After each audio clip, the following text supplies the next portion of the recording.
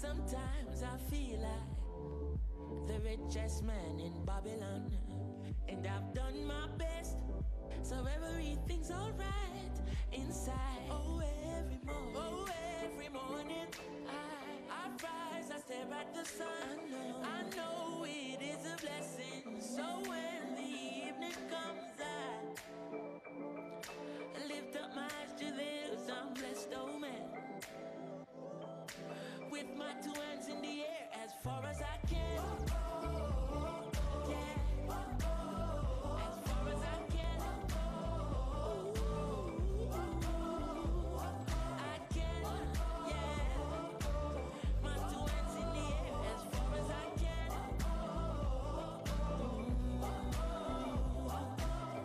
Oh, every morning I rise, I stare at the sun.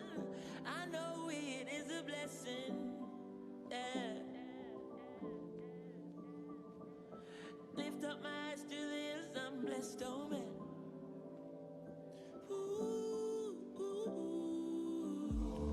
Sometimes I'm lost and far from home, but I'll find my way. I follow my heart, I know I'll be found someday. While I'm lost, I learn and live. What do you say? Let's have a good time until that day. Oh, every morning I rise, I stare at the sun. I know it is a blessing. So when the evening comes, I lift up my eyes to the hills. I'm blessed, oh man. With my two hands in the air as far as I can.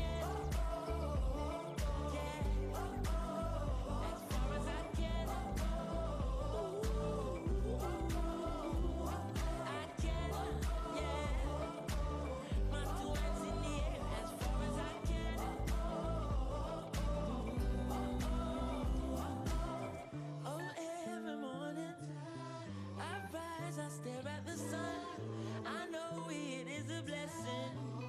Yeah.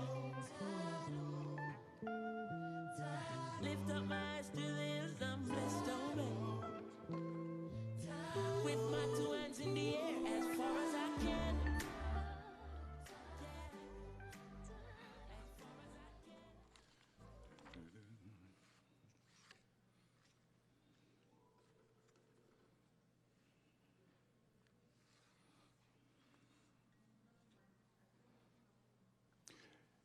May I invite you to stand for the playing of our national anthem.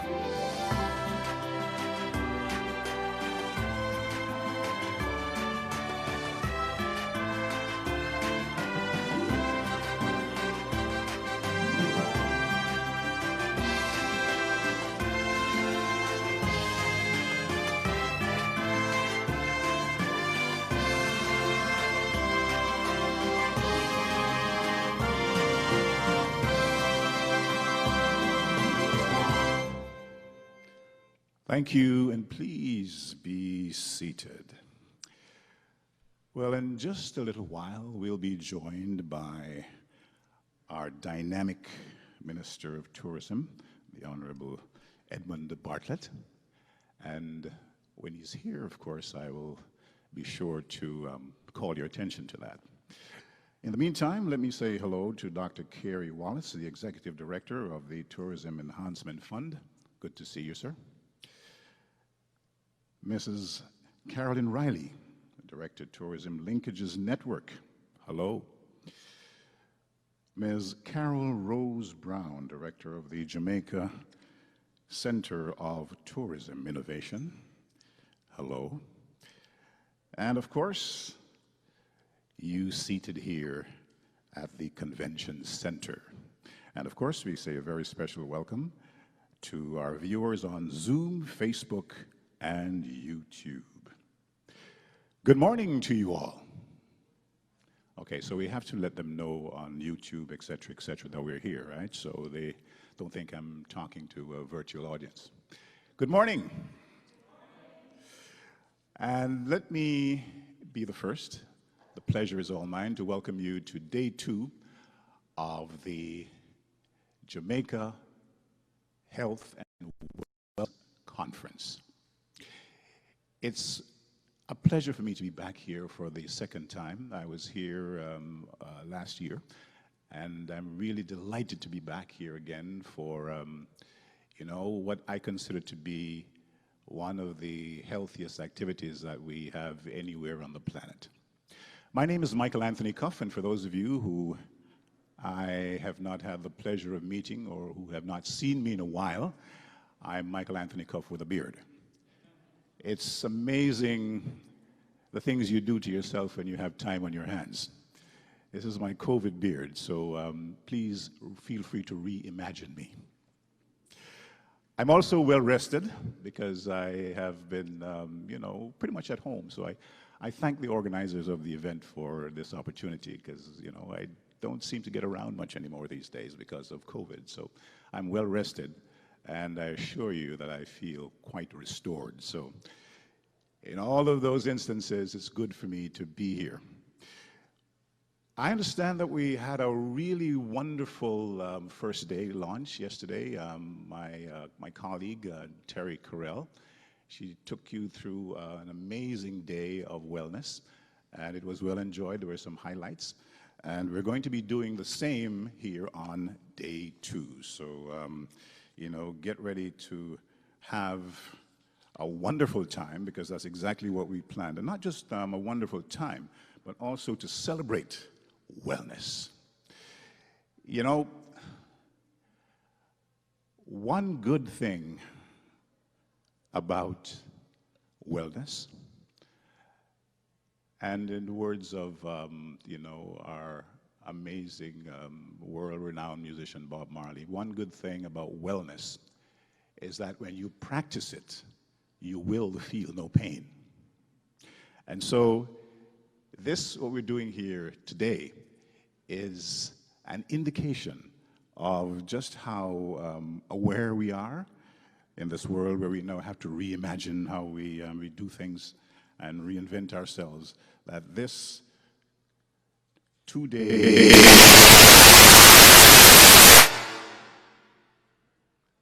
that's how powerful it is. This 2-day wellness conference it couldn't have come at a better time.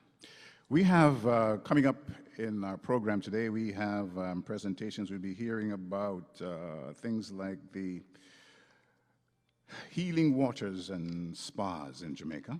We'll also be focusing on things like, could cannabis hold the key to a SARS-CoV-2 vaccine? I sincerely hope so. We're going to be looking at financing and enhancing capital returns on the health and wellness tourism product, technology solutions as drivers of health and wellness tourism.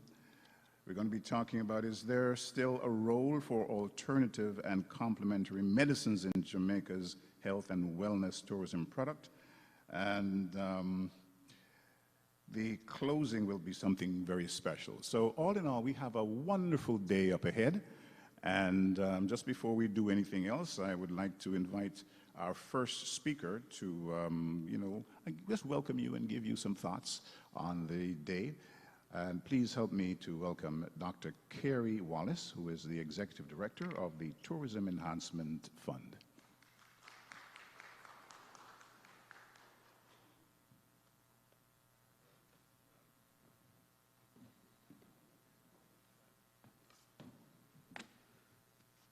Thank you, Michael Anthony Cuff, moderator today. And good morning, everyone.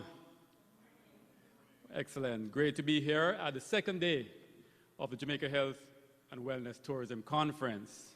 And I wanted to start my welcome by talking about the big picture of why we're here. You see, Jamaica has to provide a good quality of life for its citizens. You agree? After all, we are here, we are blessed with resources, and at the end of the day, we need to convert those resources into wealth so that our people can live a good quality of life. You look at other countries who are wealthy, and they have converted their resources into products and services that provide wealth for them. You think of the TV, Samsung, that's in Korea.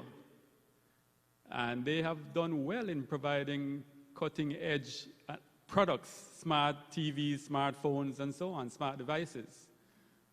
And if Jamaica was to get into that business of making TVs and smartphones, you could see where it's an uphill battle to get there, to invest to start to get there, to compete with the likes of Samsung. It would be difficult. You take watches and the Swiss watches are where it's at. You take commodities, crops, wheat, rice, you think India, wheat, you think the US. They're all ahead of the game with those products that they have a sustainable competitive advantage. But then when you look at Jamaica, what is our sustainable competitive advantage? It's the natural beauty that we have, where we're so well endowed, it makes for an outstanding tourism product. And yes, we are running along with destinations who also compete in tourism. But we believe here in the Ministry of Tourism that we have a sustainable competitive advantage. We have so much diversity, so many things that are endemic to us here in Jamaica, that if we harness those, we can be the best in the world. The best in the world. When we compete with islands like Turks and Caicos and Cayman and so on, Barbados, they have sun, sea, and sand as well. And to be honest, we have such great sun, sea, and sand that we've been able to do quite well with just that alone. But here we have all these additional blessings. We have music. Right away, some of the other islands just collapse in the competitive race. They can't match us. We have gastronomy, the quality of foods that we have. Right away, other islands collapse as well. We have mineral spas, Diana, see you there, that are ranked on some of the best in the world. When it comes on to health and wellness, we have some endemic species of medicinal plants, no other place in the world. In fact, of all the known medicinal plants in the world, 180 odd countries, right? Over 50% of them, those medicinal plants, are found in Jamaica. How are we just so almost overblessed, this country of ours? Talk to our people, our culture, Bob Marley's, the Shaggy's, Sean Paul's, yesterday we had some of the reggae icons as well. Talk about our athletes. We're just so overly well endowed here in this country. And what it creates is an amazing brand and creates an amazing experience for anybody who comes here to visit. Our country is so beautiful and has so much going for it that people save up year after year after year to come out here to visit. In fact, we have the highest repeat rate of visitors in the Caribbean. So what we're doing is we are saying to the world, we're saying to Jamaica, we're saying to our partners, like every single one of you watching today, that we are building out where we are going to take these resources that we are blessed with, polish them off, facilitate them, support them, collaborate with them, brainstorm with them, and come up with the best in the world. And that's why we're having this Health and Wellness Tourism Conference, to bring these stakeholders together, the brain power, to facilitate, see what's needed, and move us along every year after year, where health and wellness tourism can bring 4.5 million visitors just for that. There are many countries who don't have sun, sea, and sand and provide health and wellness and get visitors going there. There are many countries that don't have sun, sea, and sand and they provide gastronomy. Lima in Peru is one that get a lot of visitors going just for that experience. Here we have those experiences, plus we have sun, sea, and sand. Plus we have outstanding people. Plus we have great resorts, great systems, great stakeholders who make it all come together. And that's why I'm so thrilled today to welcome you to the second day, because this is us making Jamaica the #1 product in the world. Yesterday we had some really, really good presentations. And for those of you who missed it, I'm sure you'll be able to catch up. Wellnessinja.com is our platform, or go-to platform, where we encourage all of you to not just visit today, but to stay in touch with it on a regular basis as we continue to provide all the information that you need to be able to be outstanding partners with us. When you think of the Tourism Linkages Network and the programs that they do, most persons actually look at it as, okay, tourism is an industry that's doing all so well, and then the linkages is to trying to get the other suppliers to be able to supply tourism. And that's good, and that's a lot of what we do. But there's something else. One of the things that we do with the linkages is we help to facilitate those support sectors. Yesterday, listening into that reggae panel discussion, that music discussion, music and wellness, it reminded me of how symbiotic the relationship between those talented Jamaicans in that industry, the music industry, and how it just makes tourism better. Because they do so well, it makes tourism as a product do well. And because of you wellness practitioners, because you do so well, you make tourism do well. And that is how we have to help each other to build out all the support sectors. Because what is tourism? Tourism is just the experience here in Jamaica that we are able to package and sell for a price. And so the more we develop these varieties of offerings, of products, of services that make Jamaica, as our minister calls it, the blue ocean strategy. Nobody else can compete with us because we just have so much more than the others. And that's why I am encouraging you to pay keen attention to the extremely great lineup of events and activities that we have for the rest of today. I want to thank all the persons who have made this possible, starting with Dr. Henry Lowe, who is the chairman of the Health and Wellness Network.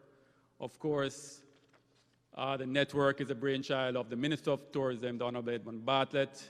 In fact, in this quest to make Jamaica the best tourism product in the world, he's doing his job, his fair share of the work. In fact, he's known as the World Tourism Minister because he's doing so well as a tourism minister. And he has a great team in the ministry. And the stakeholders in the sector are also to be commended. But overall, we are, as a country, we are blessed to have the teams that we have now in tourism and the other industries. COVID or no COVID, knowing that we have this strong team, no matter what the challenge, we will overcome and we will become stronger. So we will reimagine, we will reset, and we will restore. Thank you very much.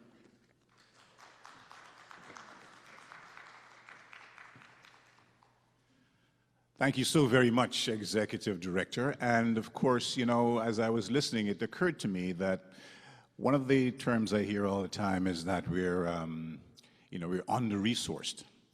But if we have, as you say, more than 50 of these rare resources found anywhere in the world, and it's just that we are underutilizing these resources. And I suppose that this conference will enlighten the viewers and the listeners as to what they can do in order to tap into some of the rich resources that we have here.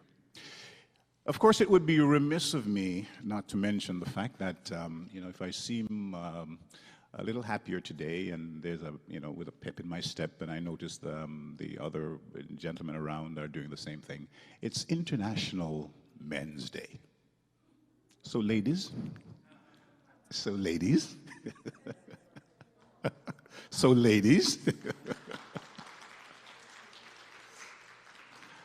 thank you very much. And I just want to mention for our viewers on Zoom, Facebook, and YouTube, again, you heard the executive director mention it, but I'll do it again because we're trying to get as much participation as possible. You can visit on wellnessinja.com. Okay, so now it's time for our first panel discussion. And, education and certification plays a major role in all the, for the players in this health and wellness industry. And so I think it only makes sense that we should have a discussion on that. And so to lead that discussion, the director of the Jamaica Center of Tourism Innovation, we are going to now invite Carol Rose Brown to take us through that. Carol?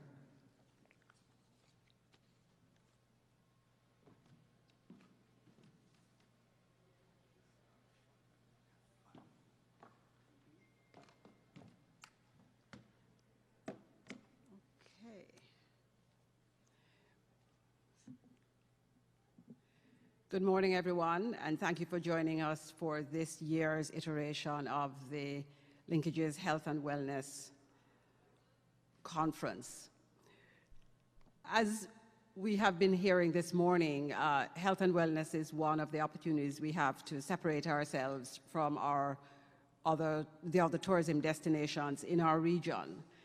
And one of the strengths of health and wellness is the opportunity to deliver a high-price, high-value service. An important part of being able to deliver a high-price, high-value service is to ensure that the staff delivering these services are very, very properly trained, very, very, very well certified, and that these services and standards are internationally benchmarked. And that is what we do at the Tourism Enhancement Fund through the division, the Jamaica Center of Tourism Innovation. Next slide, please.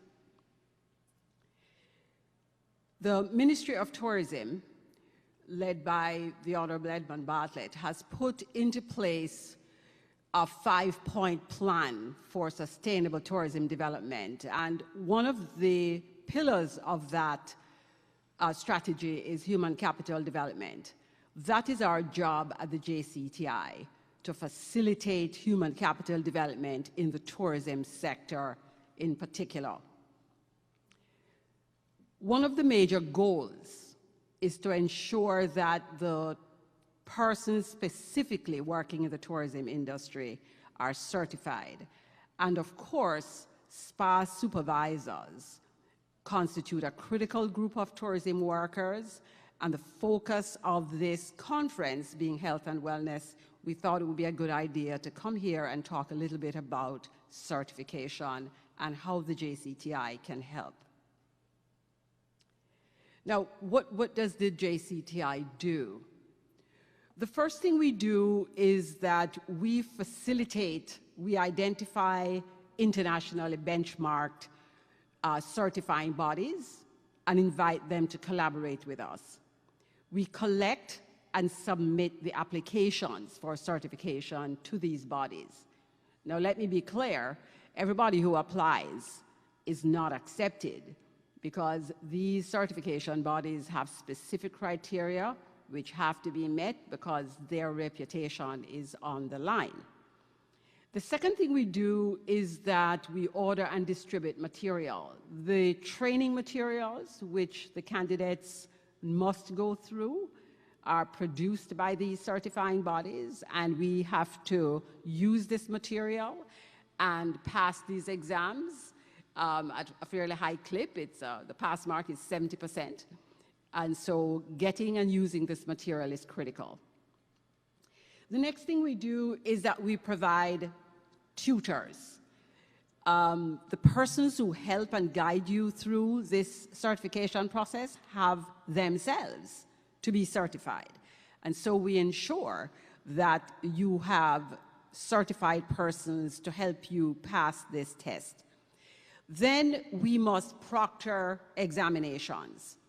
These examinations are, well, in the last few months, since we have all of us been struggling with the coronavirus pandemic, we have learned to put most of these programs online. And so certification is now possible online or in person. But these exam results must be submitted and the results received, and then the distribution of certificates to successful candidates. And of course, if you're not yourself successful, we will facilitate resits. Now, it is very possible for you to go ahead and do this on your own, but I assure you it will cost you much more than we charge you, and you will not have the additional technical support that we offer. So who offers certification as a SPA supervisor? It is a joint project between the American Hotel and Lodging Educational Institute and the International Spa Association Foundation, ISPA. You would have heard ISPA mentioned by one or two of the other presenters who talked about the fact that they are the leading organization around the world that collects information about spas in respect of organizational development, customer requirements, customer demands, et cetera, et cetera. Who is eligible to be a candidate for spa certification? The individuals who are eligible must be supervisors.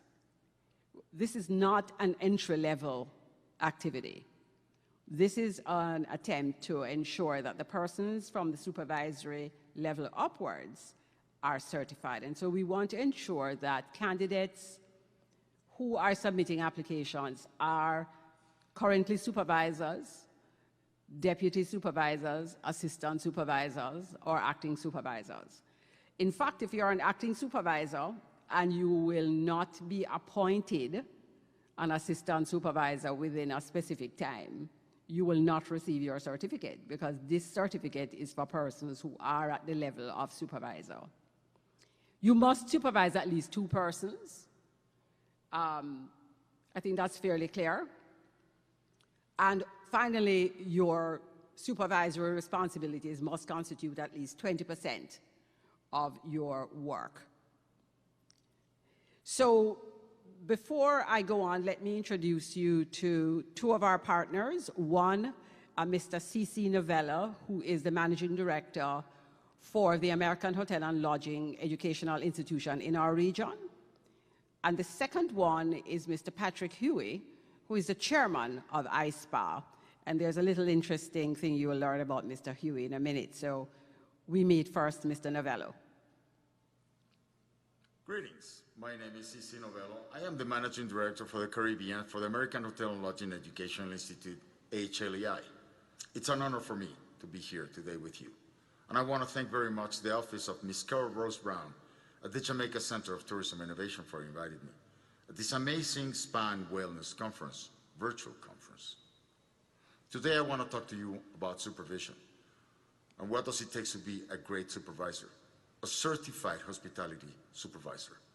We believe it takes 9 traits to dominate to be a great supervisor. And they are, number 1, supervision. Number 2, leadership. Number 3, time management. Number 4, effective communication. Number 5, problem solving and conflict resolution. Number 6, orientation and training. Number 7, motivation and team building. Number 8, staffing and scheduling. And number 9, improving employee performance. The great news is that we have managed to package all this information in 9 modules. 9 straightforward, very, very easy to follow modules that you'll be able to study, dominate, master, and once you have the prerequisites for the CHS, take the exam. If you pass the exam, you'll be granted with the Certified Hospitality Supervisor certification. I want to congratulate you on your path of the amazing management career in the spa and wellness industry. I want to wish you best of luck, and please stay safe. Thank you very much. And now we hear from Mr. Huey from iSpa. Wagwan, Jamaica. My name is Patrick Huey. I'm your iSpa board chairman. I also work for Montage International, serving as their vice president of spa and retail. And in my former life, I was the corporate spa director for Sandals Resorts International, which explains why my patois is not so great, even though I do feel like Jamaica is my second home. I just want to say a big thank you to all of you for the fantastic work that you're doing on the ground there in Jamaica to keep our industry moving forward and opened during these global pandemic times that we are living through. And the CSS program is a great way to continue to give you skills to reinforce what you're currently building upon there in Jamaica. So, iSpa's Certified Spa Supervisor program, offered in partnership with the American Hotel and Lodging Educational Institute, is an excellent way for spa leaders to take an important step in their careers. For those interested in spa management careers and current spa supervisors who want to reinforce and expand their professional skill set, CSS is an ideal program. The Supervisory Skill Builders Workbook Series prepares eligible candidates to pass the CSS exam by presenting a case study approach to building supervisory skills, which include understanding your role as a supervisor, conducting orientation and training, conflict resolution, team building, staffing and scheduling, and improving employee performance, among many, many others. Continuing education is essential to our industry, now so more than ever, and effective leadership will be critical as spas around the world continue to recover from the current global crisis. That's why we at iSpa are so pleased to be able to offer this program to so many dedicated spa professionals as yourself. On behalf of iSpa, I'd like to say thank you for coming together to grow as individuals and professionals in support of our wonderful, wonderful spa industry. At iSpa, we like to say that we're stronger together, and events like these illustrate just how true that actually really is. iSpa represents spas in more than 70 countries around the world, and our members receive a wide range of benefits, including access to our vital industry research, like our Big Five that we release every year at conference, educational resources, networking and promotional opportunities, and priority pricing and access to our annual iSpa Conference and Expo, which I love to attend every year.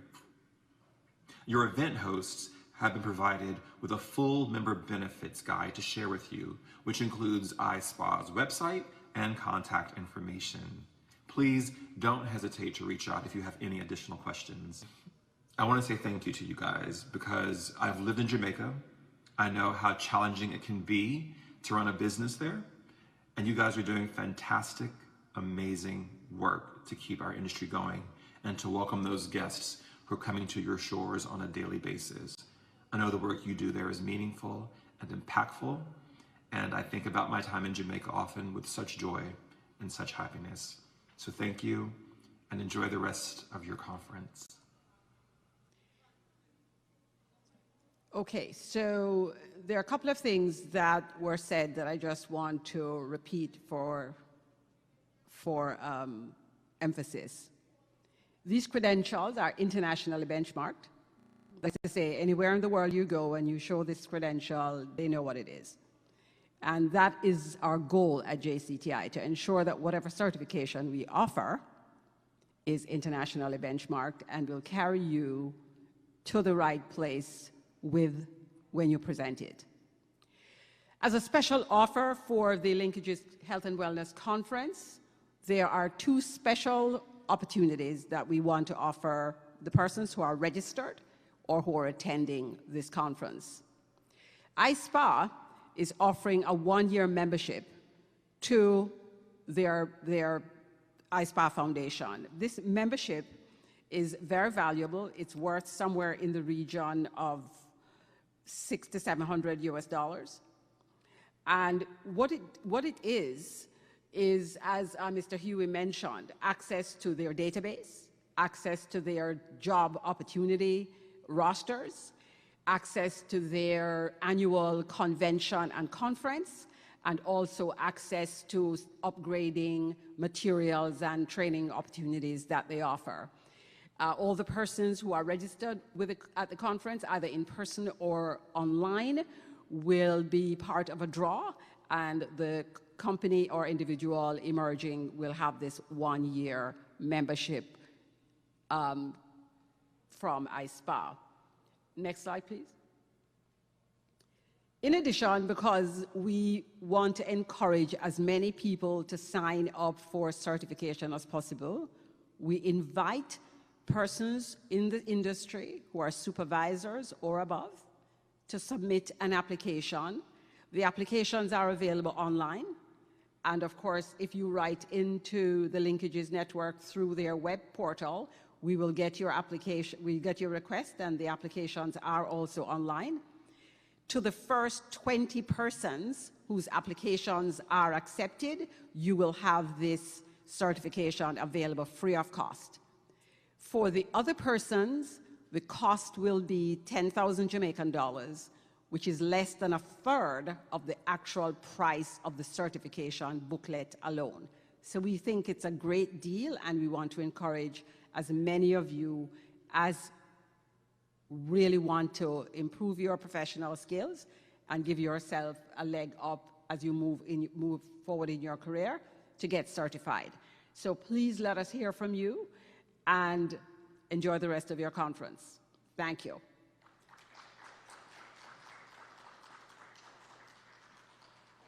Are there any questions from our online viewers or persons in our hall?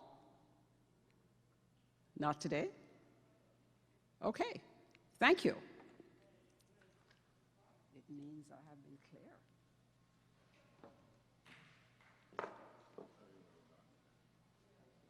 There's a question?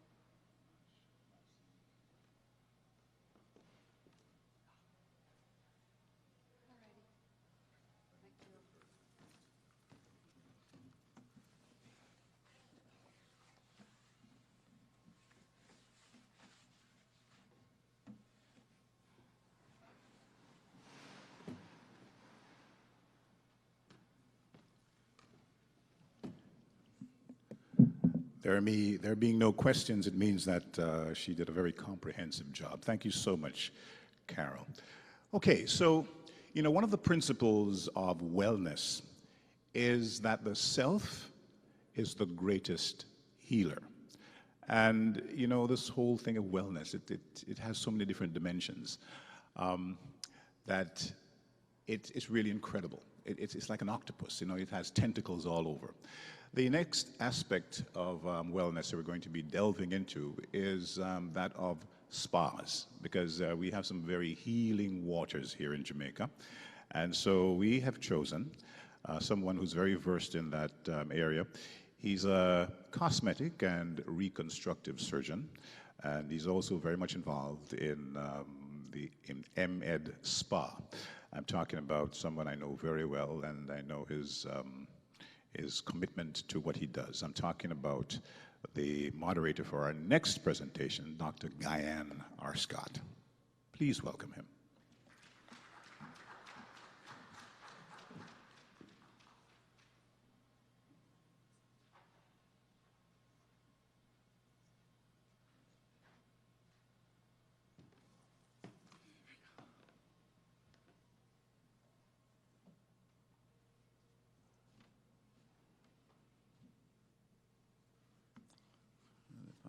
Coming up.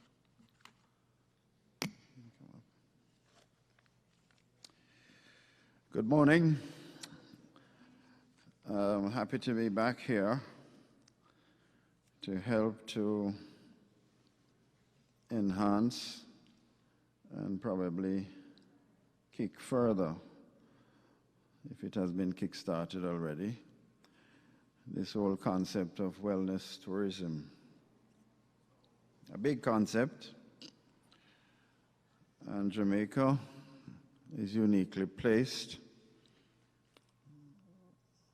and we now need to take charge. Wellness tourism, as we know, was for a long time thought to be for the rich and the elite.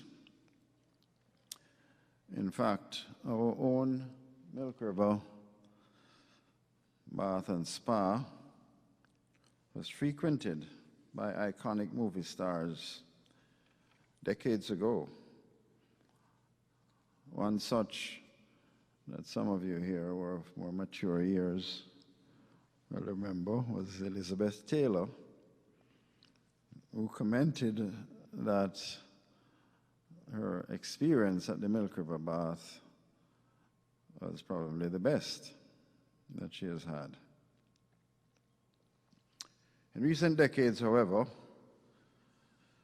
the pursuit of maintaining or enhancing personal well-being has become far more widespread, and now this includes wider cross-section of the societies. There is no doubt that the value of spas in wellness tourism is well established. This is impatient of debate.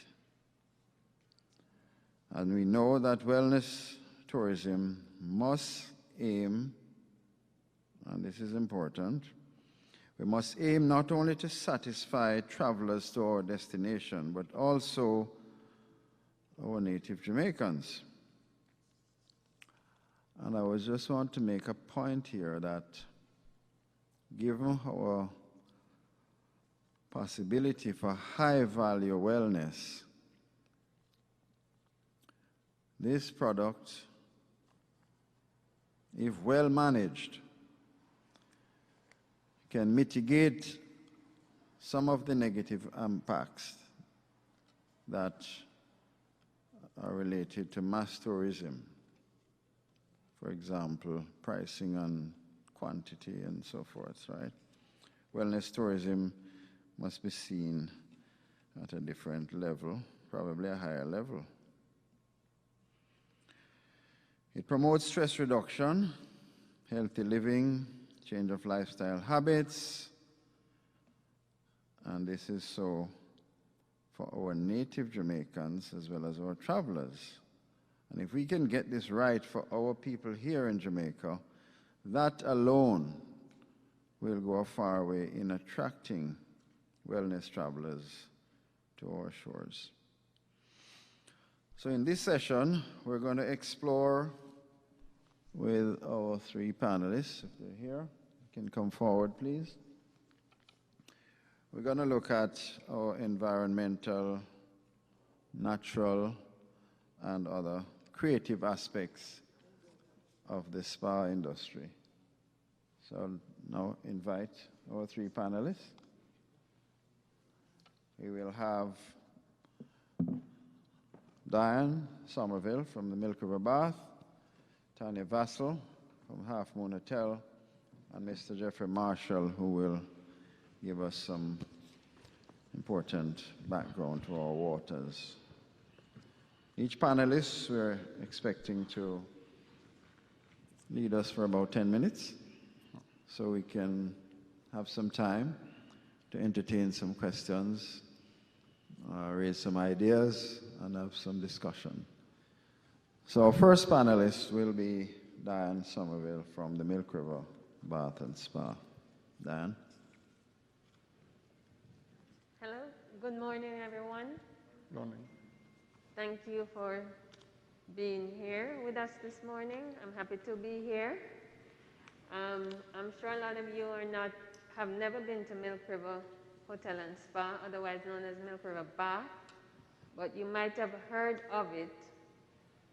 Question, you hear me clearly? Okay, so I can keep my mask on. But you have heard about Milk River Bath, maybe from your grandparents or your parents. Maybe most of you have young parents, so maybe from your grandparents.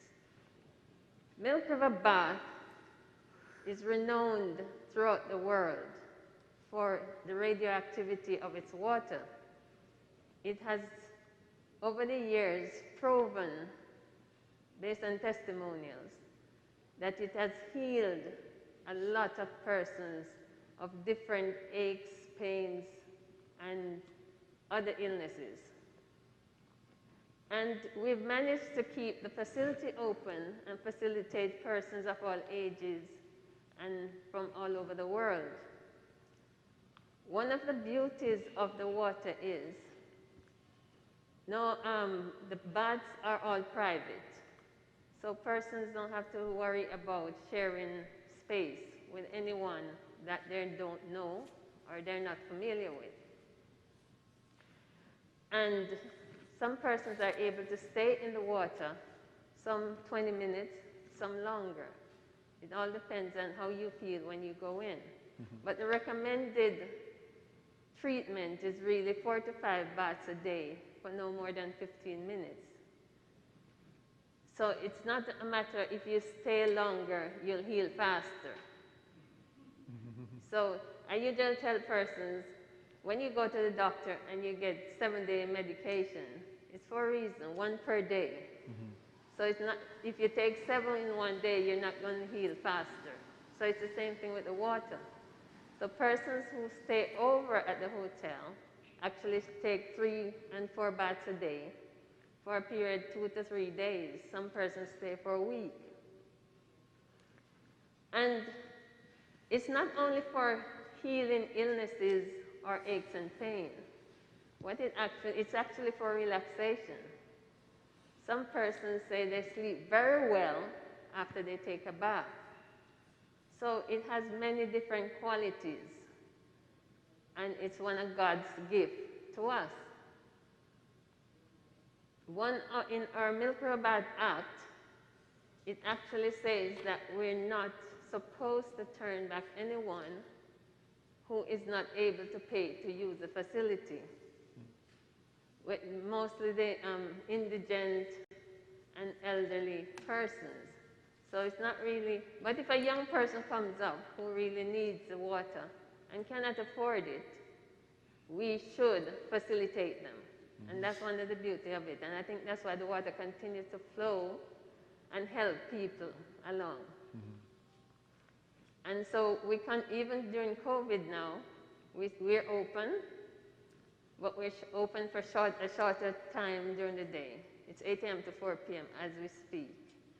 And we observe all protocols, so we do not facilitate any overcrowding.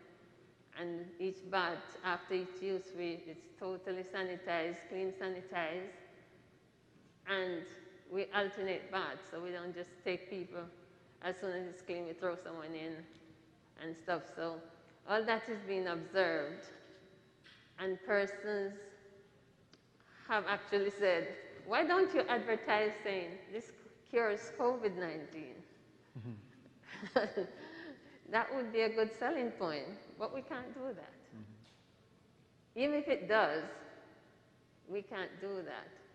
And I mean, if someone comes in with a fever or something, we cannot facilitate them either. So we maybe never find out if it actually cures it unless you're asymptomatic. And so we continue to keep it going and help people along the way. And people continue to believe in the water and continue to come. And we continue to encourage more persons to come. So if you've never been there before, we encourage you to come along. Any questions?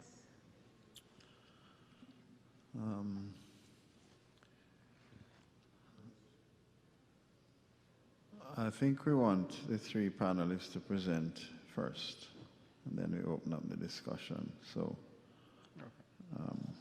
we'll go straight into our Half Moon experience. Can I take off my mask? Sure. You're comfortable? easier to speak that way. Good morning, everyone. Morning. Thank you for that introduction. We'll go straight into our Half Moon experience. That's a nice advertising plug, Dr. Scott. I'll accept it. However, today, I really would like to share with you my view on our waters in Jamaica on a whole, including the waters we do have to offer at Half Moon. And I have been one of those regular patrons at Milk River myself, so although Dan was alluding to the elderly, I don't think she was counting my gray hairs, but I do have a few images to share with you, and then a couple of questions for us to ask ourselves and look at. So I'm going to ask if you would share.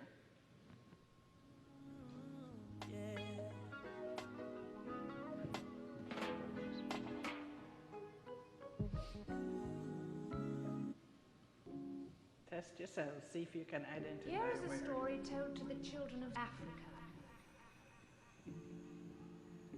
We love the children of Africa,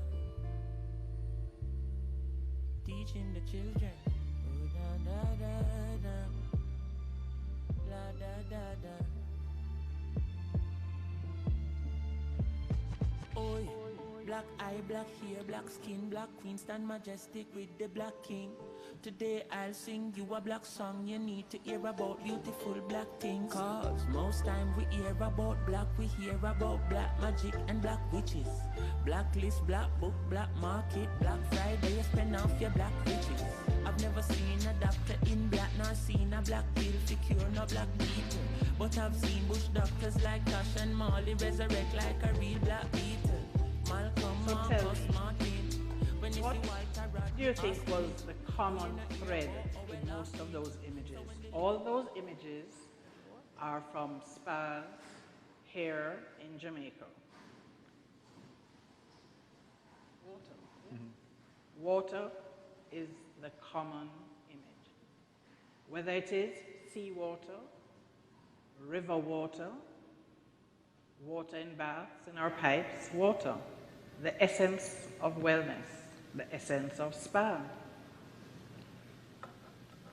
As an island, we're surrounded by the sea, our first largest blessing, this little rock. And then how many rivers do we have? Can anybody in here tell me how many rivers we have in Jamaica? Many, many.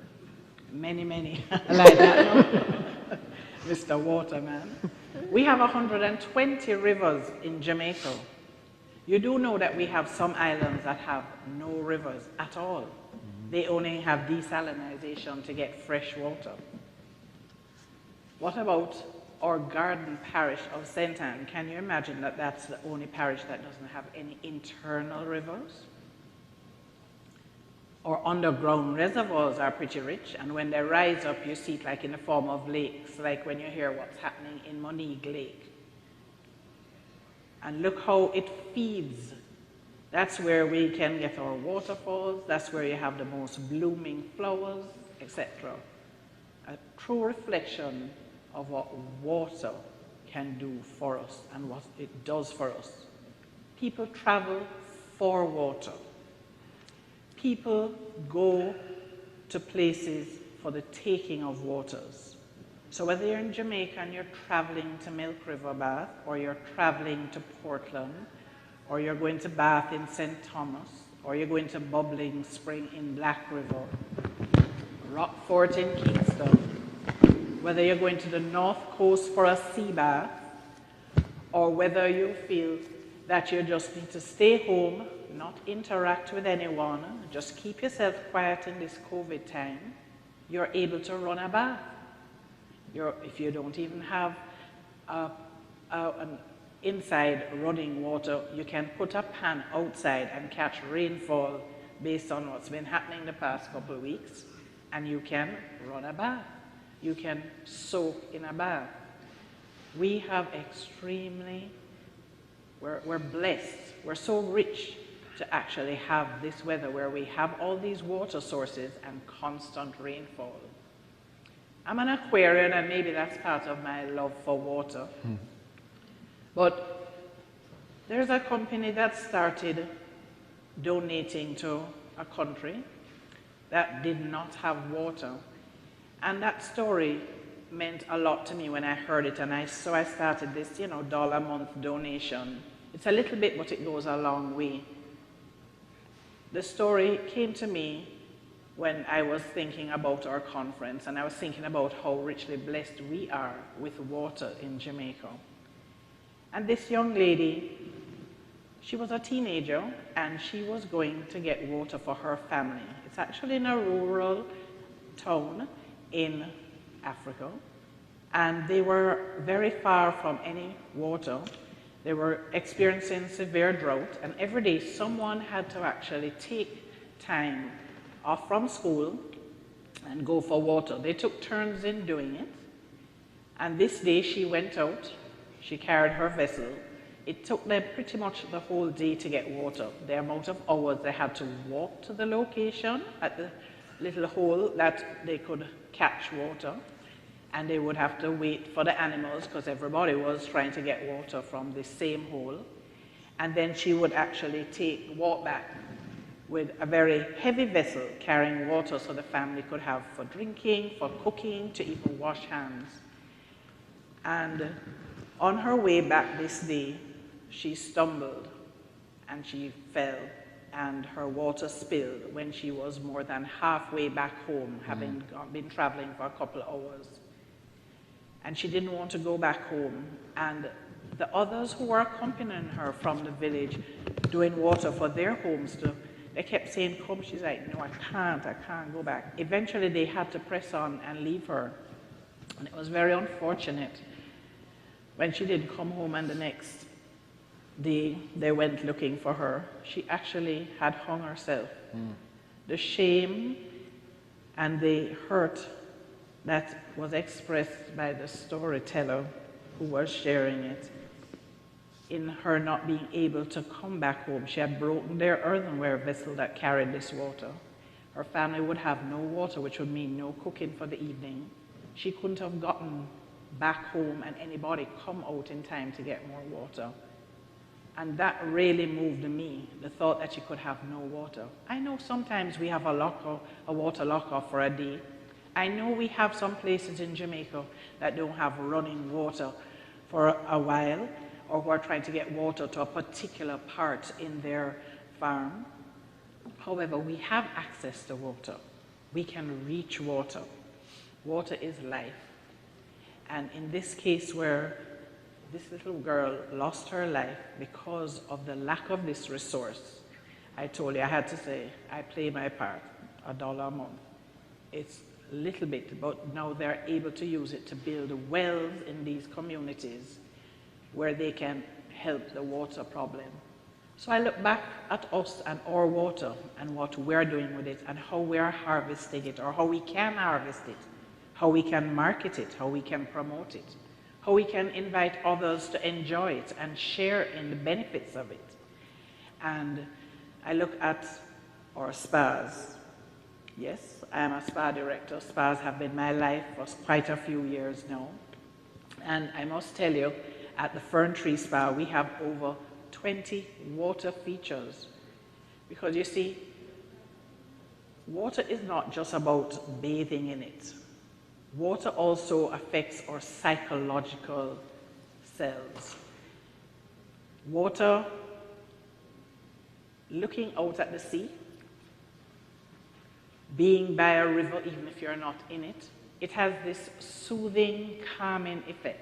I have a personal mantra that I did very early in my life, or a personal commitment, and that was to wake up every day to a sea view. So I've always looked for the opportunity to live and work within a space for a sea view. And it's what it does to you. It opens up so much that your mind gains clarity, your soul gets soothing. And then we start to look at the benefits of actually getting in our waters, whether it's the salt water, whether it's that refreshing river bath, whether it's the mineral bath, as in Milk River, I've certainly enjoyed that. My husband has gout, and he makes it a point to regularly go there. If we can just make sure that all the blessings of water from above don't keep washing it out, Miss Dan. But really and truly, we as a nation need to embrace and take advantage fully of the opportunities that we have for water. In this COVID time where you may feel reluctant, you must remember that the CDC has declared repeatedly there is no evidence of COVID being transmitted through water. They have no recommendations with regards to water as it regards to sharing the water space. Their only recommendation is your spacing. So any hesitation for opening beaches or rivers or otherwise is because if persons are coming in close contact with each other. So as far as sharing the space of the water, we're fine. The high mineral content of the water alone is going to take care of any germs. The seawater is extremely beneficial. That's another thing that I'm sure Mr. COVID is not going to survive in. So you still can utilize fully our waters.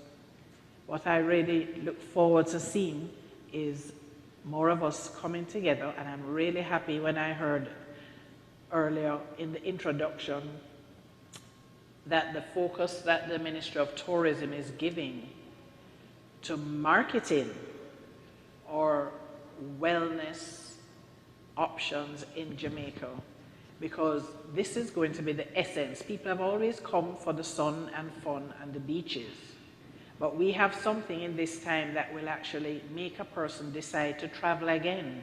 A person who was hesitant to move, they will actually realize that they could get much more out of this particular trip because of the healing benefits that we have to offer. Think of the type of vacations that you could have moving from one place to another. Some persons say, well, look at this lovely spa that has all this marble and all these other fancy things. And look at this other one, which is down in the river. They all play a part, because as a spa goer or a spa hopper, you want to be able to share different options with persons. And bless Dr. Dan Robertson, who really fought to ensure that even as we introduce standards, that we maintain something, that it was possible for the gentleman at Bath Fountain who gives the most fabulous massage at the bottom of the hill. I have to wrap up now. Locked out. Thank you, Dr. Arscott. I am known for a long talk. Yeah, that's so another speaker. good.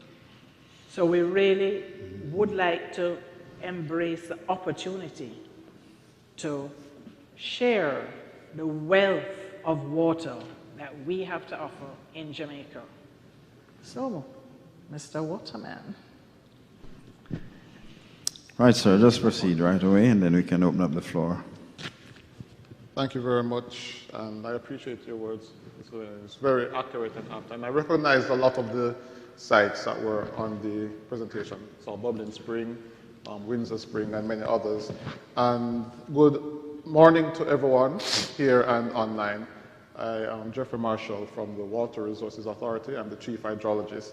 And I'm here to talk a bit about our water resources in general, and in this vein, talking about the mineral springs that are here. That's what I was asked to present on. Just for background, the Water Resources Authority was formed by the Water Resources Act of 1995, and we're a statutory body that has the mandate to manage, monitor, allocate, and protect Jamaica's natural water resources. That's everything from when the rain hits the ground until it exits through a river or groundwater discharge into the sea. And we do that by monitoring our 120 odd rivers through our data monitoring unit, where we use stream gauges to measure the flow. We monitor with planning and investigation. That's where I'm the head of that unit, where we look at protecting the water resources with water quality monitoring and any kind of special investigation. And we also deal with allocation, where anyone who uses water from a natural source has to go through the application process to get an abstraction license. So one thing that I would like everyone to keep in mind is that if you have a spring on your property that you want to use for spa purposes, mineral purposes, bottling purposes, you have to dialogue, you should dialogue with the Water Resources Authority to get a license for that. As it relates to springs and mineral springs, I'm here because we at the WRA are working alongside the Ministry of Tourism doing an investigation at Milk River Spring and Bath Spring where we're doing water quality measurements and flow measurements to see how reliable the spring flow is for those places. But while in Jamaica we think about mineral springs, those are the two ones that come to mind, there are other opportunities for springs and mineral springs and spas in Jamaica that are, some are being used and some are being underutilized at the moment.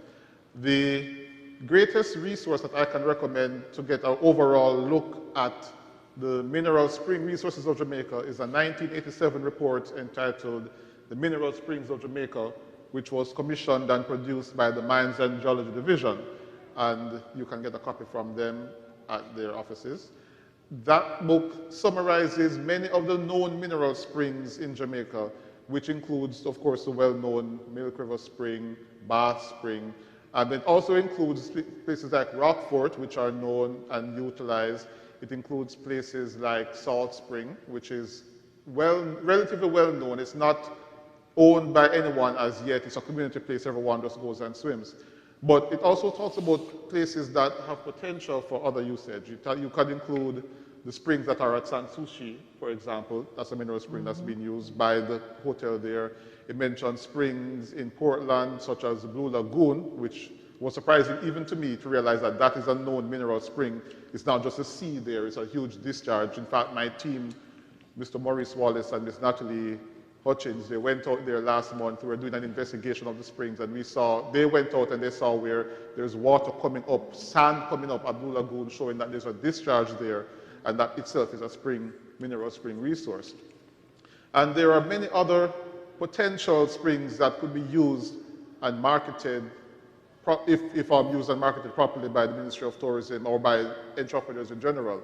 One that I can consider that may be known or not so known is the Black River Spring, which is located in the town of Black River, right beside the hospital.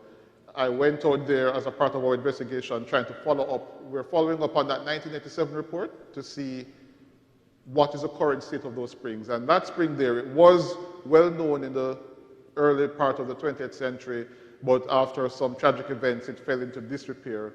And when I went there, it's all ruined, overgrown, but the water is still there. You can smell the sulfur that's in it as minerals, and we went out and we saw it flowing into the sea. So there is potential there for rehabilitation.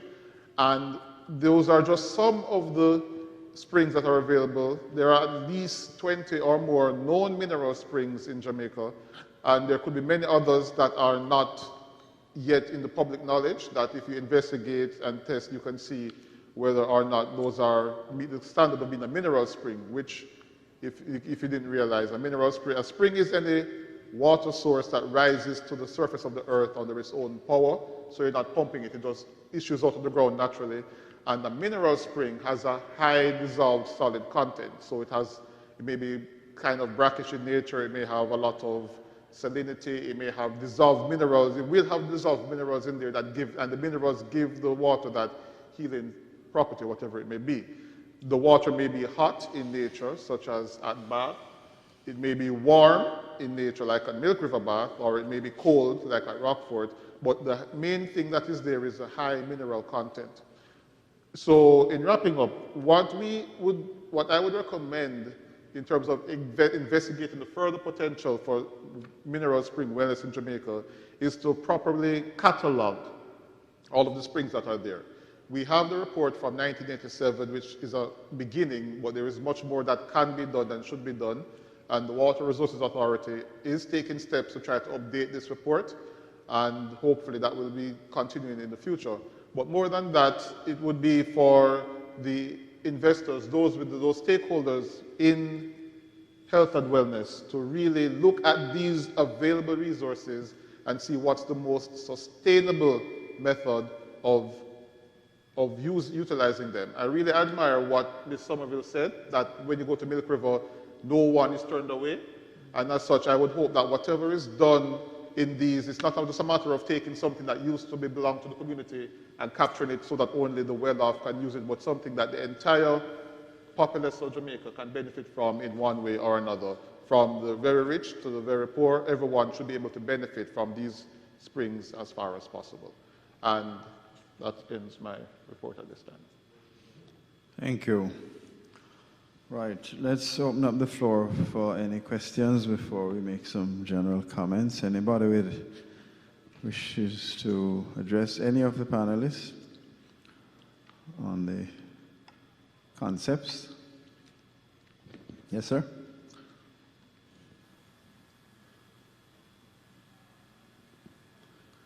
Yes, I'm quite aware of the testimonials and about the healing properties of many of the mineral spas in Jamaica.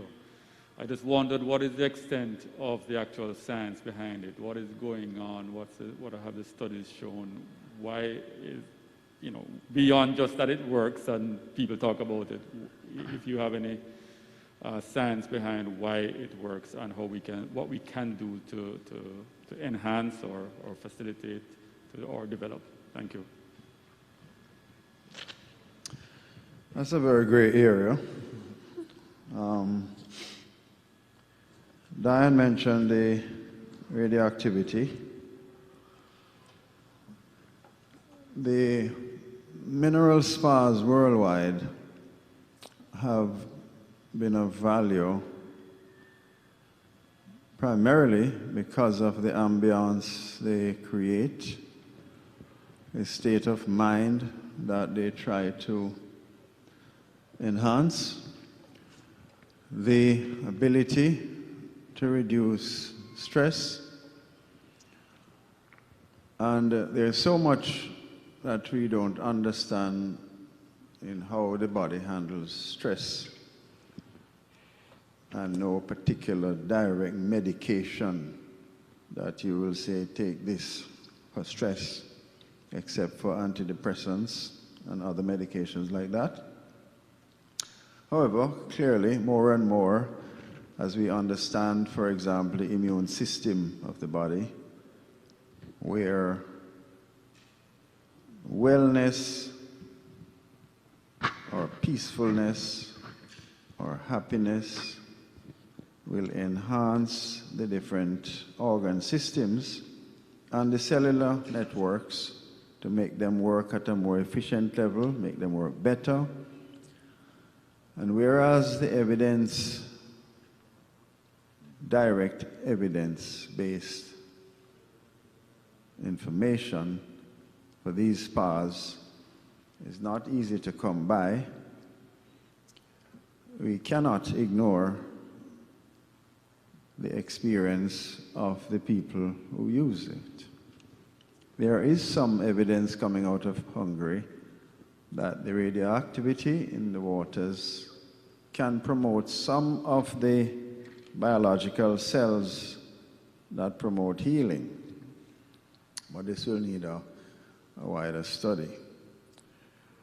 What we need to emphasize is that radioactivity is not an absolutely safe modality. And so there will be those that wonder about the amount of radioactivity in the waters. However, we have shown, and although Milk River is one of the, maybe the fourth in the world in terms of its levels of radioactivity, it is safe. It is even at a safe level to take orally. And there are visitors that will come to Milk River and they will go and catch the water and they will drink it.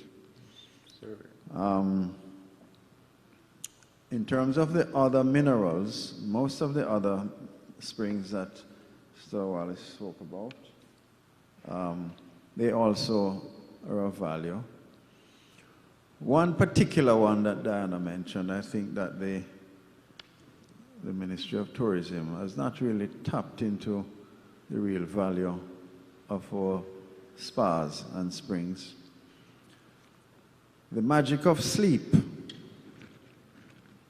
There is little doubt that good sleep is probably the best medicine known to man. And I can tell you that some of the reports from people who have used other spas in Japan, even in Switzerland, other places, the depth and serenity of the sleep that they get when they go to Milk River is probably second to none. And it might be worse in, advertising that. Particularly when we look at this whole wellness tourism that we're trying to enhance, the value of what the spas and other wellness activities have to offer is broader than the tourists that comes to the North Coast for, enjoyment and sea and sun, etc. So you'll have, for example, coming into Kingston or coming into other cities, Montego Bay, CEOs or business executives and other educational professionals, that during their time, whether it be 2 days or what, if they can be offered some wellness aspect and we're proactive with it, they could get a mineral bath or they could get a yoga session or whatever other wellness activity there is, they will benefit from it. That persona will then return as a true wellness traveler. And at that time, they will come and stay for their wellness experience. So that's something that should be thought about. We know that there is some confusion about medical tourism and wellness tourism. Medical tourism can be enhanced by wellness tourism. Medical tourism, the traveler is seeking treatment for a direct medical complaint, and then cost and capacity comes into play. Whereas the wellness traveler is a true specialist in what they want for wellness. And the cost factor actually may not even matter, because wellness is of such a premium. And another thing that I want to just point out, and I'm glad that our executive director of TEF is still here, is that this pandemic may not be a total disaster, because there are some silver linings that we need to capitalize on. People have had the time to stay home and reflect and probably look seriously at this thing called life and realize that it is short and it can be taken at any time. And therefore, the quality of our existence now, I think, is more sharply focused in the minds of many people.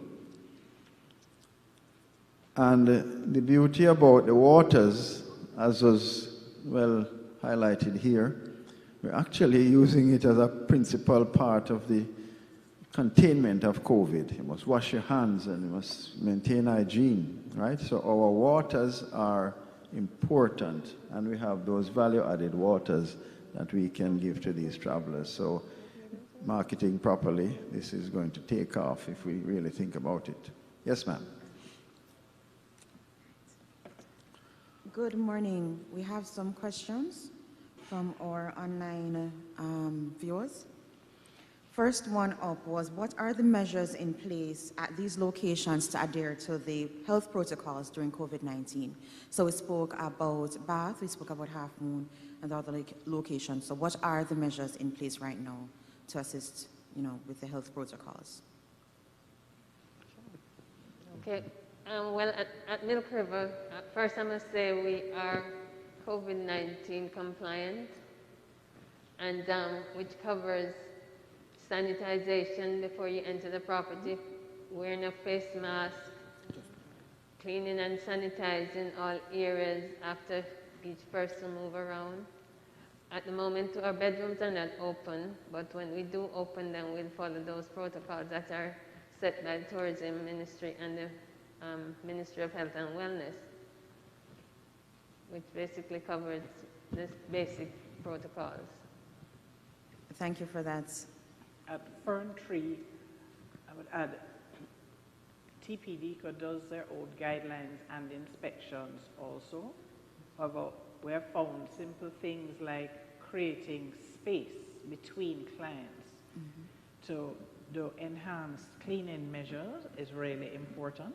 So where you would have been able to accommodate 6 or 10 persons, you actually accommodate 2. So simple things like moving and changing furniture around, of having a room available for a full day, of reducing a therapist to working with 2 clients, of wearing PPE, including a change of uniform or wearing a gown in between clients, are some of the things that we have in place to ensure the comfort of our clients. Also, we require clients to actually wear a mask during services such as a massage.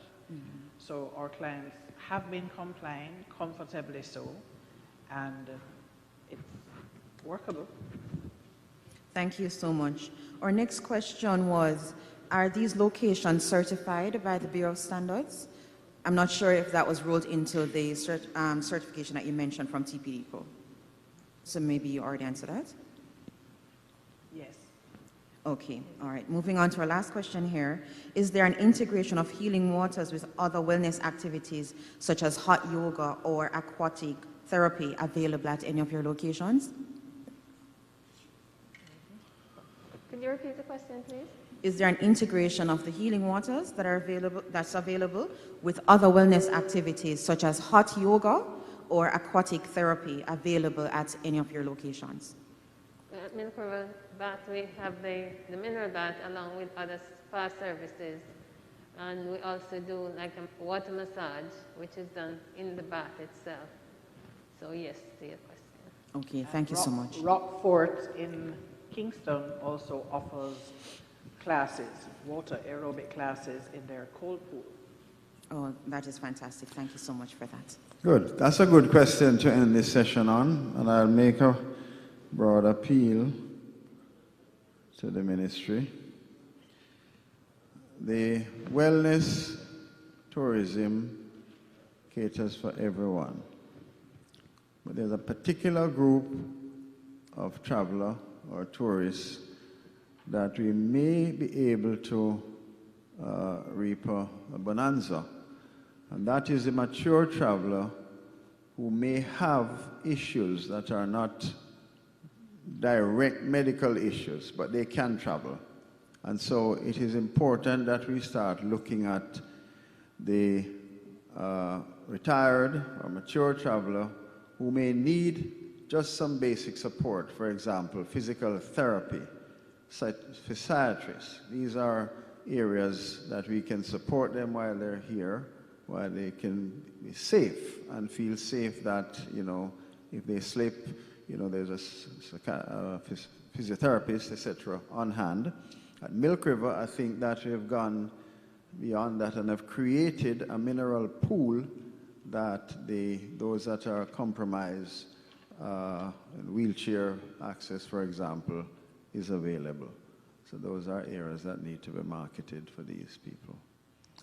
Thank you very much, 3 panelists. I think we've had a fair amount of knowledge, but it is clear that we have some work to do.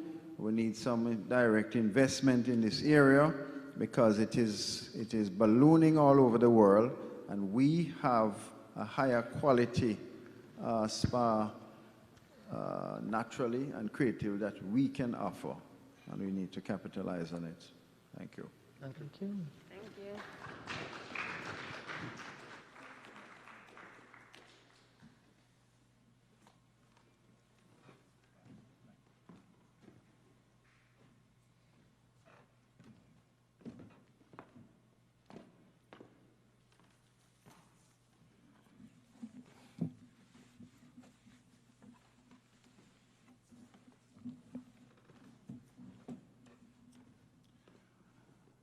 You know, for that very insightful presentation, I'd like to thank you, Dr. R. Scott, Diane, Tanya, and Jeffrey. As I was sitting there, I was, you know, getting so much ideas in my head. My psychic powers tells me just about now that you guys could use a coffee break, right? Exactly. And so therefore, we're going to take a break for 10 minutes, and when we come back, we're going to be looking into some of the financial aspects of wellness, how we can tap into those when we continue with the second part of our Tourism, Health, and Wellness Conference. Okay, so 10 minutes, and we'll meet back right here. Thank you.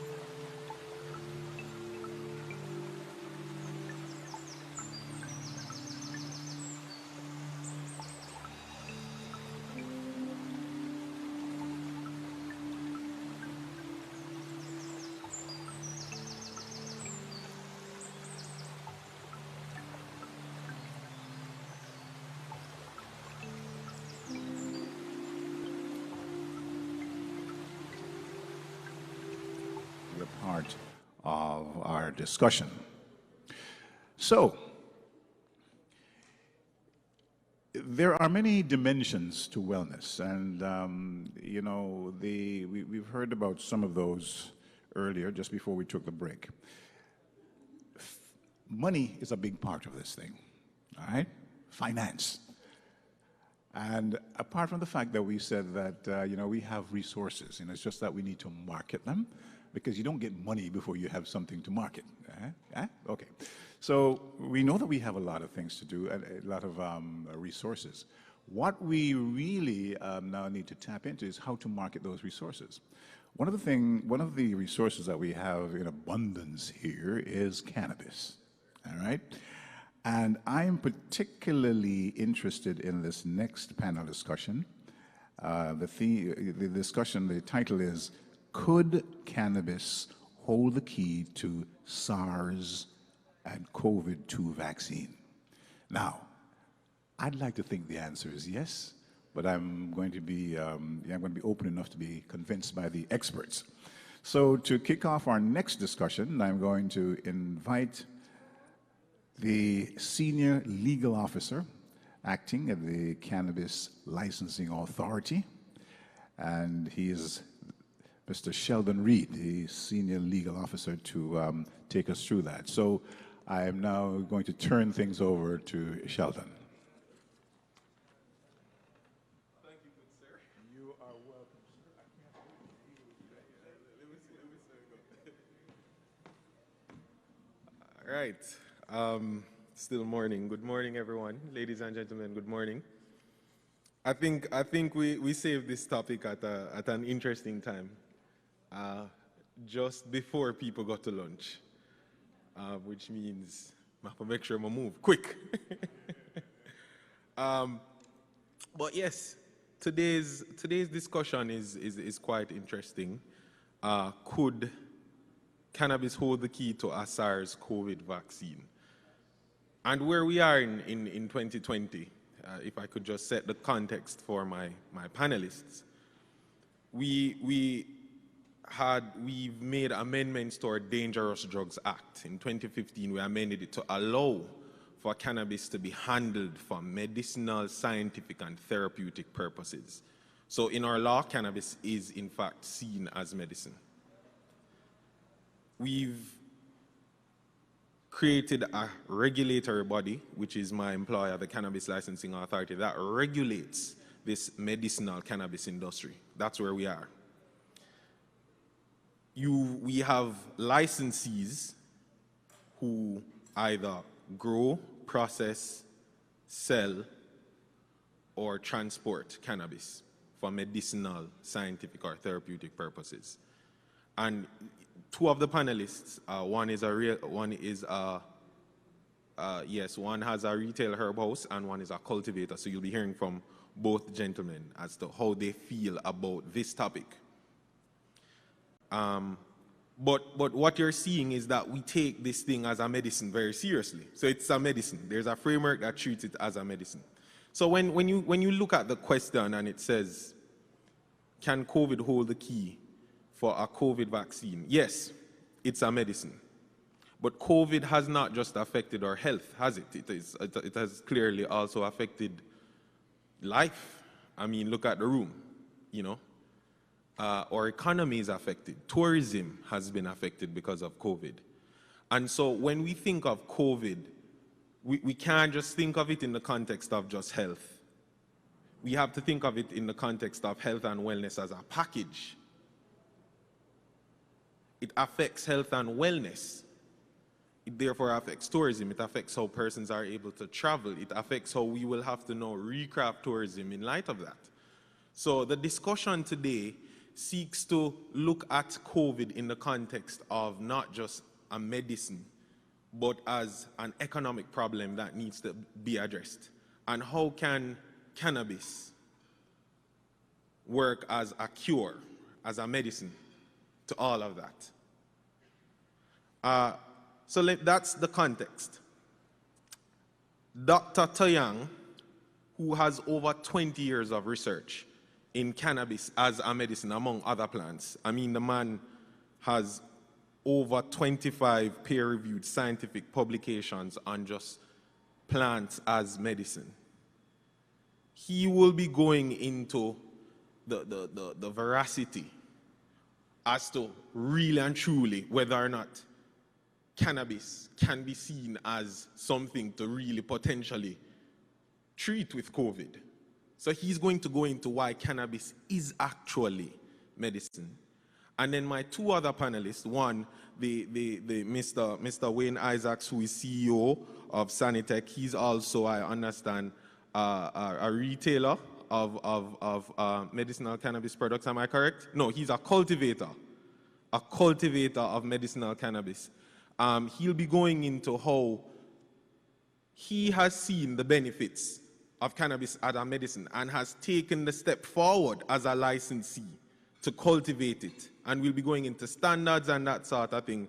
And then we're going to speak to Mr. Charles, yeah, who is my retailer of medicinal cannabis products. And he'll be telling you what kind of products his consumers who have prescriptions and recommendations from doctors, what they say about the impact that cannabis has had on their health and wellness. But importantly, all of this in the context of economic change.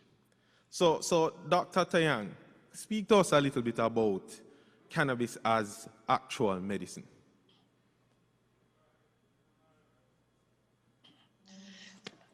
Good morning, and thank you, Mr. Reed, for the introduction, and welcome to my fellow panelists.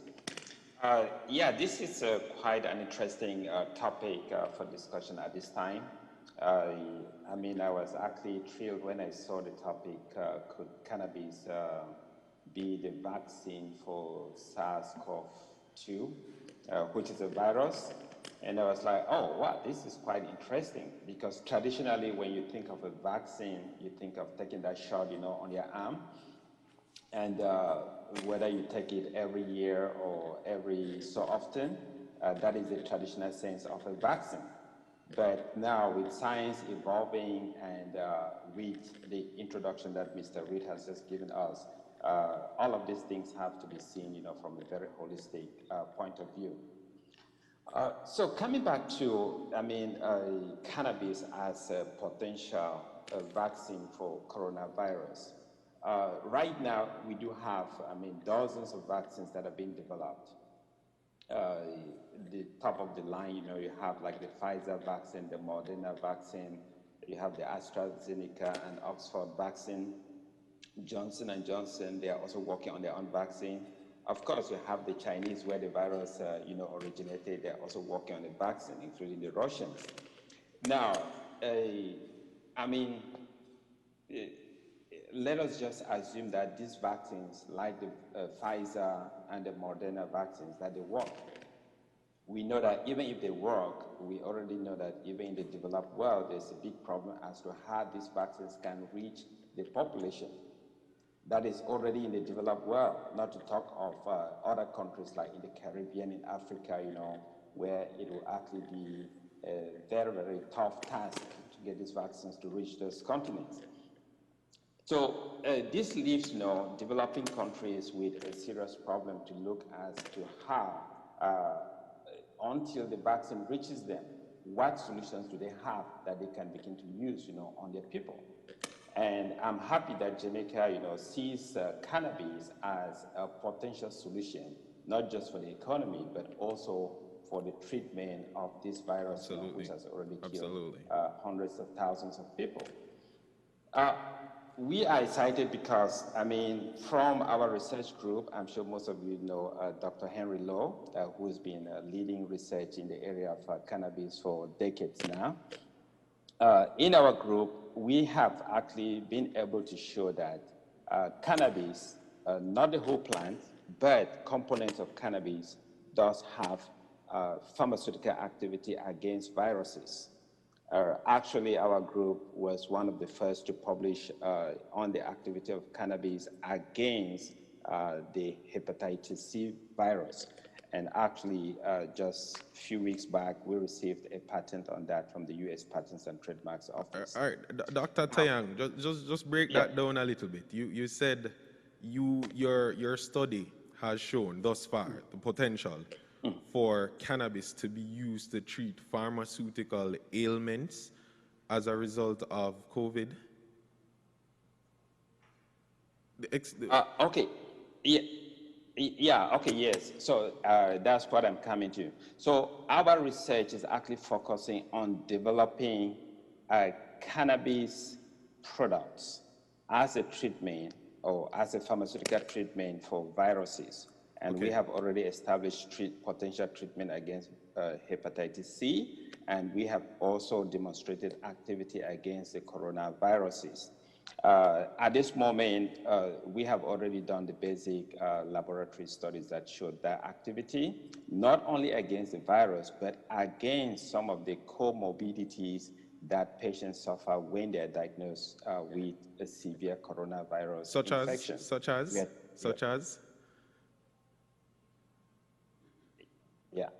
Yeah. So we are talking of things like the cytokine storm, and which should not be, surprising. We already know that products like CBD and the THC, they have anti-inflammatory properties. And what are the anti-inflammatory properties? How do they target inflammation? Right. So if a person is feeling pain and that sort of thing, you're saying this will help to alleviate some of that? Exactly. Yeah. So this will help to alleviate some of that. So that is broadly speaking, because the CBD and the THCs are the well-known compounds that have medicinal properties in cannabis. What about our group has gone beyond that?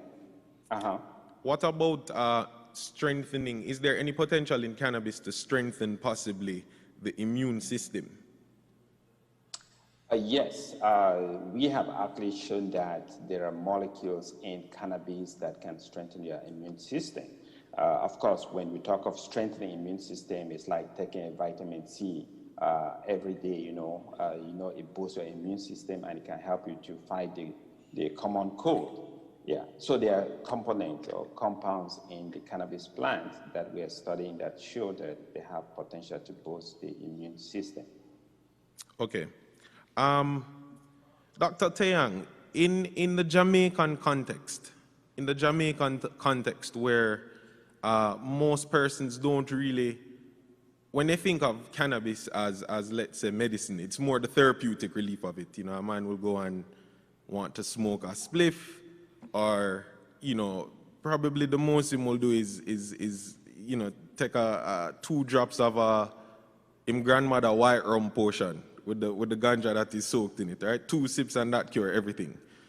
How do we really, what things do we have generally, and how we use cannabis generally that you would consider to be medicinal use of cannabis?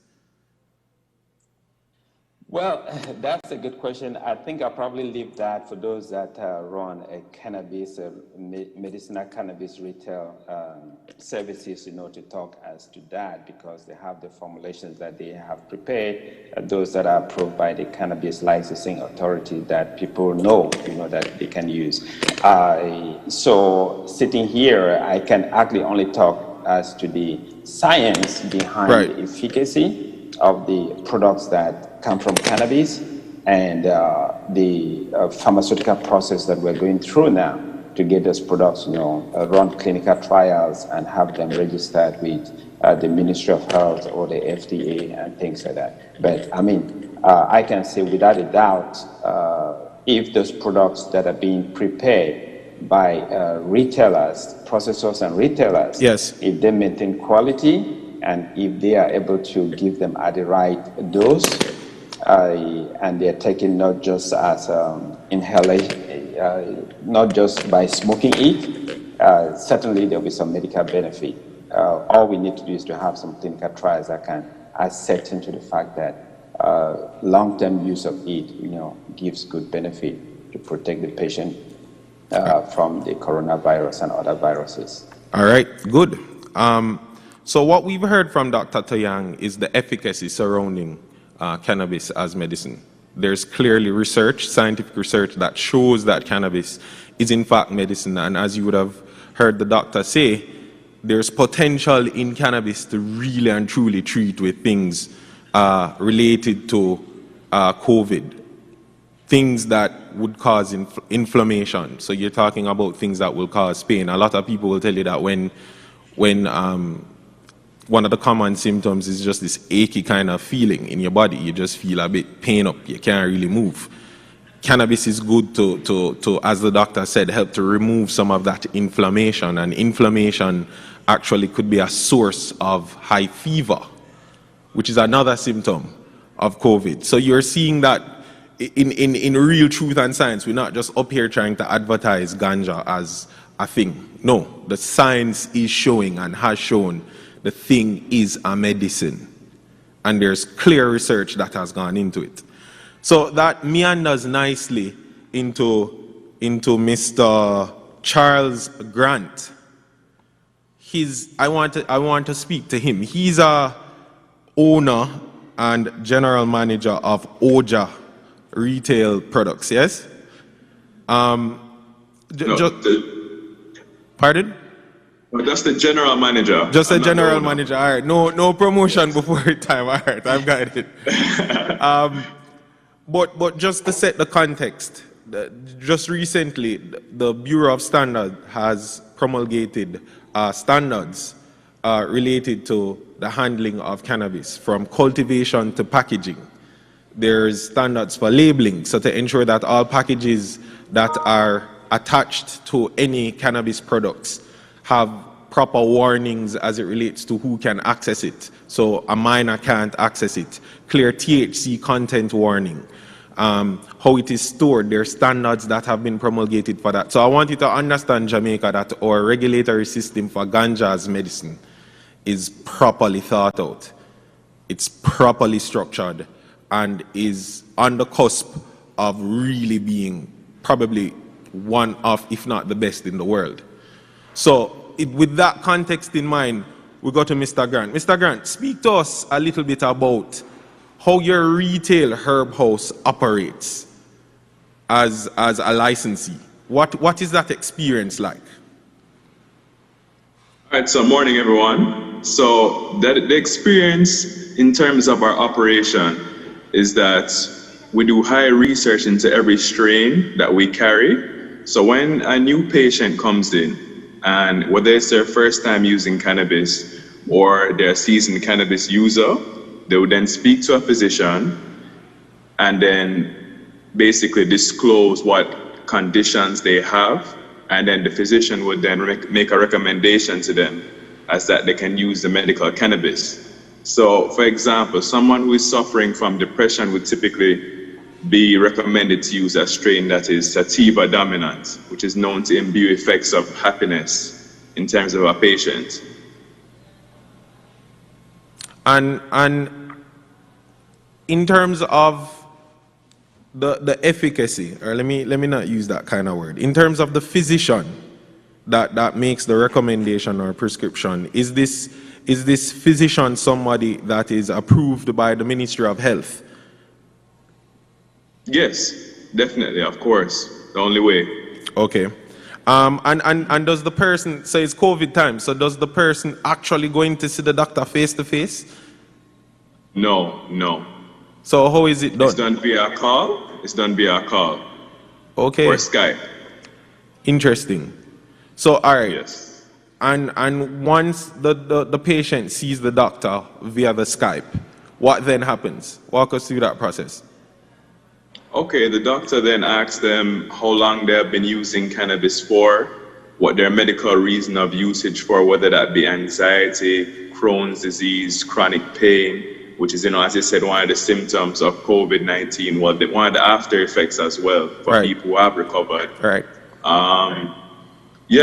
ALS, multiple sclerosis. So once they have disclosed that to their physician, the physician then asks them if they have a history of any mental illness. Right. Because that, of course, would discredit you in terms of being a patient, because we're doing this thing professionally and we don't want anybody to get hurt. Right. So important point to note there, members of the audience, as you'd have heard Mr. Grant say, what the doctor assesses is it's not an automatic once you go to a retail herb house to get some cannabis as medicine that you're gonna get it. It's not a ganja shop. It's not something where you just go and once you have your money you're gonna get it. No. You have to go through an assessment by a doctor, and the doctor has to, because all things must be considered before one uses anything. Yeah. So the doctor says, as Mr. Grant would have said, have you any previous record or understanding or memory of having anything related to mental illness? And again, I think that just works perfectly because we are talking about health and wellness, not just physically, but mentally. So again, the very questions that the doctors are asking have to be all-encompassing. And it's a process that is in keeping very much with the standards that are recommended and prescribed by the Ministry of Health. All right. So the natural question that people will then want to ask Mr. Grant, so how is business in light of COVID? What has been happening in that regard? Has business slowed down? Has business increased? What's happening? Or improved? All right. So when the COVID pandemic just struck, we hadn't quite opened yet, but then the restrictions trickled down before there was a huge spike. So when we finally did open, we had lots of customers, stocking up because they're hearing about new research coming to light as well about the medicinal benefits of cannabis. Especially people tend to come for our CBD tinctures, such as the Prana P5 or the Oja CBD, what we carry, because the studies show, right, and it's pretty promising, that they have analgesic properties, they boost your immune system, as you stated. So that is a high buying, a high purchase item at the store. So yes, good. No, continue. Kind of slowed down a bit. Yeah. When the restrictions came up again, despite, but since we have now extended the time to 9 p.m., business is good. Yes. So good. So we understand that. And again, I am here as an advocate for this linkage between tourism and ganja, because I believe, as our moderator would have said to us, this is a natural resource that we have, and we have it in abundance. And I'm going to go to Sir Isaacs in that regard in a few. He will tell us about the abundance in the natural resources that we have in ganja. But this linkage it's almost synonymous with tourism. I'm telling you, yesterday, I spoke to a tourist, a lady, she came from Ohio. I kept my 6 feet distance and wore my mask. And she so I was asking her what she expected upon coming to Jamaica. And she's like, yes, I want to have the beach, but yeah, I want to try some ganja. She was just very clear about it. She wants to try some ganja. And I began to speak to her about why do you want to try some ganja? It's just that, like, what you've heard. And she was telling me that her boss actually came to Jamaica a couple months ago and went back to America and was telling her that when you go to Jamaica, you must try the weed there. It is so good. That story could have easily turned in a negative way. That lady could have had a mental problem that completely caused her to go psychotic and freak out at the what I'm saying is, this is something that they come here for. That therapeutic relief that is very much a part of mental wellness is what they come here for. When we say come to Jamaica and feel all right, that feel all right part is what they're coming here for. And if you're not meeting that demand legally, they're going to find it illegally. And so you're missing out on the potential revenue that you can collect from that, naturally, and tax it. And as you heard from Mr. Grant, it's a business that is doing well in COVID. Not many businesses are. And also, we have standards that can treat with the efficacy of the product. So you protect your tourism image by the efficacy of the product. that you are regulating. So again, it's a natural linkage that I think that must happen. Mr. Isaacs, speak to the members of the audience and our viewers online about what it is that you do as a cultivator of medicinal cannabis. And how is it different, you think, if you can tell them, from what would happen in the legal space? Okay. Well, first of all, good afternoon, everyone. Afternoon. I'm the only one who got to say good afternoon because everybody else started speaking when it was morning. And I bring you greetings from the Greater Toronto area. For those of you who think it's too hot in Jamaica today, it's a nice chilly 10 degrees here, so enjoy the sun. Okay? We're thankful. So from the cultivation point of view, there are just a couple of things I'd like to say. Cultivating cannabis in Jamaica is a bit of a dream. I own a company called Green Stripe Naturals here in Toronto, and we have invested heavily in building out a 20-acre cultivation facility in Clarendon. Okay, and the name Green Stripe was actually chosen on purpose because the national beer of Jamaica obviously is Red Stripe. I see that. I see that. So the national brand of cannabis is obviously going to be Green Stripe. Right? Makes sense. Right. So it was chosen on purpose. So as far as I'm going to address the question in two different ways. So as far as the COVID-19 situation is concerned, what we're looking to do is we're looking to start cultivating those products, and we're waiting for guys like Engay and Charles to tell us, specifically Engay, to tell us what those particular strains are, what molecule mix they're looking for, all that, we need to get the science behind it, okay, so that guys like myself, the cultivators, can actually start, getting into proper strain selection, for example. Determining what types of strains are needed, and then what's needed for the distribution to the end user. In this particular case, things like tinctures versus smokables, right? Those are different cultivation issues that we have to address differently, right?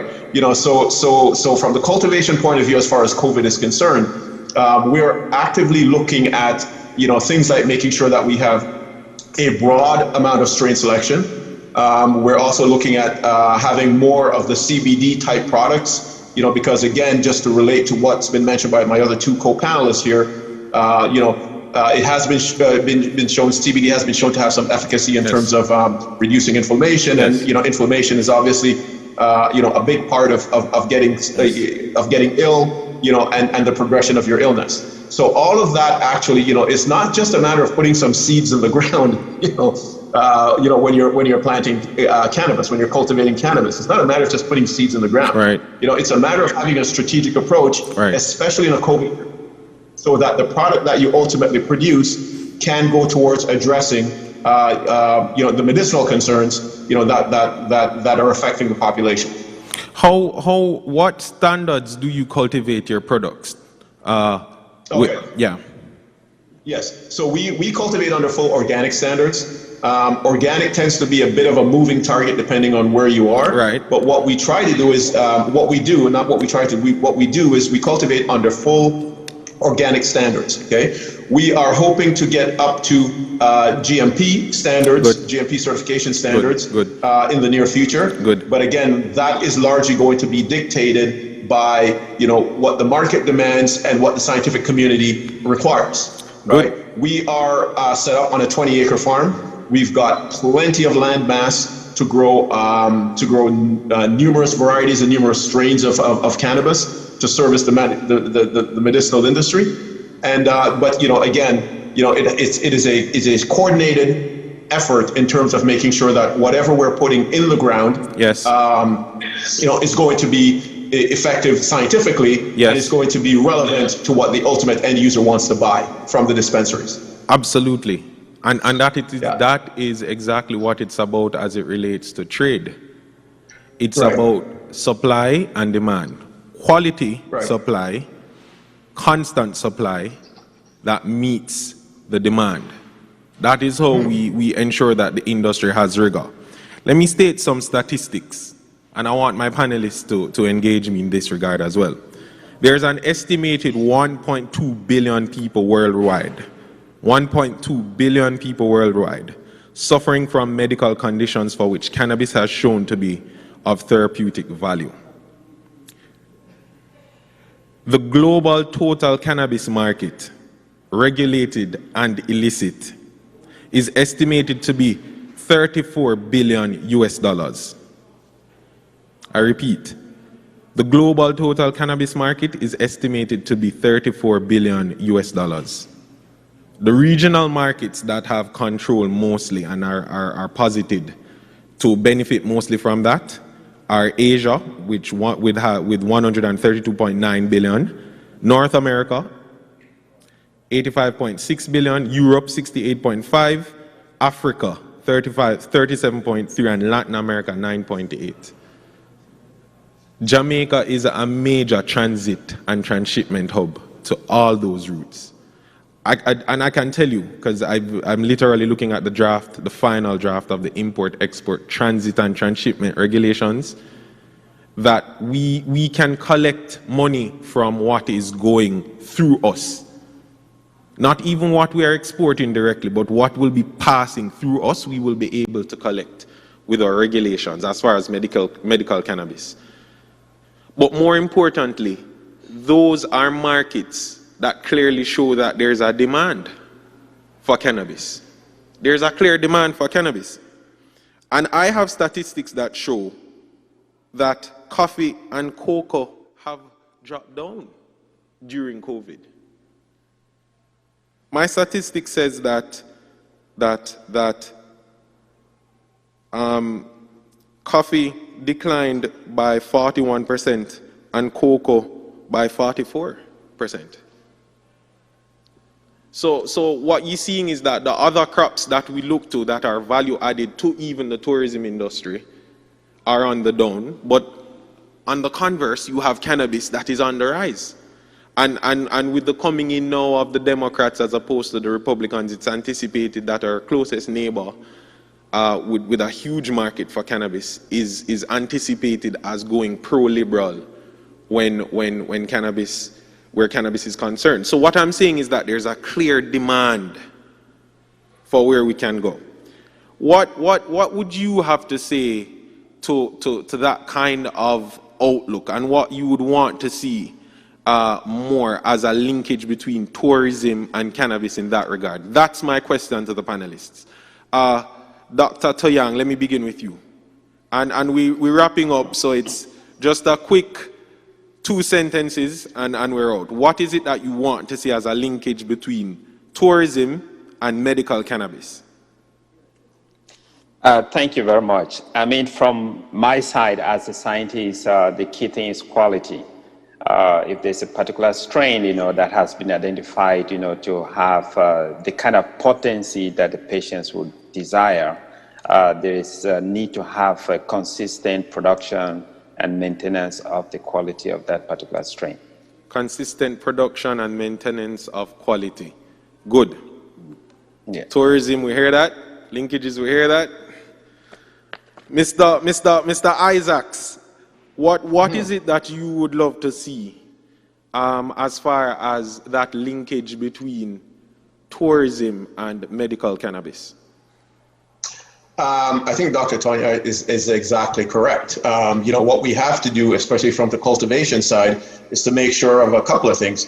A, we cultivate those strains that the market's demanding. Yes. B, that we're cultivating it with the highest standards and the highest quality. Yes. And C, that we have the reliability, of the supply, right? Because, what you don't want, is to be able to have, for example, Gorilla Glue on the shelf, for 2 days. Right? So I think those are the things that we need to address, overall, from the tourism point of view. All right, thank you. And Mr. Grant, over to you. How do you close the race? Don't let me down. No. All right, so I believe, as Dr. Toyang and Mr. Isaacs has said, that we need to maintain quality, but also for posterity. We must now invest in brand Jamaica.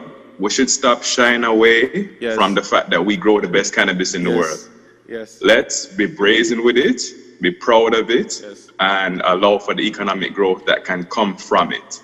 Because in spas in North America right now, they're charging $300 US for a CBD massage. Why should that not be in Jamaica? Absolutely. We are the best. Absolutely. And on that note, ladies and gentlemen, I thank you for joining us for today's discussion on cannabis as being the cure for COVID, or a key in the cure for COVID. And again, cannabis is medicine. When we say that it is the healing of the nation, we mean it. Come to Jamaica and feel all right, we mean it. Thank you. Health and wellness tourism is it. Thank you. Yes. Thank you. Thank you. All right, thank you. Thank you.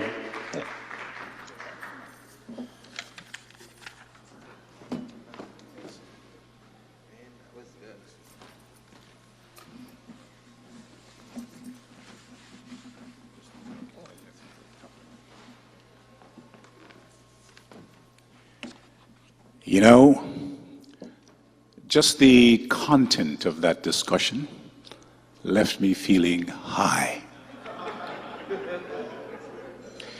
The possibilities are just amazing, you know, and I sincerely hope that, you know, because we have been persecuted for this product for so long, now that the restrictions have been lifted, I hope we don't allow other countries to run ahead of us, because we paid a heavy price, and now it's time for us to reap the benefits from this product.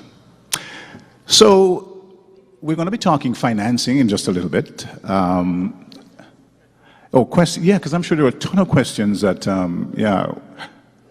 yeah, so you want to just come back for a moment, Sheldon, and let's take a few questions, because I'm sure there are tons of questions, you know, that the audience would like to ask you to field.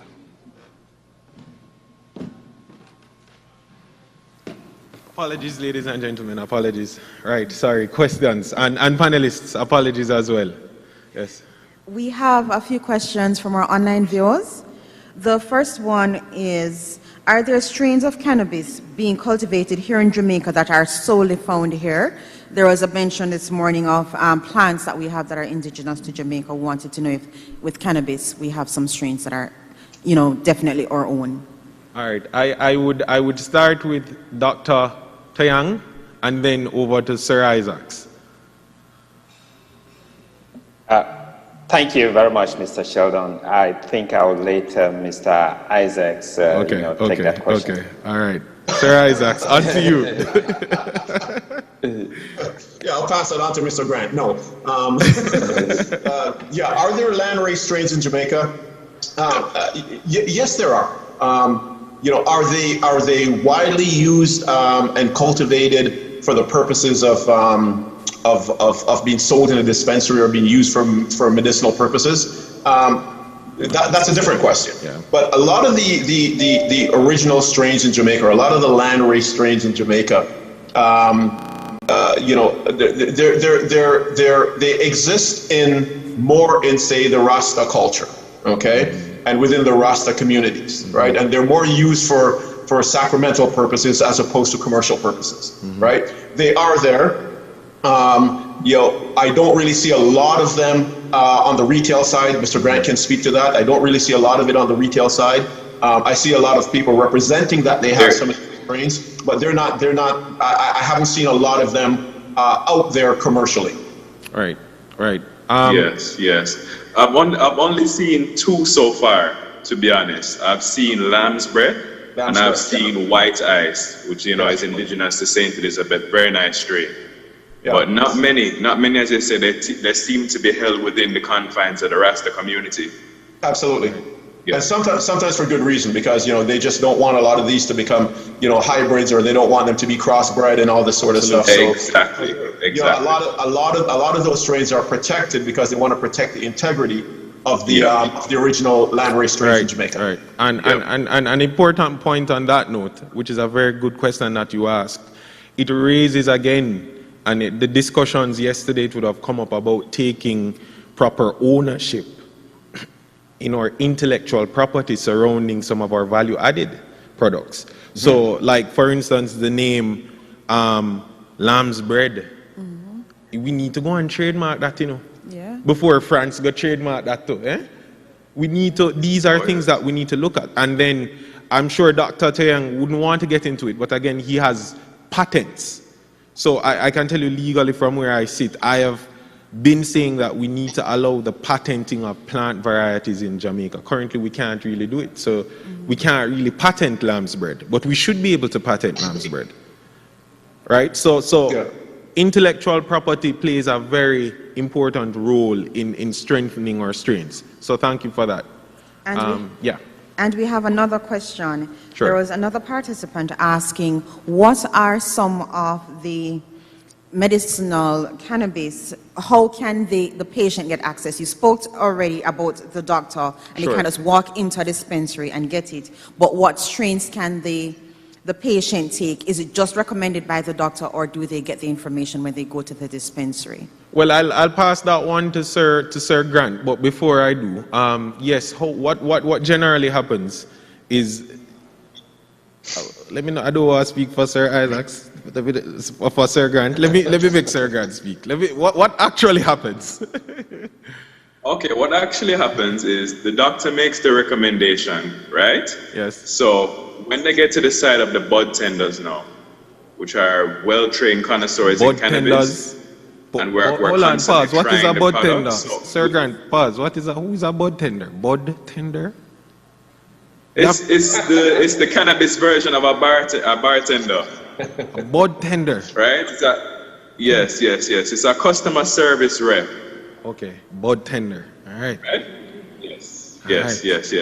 So they're well-trained connoisseurs in terms of the topic of cannabis. Yes. So depending on your ailment or malady, they'll make a decent recommendation for you. So for example, right now, if you were supposed to come into Oja and you are suffering from chronic pain, we'd make the recommendation that you go with our wedding cake, which is an indica strain.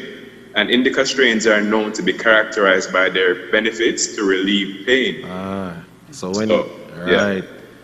And you see, when you add that to a nice Bob Marley song, when the music hits you, you feel no pain. Exactly. We had that yesterday at one of our sessions. So thank you so much for answering those questions from our online audience. All right, thank you. Thank you, panelists, again. And ladies and gentlemen, thank you. Yeah, thank you. All right.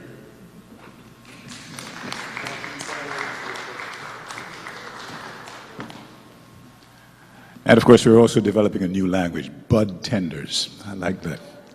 Yeah, I could just see Marley now wherever he is.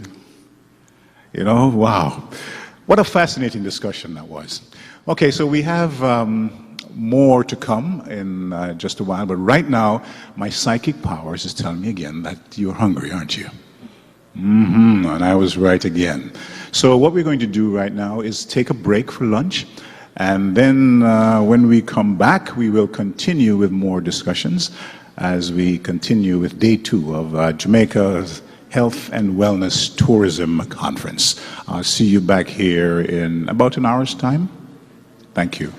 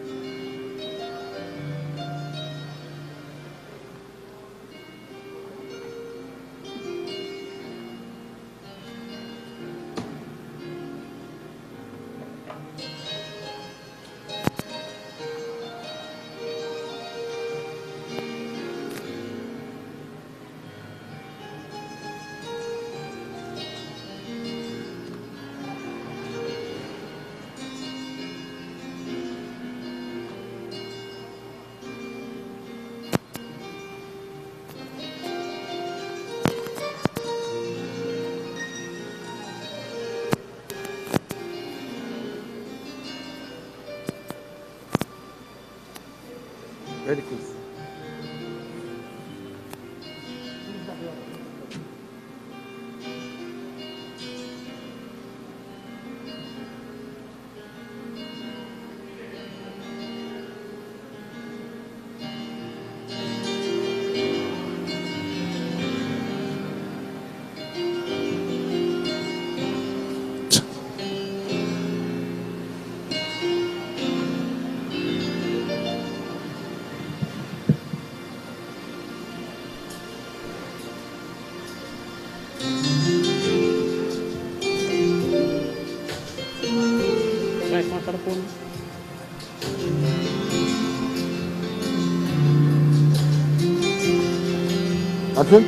Yeah. Isn't it strange how princesses and kings Clonerac, Cape or sawdust rings, just like common people like you and me, we'll be builders for eternity. Each is given the bag of two, shapeless man, and the book of the rules. Each must make their life a flowing need, tumbling black or a stepping stone. 'Cause it's like common people like you and me, we'll be builders for eternity. But Jesus given the bag of tools, shapeless man, and the book of the rules. Pow, pow, pow, pow, pow, pow, pow, pow, pow. Pow, pow, pow, pow, pow. Pow, pow, pow, pow, pow, pow. Pow, pow, pow, pow, pow, pow, pow, pow, pow, yeah. Pow, pow, pow, pow, pow, yeah. Pow, pow, pow, pow, pow, pow. Bridge, right? Just like common people like you and me, we'll be builders for eternity. Each is given the bag of two, shapeless mask, and the book of the rules. Look when the rain has fallen from the sky, yeah. I know the sun will be the only missing for a while, yeah. 'Cause I say common people like you and me will be builders for eternity. But each is given the bag of tools and shapeless man, and the book of the rules. Say pow, pow, pow, pow, pow, pow, pow, pow. Engineer, yeah. Pow, pow, pow, pow, pow, yeah. Say pow, pow, pow, pow, pow, pow. Pow, pow, pow, pow, pow, pow, pow, pow, pow. Pow, pow, pow, pow, pow, pow, pow, pow, pow, pow, pow, pow, pow. Yeah, pow, pow, pow, pow, pow, pow, pow, pow, pow, yeah, yeah. So pow, pow, pow, pow, pow, yeah. Pow, pow, pow, pow, pow, pow. Oh, mama, pow, pow, pow, pow, pow, pow, pow, pow, pow, pow. Pow, pow, pow, pow, pow. Pow, pow, pow, pow, pow, pow, yeah. Pow, pow, pow, pow, pow, pow, pow, pow, pow. Pow, pow, pow, pow, pow. Pow, pow, pow, pow, pow, pow. Thank you. I can see myself now. Welcome to lunch. Welcome to lunch, sir. Michael Anthony Cuff. Sir. Thank you.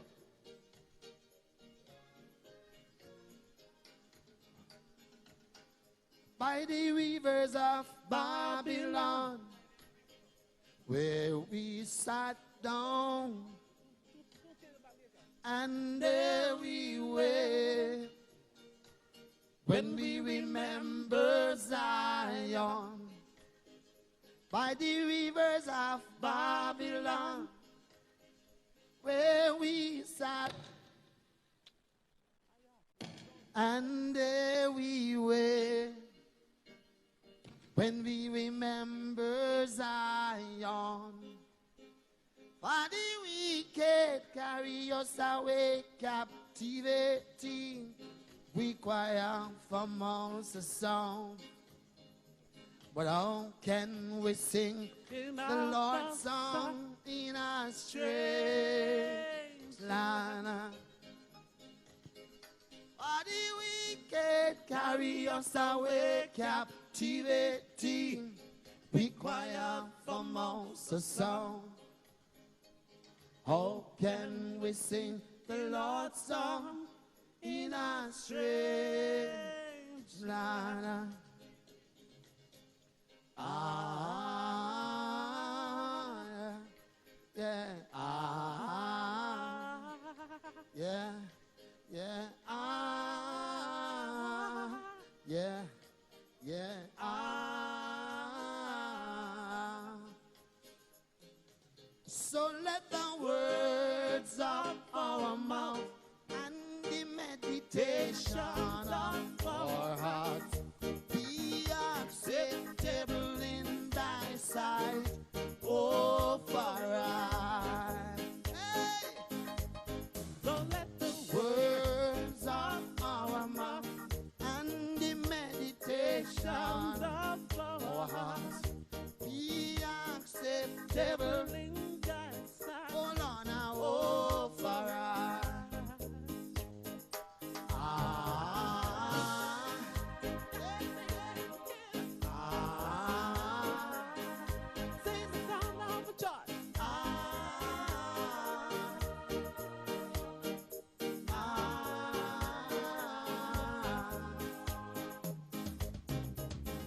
But I shall not be moved. I shall not be moved. Just like a tree planted by the water, oh, the good water. I say no, I shall not be moved. Oh, mama. But I don't care what they say or do. But I shall not be moved. Just like a tree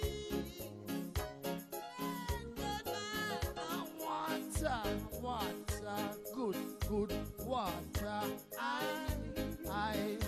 I shall not be moved by the rivers of Babylon, where we sat down and there we were. When we remember Zion,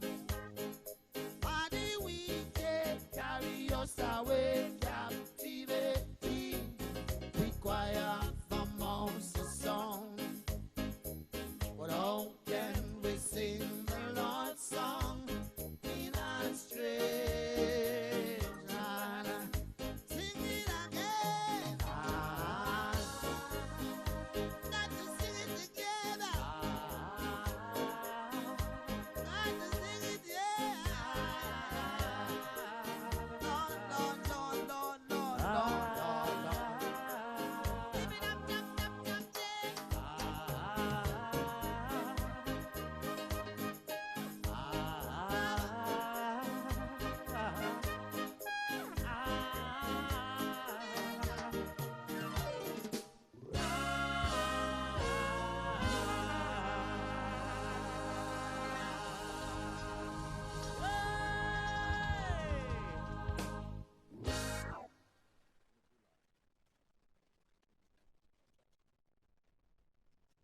Now, we're glad that you're here to have lunch with us.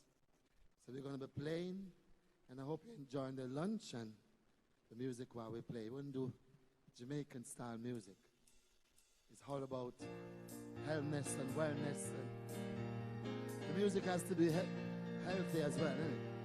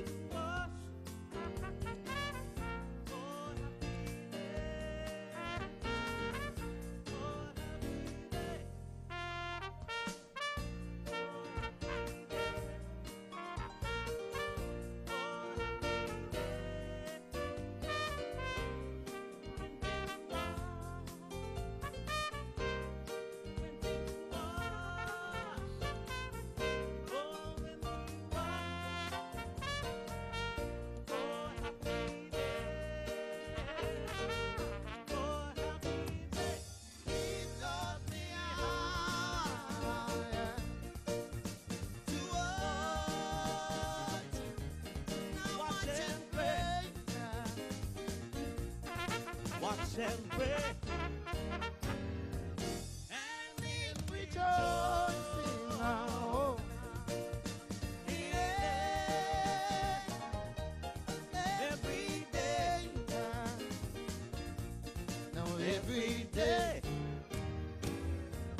It's a beautiful day. Oh, happy day. So wonderful day. Oh, happy. Ah, when my Jesus washed. Oh, when he washed. Oh, my Redeemer washes. He washed my sins away. Oh, happy.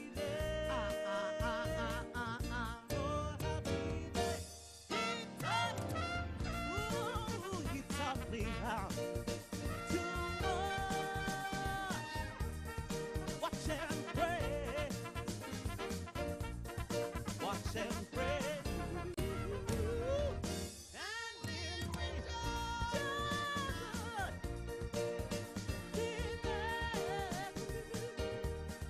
every day. Every day. It's a beautiful day. Oh, happy day. So wonderful day. Oh, happy day.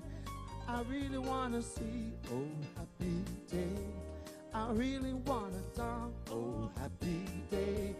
I really want to say. Oh, happy day. I really want to talk. Oh, happy day.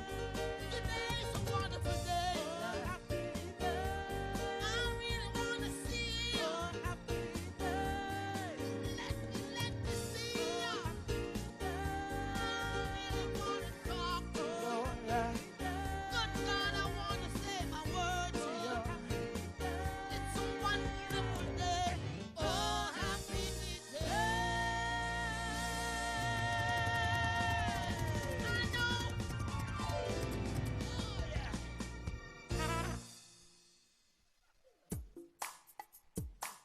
Yeah. Woke up this morning.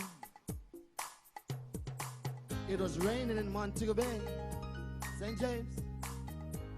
But if you look outside now, I can see clearly now. The rain is gone. But I can see all obstacles in my way. Pfizer, Moderna, gone of the dark clouds. They had me blind for a lot of months and a lot of months. It's gonna be a bright 2021, yeah. It's gonna be a bright, oh bright, sunshiny day.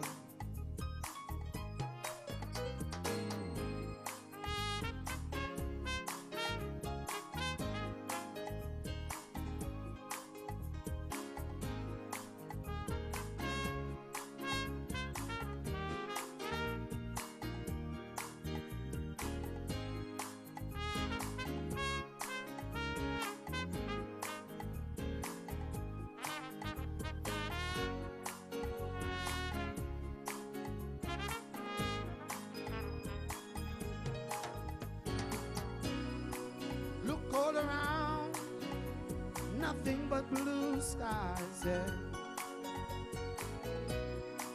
Look straight ahead, there's nothing but blue skies. Oh, blue skies. Blue skies.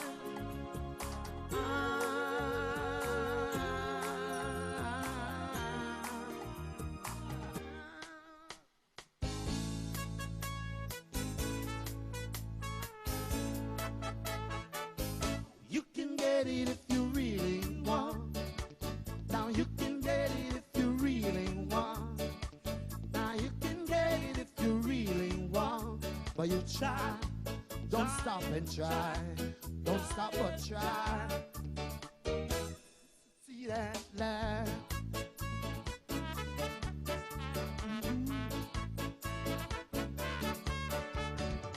Persecution you must bear.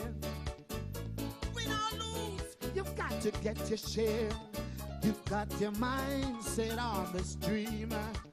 Health and wellness start today, yeah. You can get it if you really want. You can get it if you really want.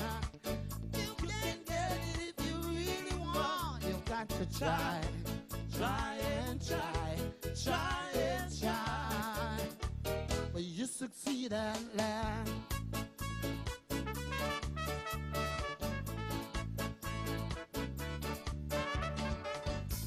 Rome wasn't built in a day.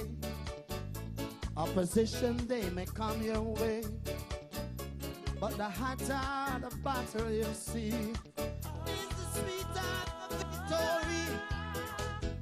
You can get it if you really want. You can get it if you really want. Now you can get it if you really want. You've got to try, try and try and try and try. You succeed at last.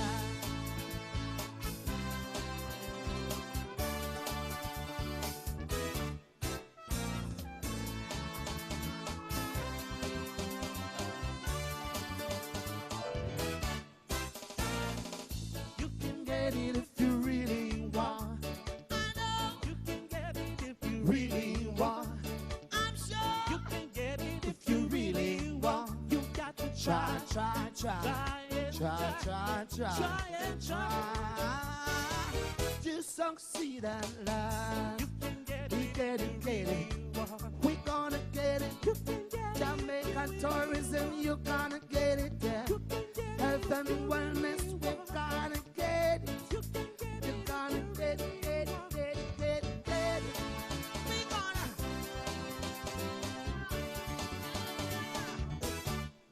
We're gonna get it.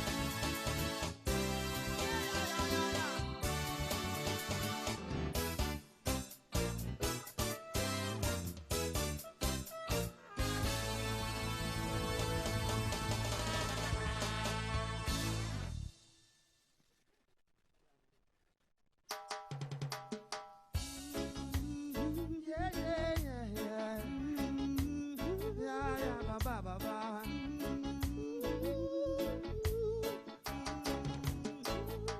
We've been together for a while now, growing stronger every day now. Feels so good and there is no doubt I'm gonna stay with you. As the morning when the sun rises and the flower grow in springtime, on my loving you can rely. I'm gonna stay with you, 'cause I will stay with you through our ups and downs. I will stay with you when no one else is around. When the dark clouds arise, I will stay by your side, 'cause I know we'll be alright. I'm gonna stay with you.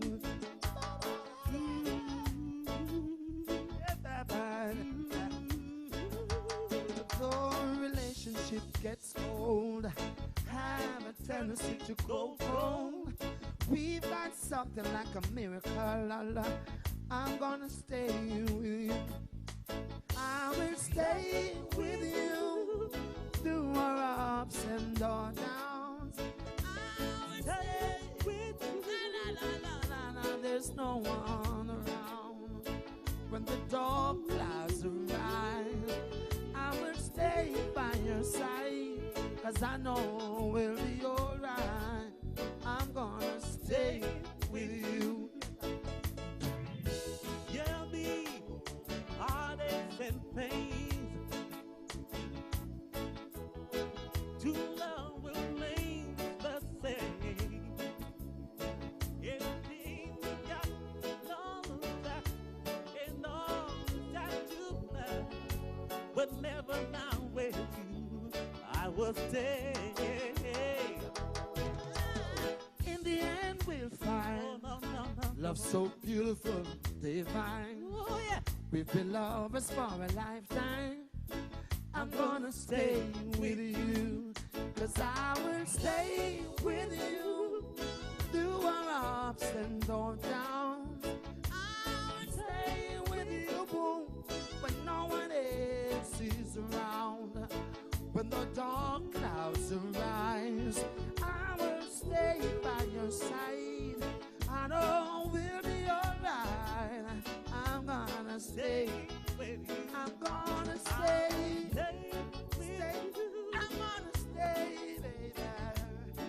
I'm gonna stay with you. Mama, when there's no one around. When the dark clouds arise, I will stay by your side. 'Cause I know we'll be alright. I'm gonna stay with you.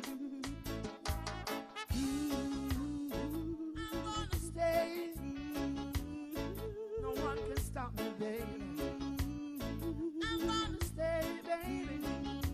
No one can stop me, darling.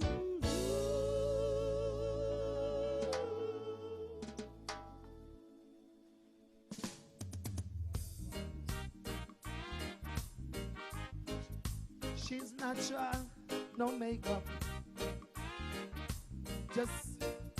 Just, no, I never been someone shy until I see your eyes. I had to try, no, but oh yes, I get my words right and then approach it. Treat her like a Ross is supposed to. You never have to cry. 'Cause I know many men can relate to when they find that special someone, yeah. She's royal, so royal, and I want her in my life.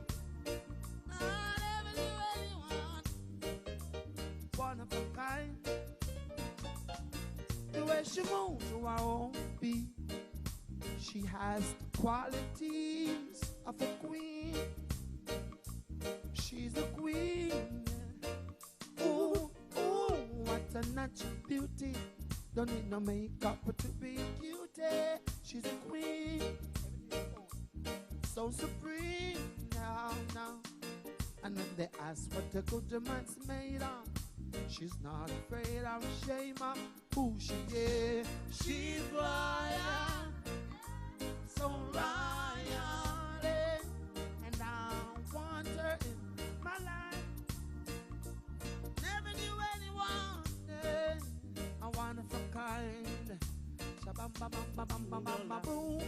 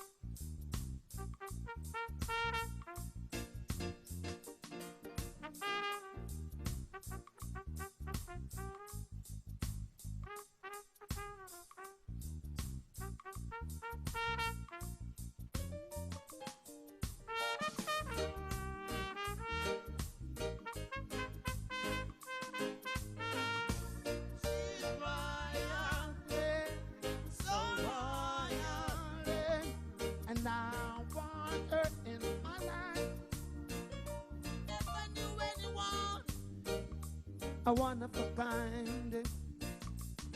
The way she moved to her own beat, she has the qualities of a queen, so supreme. Now, ooh, ooh, what a natural beauty. Don't need no makeup to be a cutie. She's a queen, so supreme. And when they ask what a good woman's made of, she's not afraid of shame of who she is. She's loyal, so loyal, and I want her in my life. I never knew anyone, you're one of a kind. Ah, it's my queen.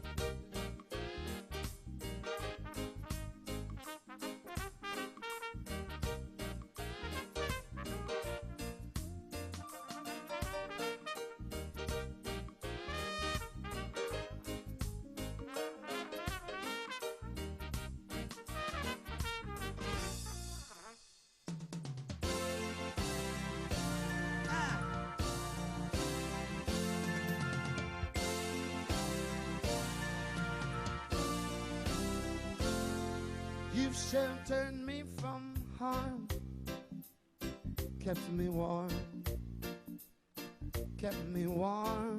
warm, yeah. You gave my life to me, set me free, set me free. The finest years I ever known were all the time, my good friend, 'cause I would give everything I own, give up my life and my heart, my own, 'cause I would give everything I own just to have you back again. If there's someone that won't let you go, and they can be run for granted, you may lose them one day, someone taken away, and if you don't hear a single word they say, I will give everything I own, give up my life, my heart, my own. I will give everything I own just to have you back again. I really want to touch you once again. Yeah, yeah.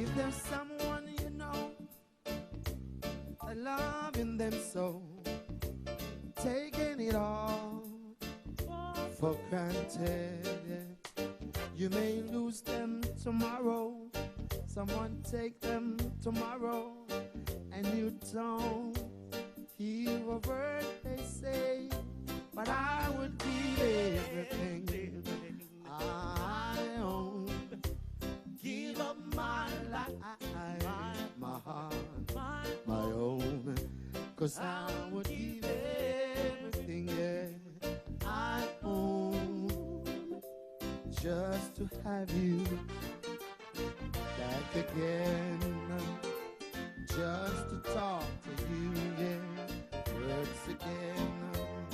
I want to tell you how I feel,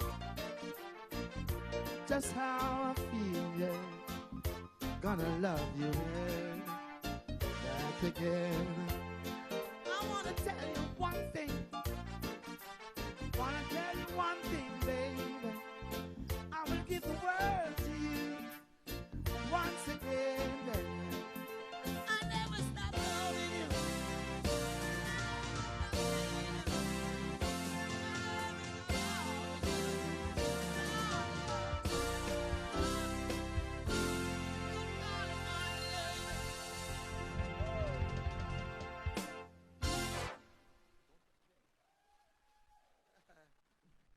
Are you having a good lunch?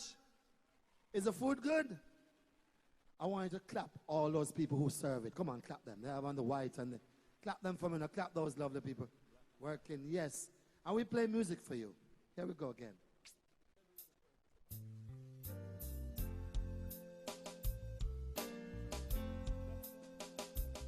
Now, if you don't feel Christmas because of 2020, if you don't feel it because of 2020, it's still going to be here.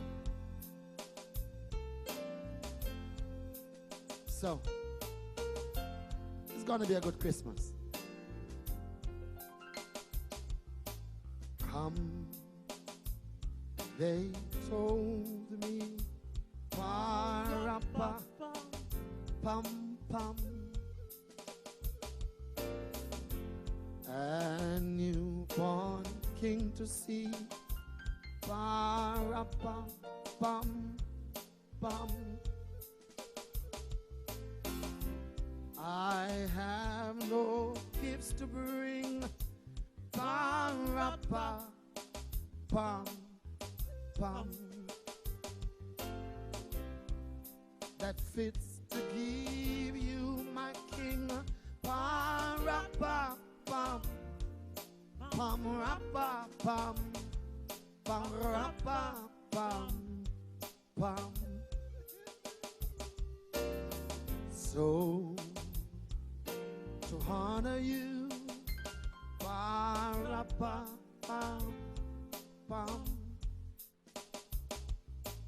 when you come.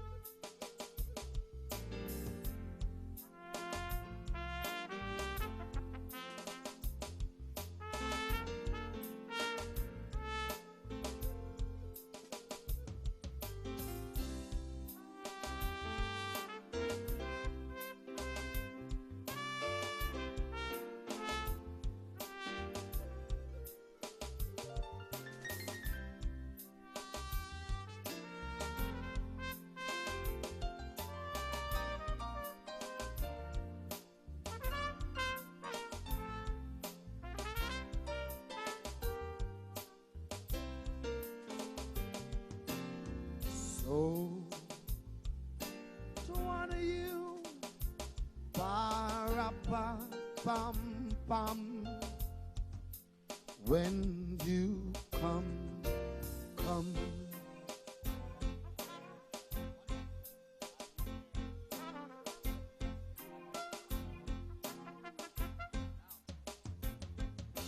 I hear the voice, the Rastaman say,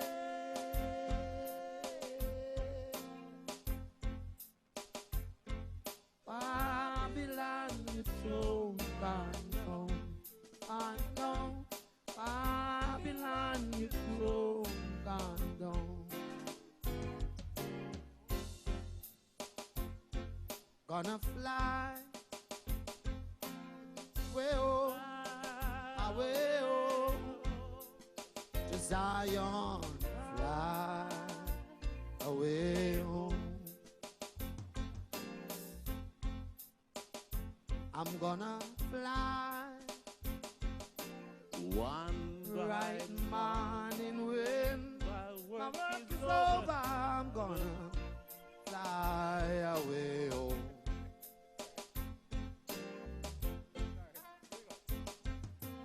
One bright morning when my work is over, I'm gonna fly away home.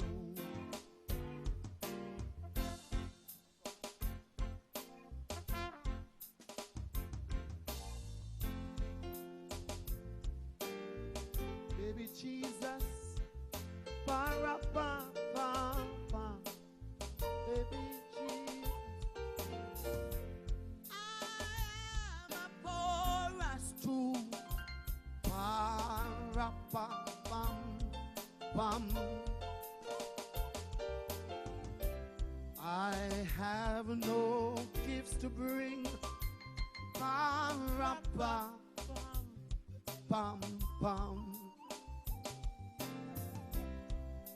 That fits to keep my king. Bum.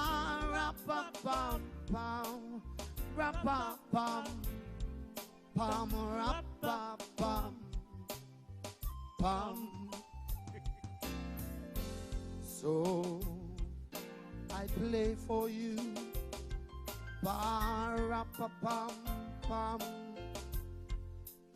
On my trumpet.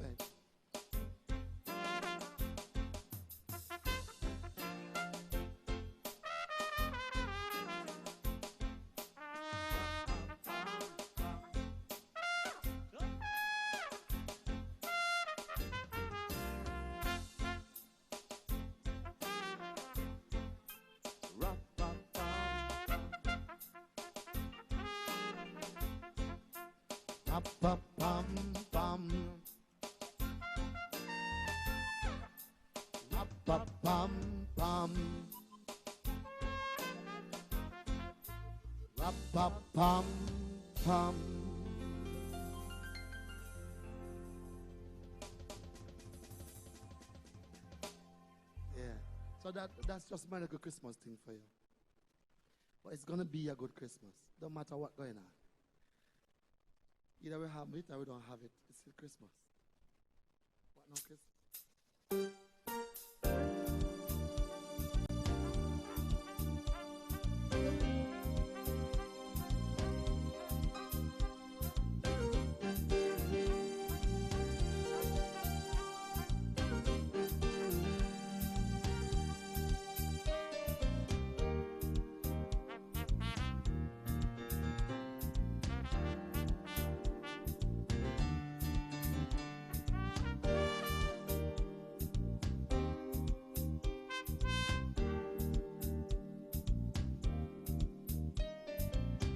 You'll never find, no matter where you search, someone who understands you like I do.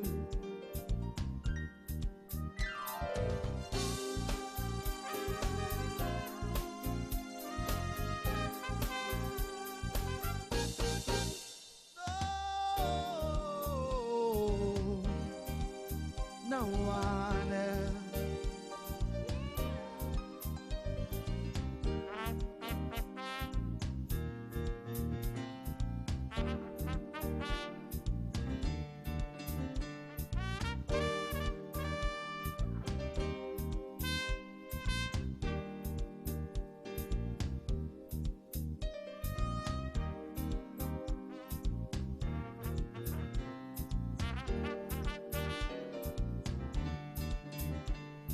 Searching and searching the whole lives through. Oh, I've been trying my life, babe.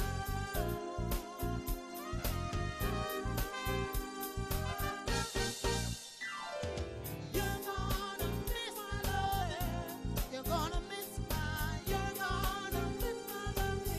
Way down at midnight hour. You're gonna miss my love. Oh, way down in the midnight hour, baby. You're gonna miss my love, baby. You're gonna miss my love. I'm gonna miss my love. You're gonna miss my love, way down, baby. When it's cold outside, baby, and I can tell you now, go for Christmas, baby. It's mine, oh my.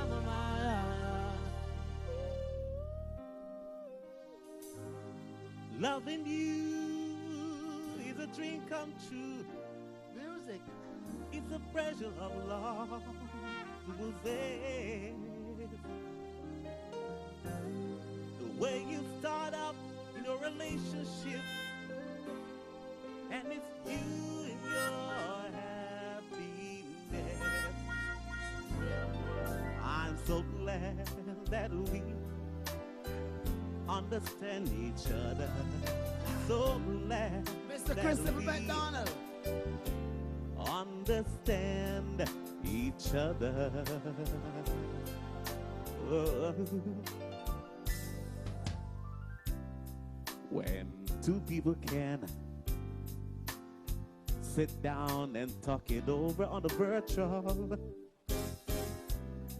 when two people can by themselves work it out and to communicate like we do. Oh, that's what love's about, without a doubt. And I'm so glad that we understand each other. So glad that we understand each other. I'm so glad that we understand each other. I'm so glad that we, yeah, and I'm understand each other. I'm so glad, so glad, so glad, so glad. I'm so glad that we understand each other. Now here's another one. Ooh, oh, oh, oh.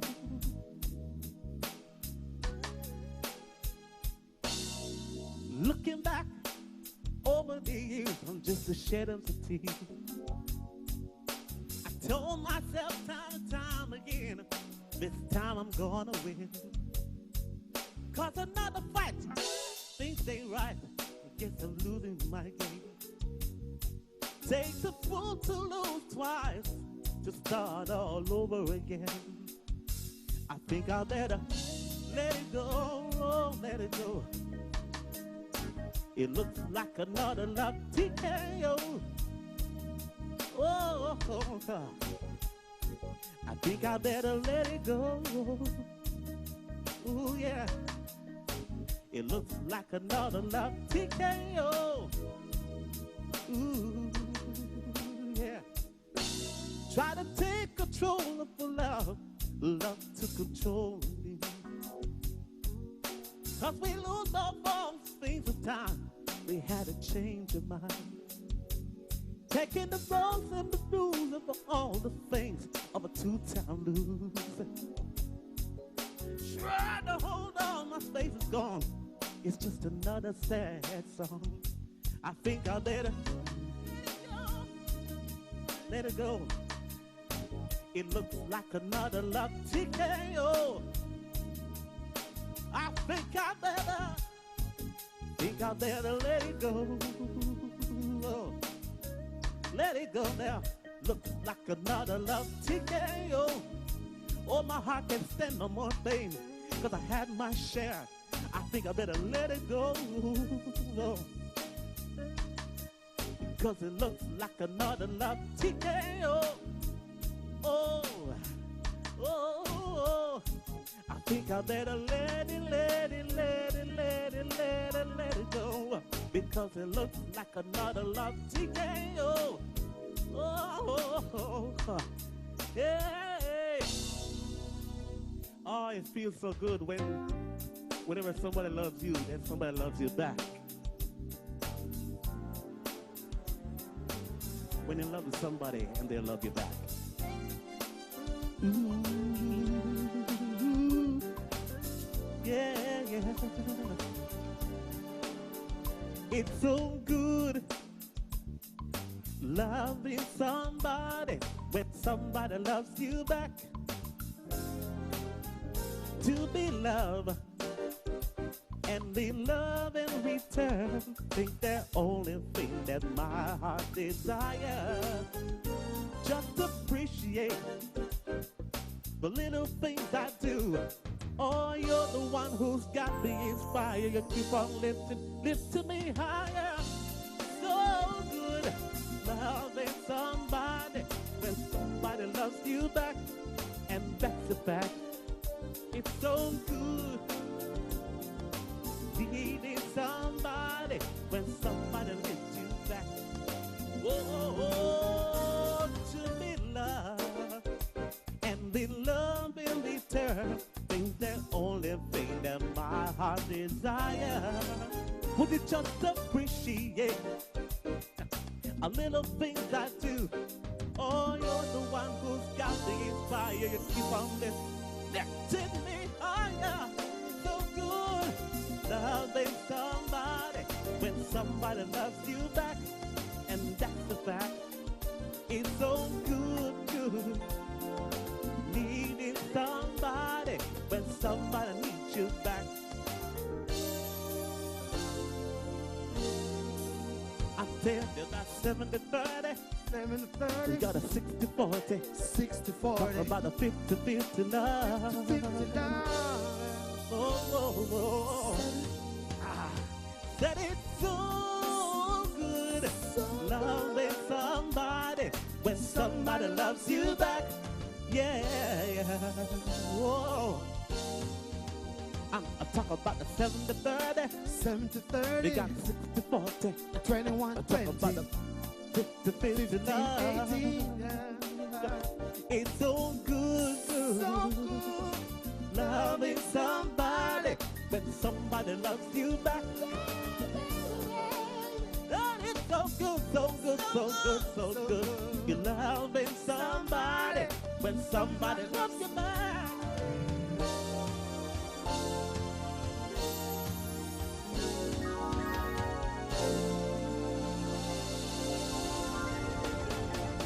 Thank you. Woo! Clap him for me. If you can clap him. Mr. Christopher McDonald, the great, you know. All right, Chris, just give me a piano. I want to take it down.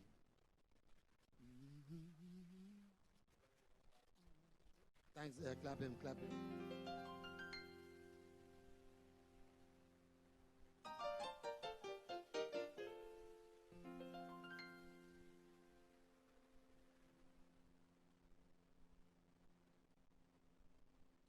It was good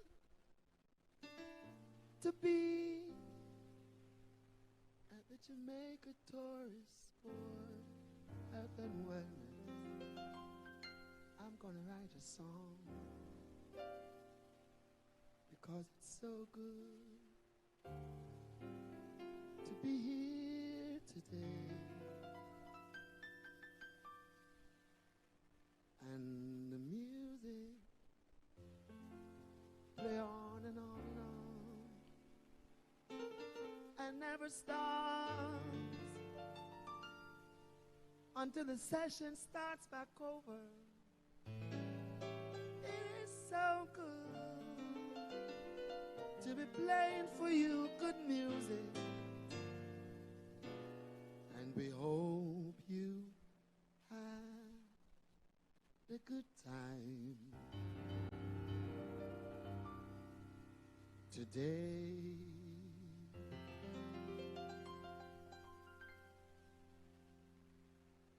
That's an original. I'm gonna record it. Ba-ba, ba-ba-ba, ba-ba-ba. One time. Yeah.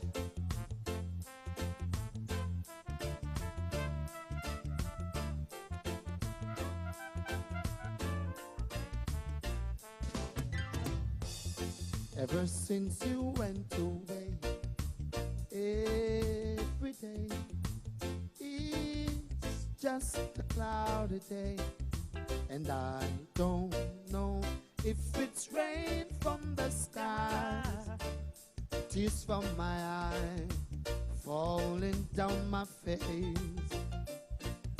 rolling down my cheek.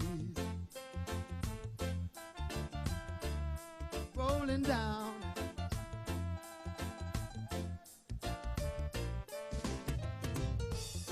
Hurry back and bring the sun.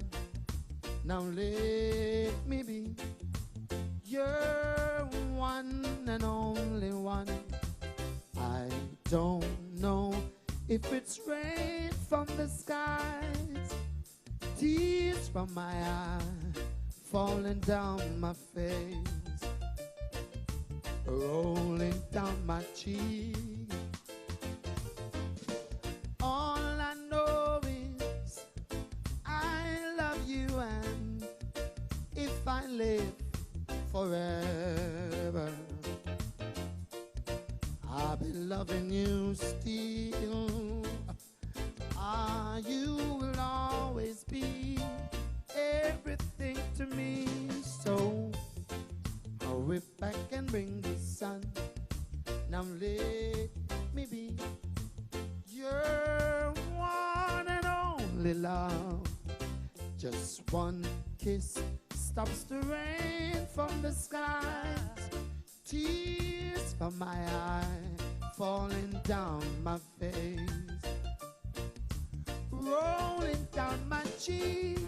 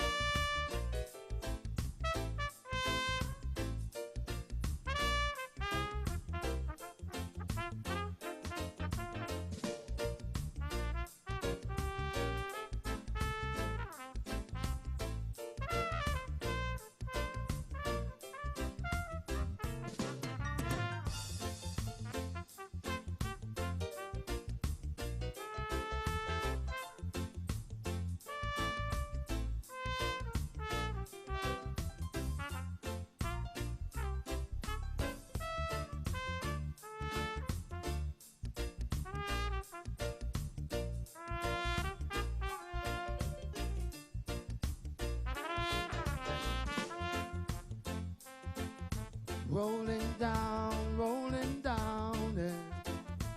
Rolling down, rolling down. Ba ba ba ba ba ba ba ba. Oh my, yeah.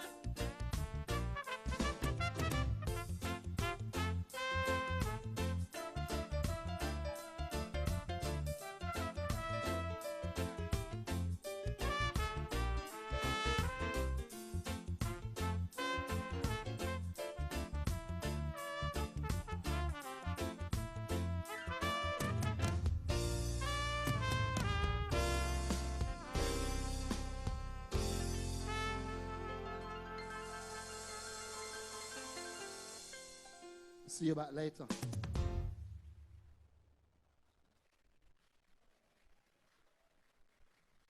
Thank you.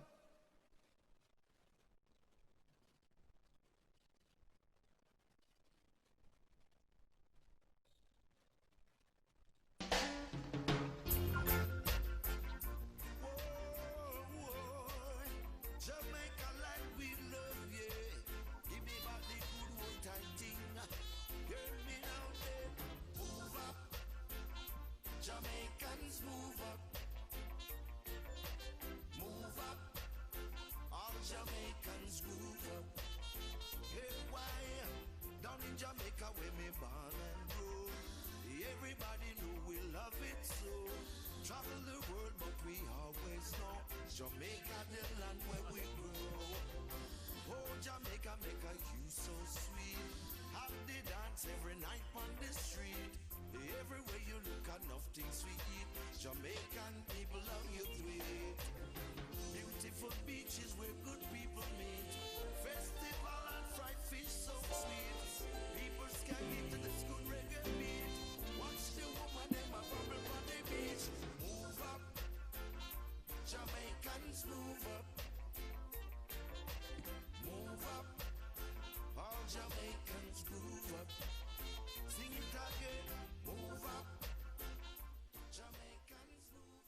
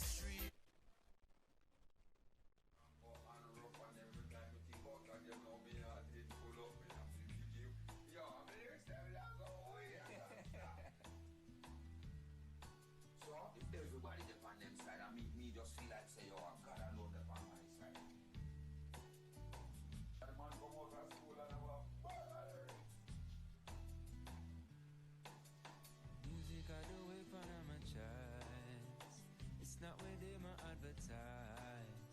Chick make me kill them with it. Easy make me kill them with it. Cause music got a weapon in my holster. One in your shoulder. Make me kill them with kindness. Easy make me kill them with. Well, this Marcus Garvey, cautious army, protecting human rights with that all upon me. Ooh, shit make me kill them with kindness. Easy make me kill them with. Well, this move to Baruch up on a scooter, riding straight through with a bazooka, shooting at all the intruders who choose to lie. God, easy make me kill them with kindness. Dennis Brown at many crowns and 11 rounds. Set it down like a heavy load and then let it go. Kill them with kindness. Easy make me kill them with. Determined here with a 30 years to the burst of face and we can burst the nurse. Make sure hurt it worse than all sorts of tears. Oh, come on. Music I do it when I'm a child. It's not where they might advertise. I make me kill them with. And kill them with. When music I do it when in my holster. One in your ears, swinging on your shoulder. That shit make me kill them with. Easy make me kill them with. Hey, throughout these roughest times, I know Jah will be on time. Hey, so don't you ever get weary, even though the time's contrary. I know Jah will be on time. Hey, throughout these roughest times, so don't you ever get weary. Well, this is straight from the gold mine of a miner. Them want the meaner. Well, see me, you see me get meaner and kinda. Yo, take your time, sir. So, sharpen your knife and load up your 9. Cause it's 45 on my rise. It guarantee for giving the life. Some people dying to live, some people living to die. This a cartel, yes, cartel. With a different kind of vibes, Michael Jackson. With a different kind of mind. Moonwalking into the sun for sure, your different kind of skies. Yo, hold on. Listen, stop your knife. Well, this are the loudest silence. This are the proudest violence. This are the crowd if them the know so that the crown inside them. If only we didn't know for find it. We didn't know for find it. Then what kings and queens we would be. Well, this I come straight from out to the mind of a minor. We change the scale and be major. See the evil with them hands. I'm just take them on like Dean Fraser. Oh, I try to save one soul. Come here to Satan calls up. This are for the ones who are in the wrong. This are for the ones who are in the right. This are for the ones who are standing strong. And the ones who are weak at time. It take a certain kind of darkness for the ones who see the light. Would you believe me when I say that you can see without your eyes? This is 1838 and 1999. This is 2000 and right now. At the birth of Christ, this is Mommy Shooting Star. One determined me to write shoot. Music I do it when I'm a child. It's not where they might advertise. Kill them with. Pop it off and then me kill them with. And music I do it when I'm a holster. Swinging on your shoulder. I may kill them with. Steadily bang bang bang and kill them with. Ah yeah. Too kind. Mankind.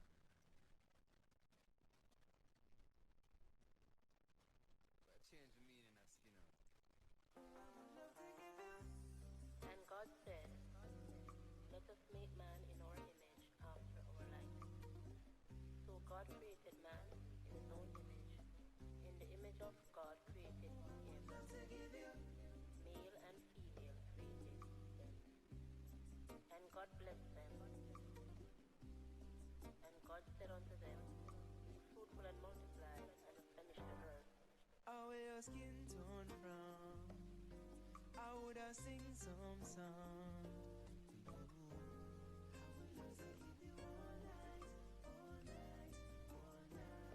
How will you get your skin tone from? I would have sing some song for you.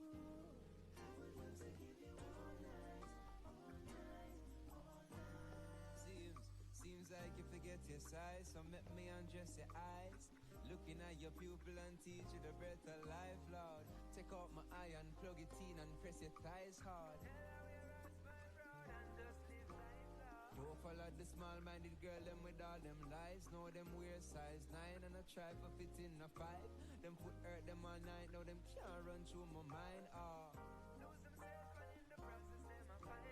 Give you some natural healing, but Empress, please take your time. Cause them heels are kinda high, make you feel like you're in disguise. Why you hiding? I feel like you're in disguise.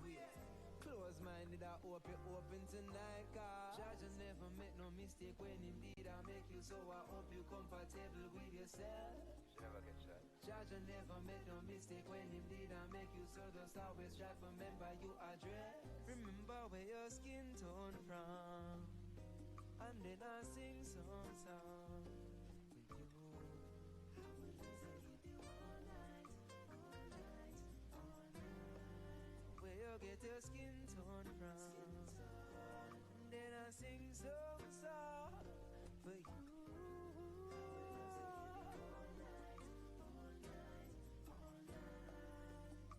Her mothership has been stranded since the days of Atlantis, but from the days she been landed, I been a planet. Cause she out to this world, only few overstand it. She out to this world, even make me want commit. Now we hold the right conversation. Even when she left-handed, she start to get the bigger picture and realize that it candid.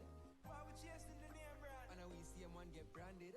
Fan free, so the spawn free, the black skin where she branded. The creator are the tailor and the day that him create us, him did make us in the image of himself.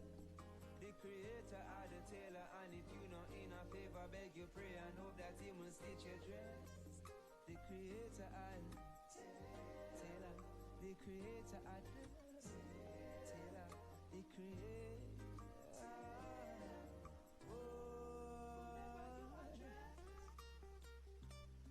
And God bless them.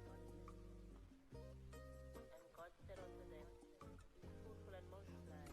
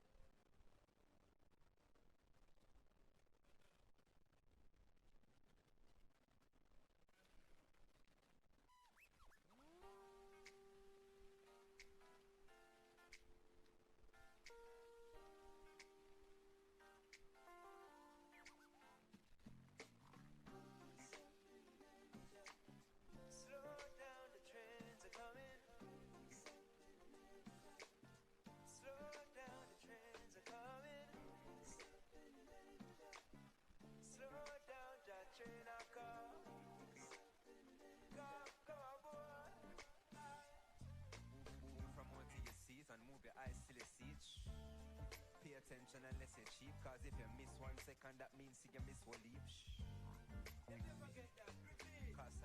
So, ladies and gentlemen, with your kind permission, we'll be resuming in 2 minutes. Is that all right with you? I know you want to get home early so you can, beat the traffic and everything else. So we'll be starting in 2 minutes. For those of you on the outside, may we invite you to take your seats? Thanks. Simple, God is love, and love is something you feel. Come. Slow down, the trains are coming. Slow down, the trains are coming. Slow down, that train I come. Come on, boy.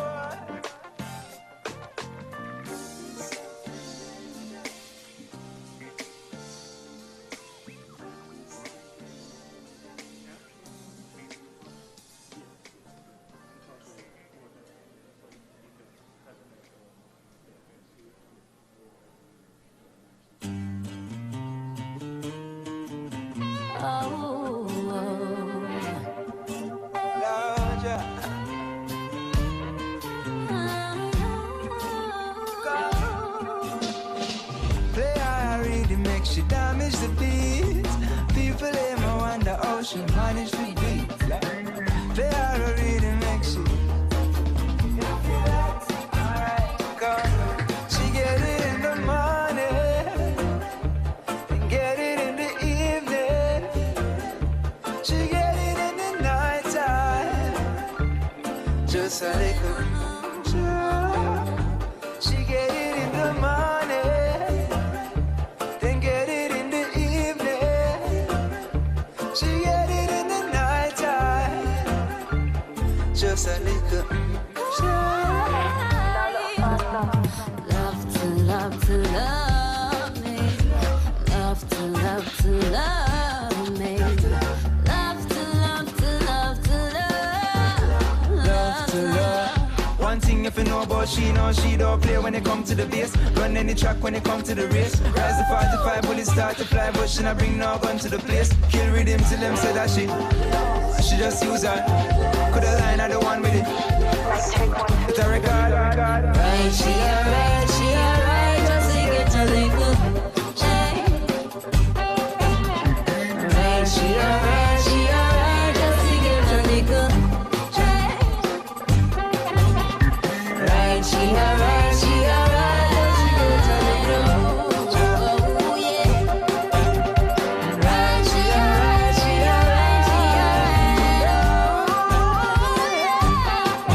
Let me roll on over my sleeve, sing you a little something about me, tell you how it's gon' be. You don't need no. Okay, so I trust everyone had lunch and you're now ready to get back into the rest of the afternoon's presentations.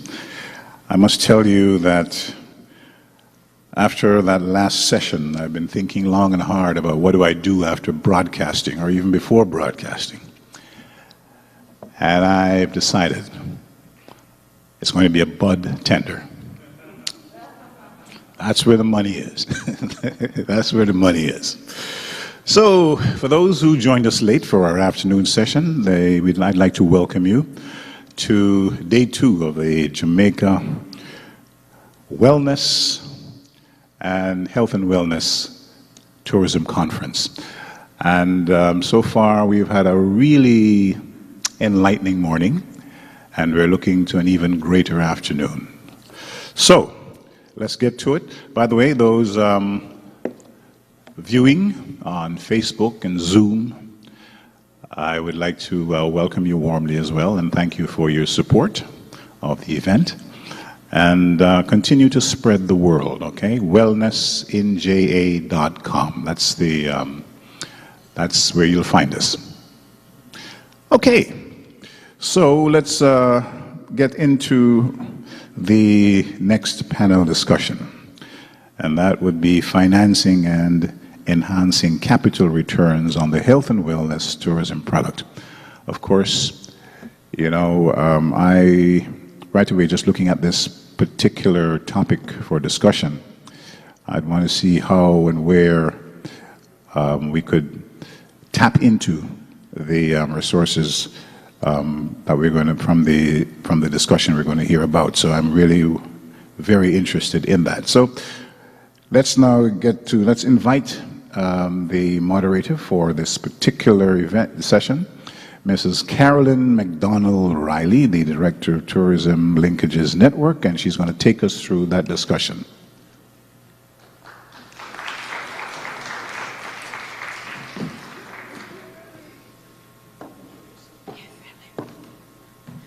Thank you, Mr. MC. Good afternoon, everyone.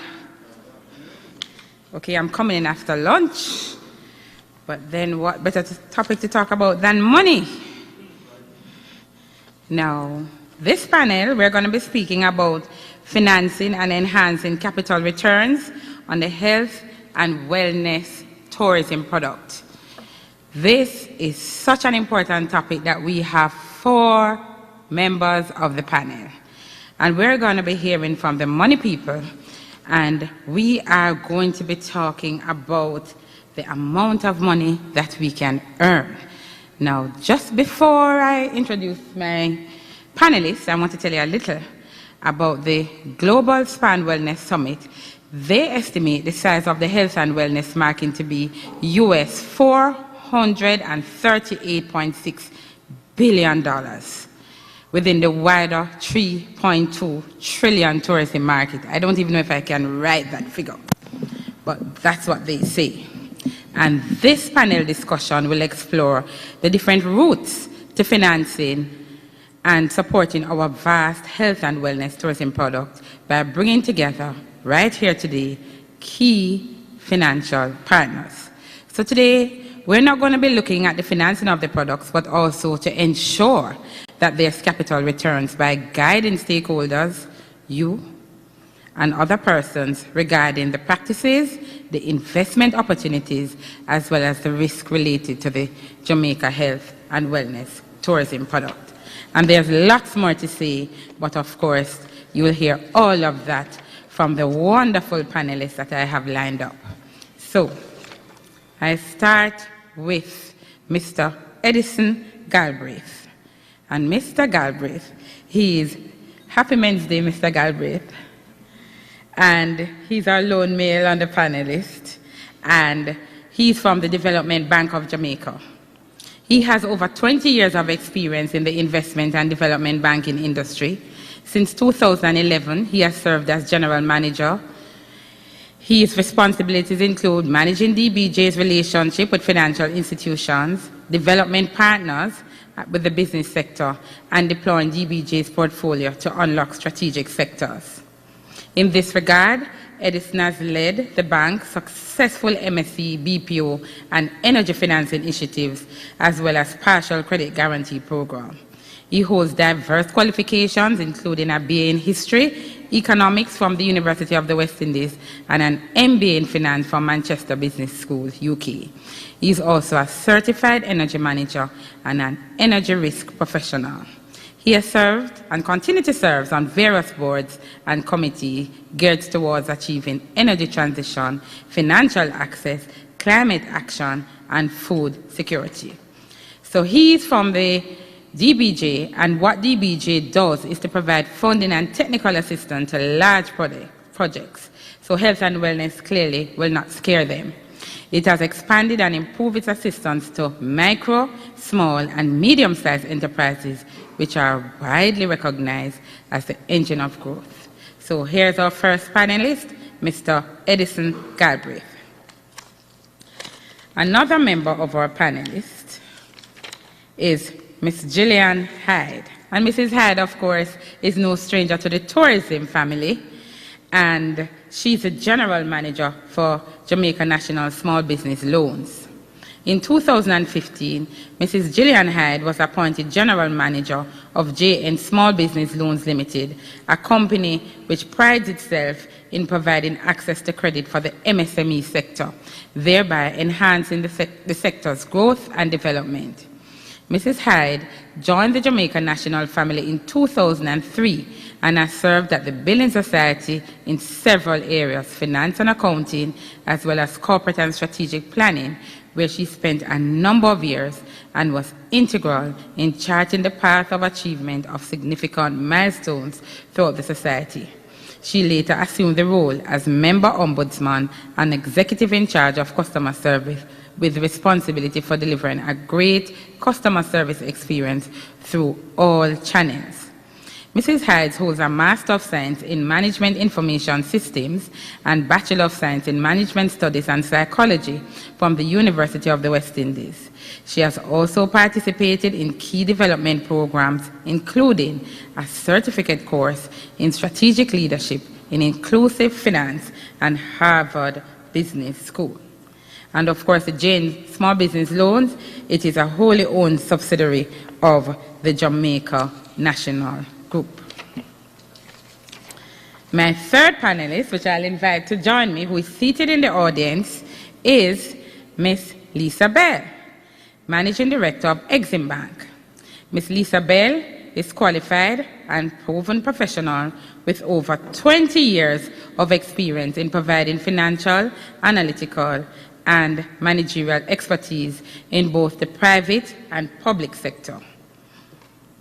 Having held key management positions in the Jamaican financial services sector and with Jamaica National Investment and Export Promotion Agency at the time JTI, now as Managing Director of the National Export-Import Bank of Jamaica, which we call Exim Bank. She brings to bear a unique combination of technical skills needed to provide expertise at the macro and micro level in areas relating to the business environment and improvement. With sound interpersonal and communication skills and positive public and professional image, Mrs. Bell has been successful in developing, maintaining, and leveraging strategic private and public sector public sector relationships.